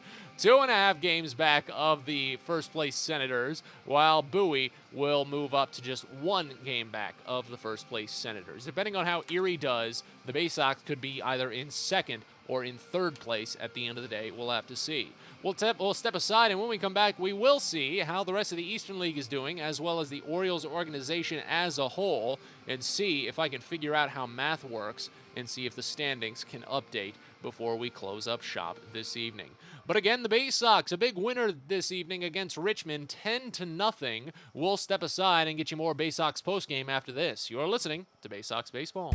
Everyone deserves a great smile, and Rad Orthodontics is here to help you, Bowie Baysox fans. Rad Orthodontics accepts most insurance, and whether it's braces or Invisalign aligners, anyone can get the smile they've always wanted with our flexible payment options. With 2 of the country's leading orthodontists right here in the D.C. area, we love to see Baysox fans smile with confidence. So get that amazing smile you deserve. Visit radsmile.com today and book your free consult. That's radsmile.com for Rad Orthodontics, official smile provider of the Bowie Baysox.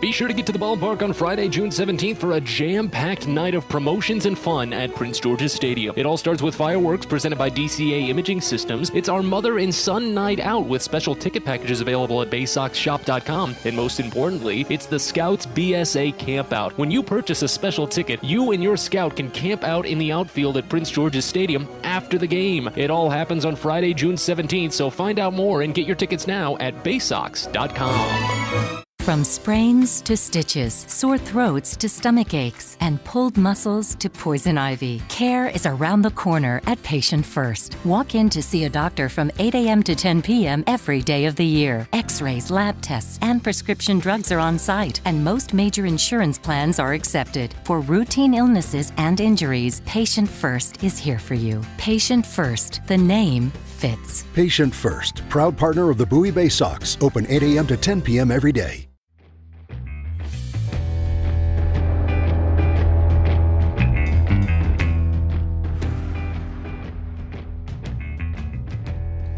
Continue on with Baysox postgame from the Diamond. A 10-0 Bowie win this evening over the Richmond Flying Squirrels. Matt Sabata is with you as we get set to cruise around the Eastern League and the Orioles organization as a whole. Saw a couple of good scores around the O's system. We'll check on that in a bit. But a couple of games already final. I think just two still in action. They were both part of a doubleheader, so that's understandable. But Harrisburg and Hartford played a morning game today, and it was all goats. While Harrisburg did at one point have a slim 2-1 advantage, Hartford used 3 runs in the third to push ahead and never look back. 7-3 the final there, and that's much needed for Bowie as the Senators have now lost 2 of the last 3. Bowie needs Harrisburg to drop a little bit as the Senators lead the Southwest Division. Then in the land of doubleheaders, Erie and Binghamton are getting close to wrapping up their twin bill. Seawolves blanked Binghamton in Game 1 5-0. Right now they lead 9-2. They're in the bottom of the 6th over at Moravito Stadium. Binghamton making a late push at things. Other doubleheader in action, New Hampshire walloping Reading in Game 1 10-2. They used 4 runs in the first, had no issue from then on, but Game 2 is a little bit in Reading's favor. New Hampshire jumped out to the early 2-0 lead, but death by 1,000 cuts, it looks like, for the Fightins. A run in the second, a run in the third, a run in the fifth, 1 in the sixth, 1 in the seventh. They lead 5-2. They're in the bottom of the 7th right now at Delta Dental Stadium. New Hampshire is down to their final out, trying to avoid just splitting the twin bill. Somerset and Portland played another super close game today. Yesterday was a 2-1 walk-off win for Somerset at TD Bank Ballpark. Today, it was 1-1 going into the 9th as Portland pushed ahead with a single run in the frame to pick up a 2-1 win in revenge. And then over at Canal Park, it was another 2-1 final. It was scoreless going into the 7th inning between the Ducks and Altoona. The Curve put on 2 runs in the top of the 7th. They did give up a run in the bottom of the 8th, but just held on for the 2-1 winner in that one.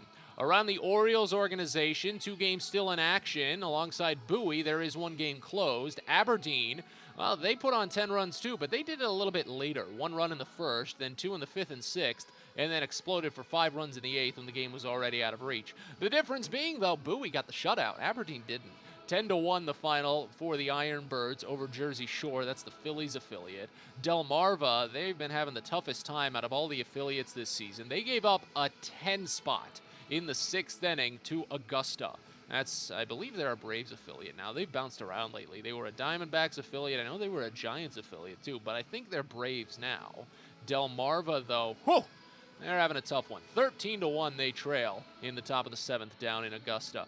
Norfolk trailing Gwinnett at the moment. They gave up a handful of runs early, trailed 4-0 at one point, but now they trail 7-2 as the Stripers continue to pour on in the bottom of the 8th right now. But again, the final that we care about most is Bowie's, and they had a good one. 10-0, the final score this evening. 2 sides will meet again tomorrow at 6:35 here from the Diamond as the rotation gets back to its start. Drew Rahm will get the nod for Bowie, a 1-1 record, a 3 even ERA. Brian Brickhouse will start for the Squirrels. He appeared on the Sunday game on opening weekend at Prince George's Stadium. He gave up 3 runs in the first inning. First 3 batters all singled. He gave up 4 runs overall over 3 1/3. So we'll see what happens there between Rahm and Brickhouse. 6:35 first pitch, which means the DCA Imaging Systems pregame show comes your way at 6:15. One final time from the Diamond this evening. Bowie, 10. Richmond, 0. This is Matt Sabata saying, thanks for stopping by. We'll talk to you tomorrow. Thanks for listening to Bowie Baysox Baseball. We hope you enjoyed today's game and join us next time for another exciting broadcast coming up soon. This has been a presentation of the Bowie Baysox.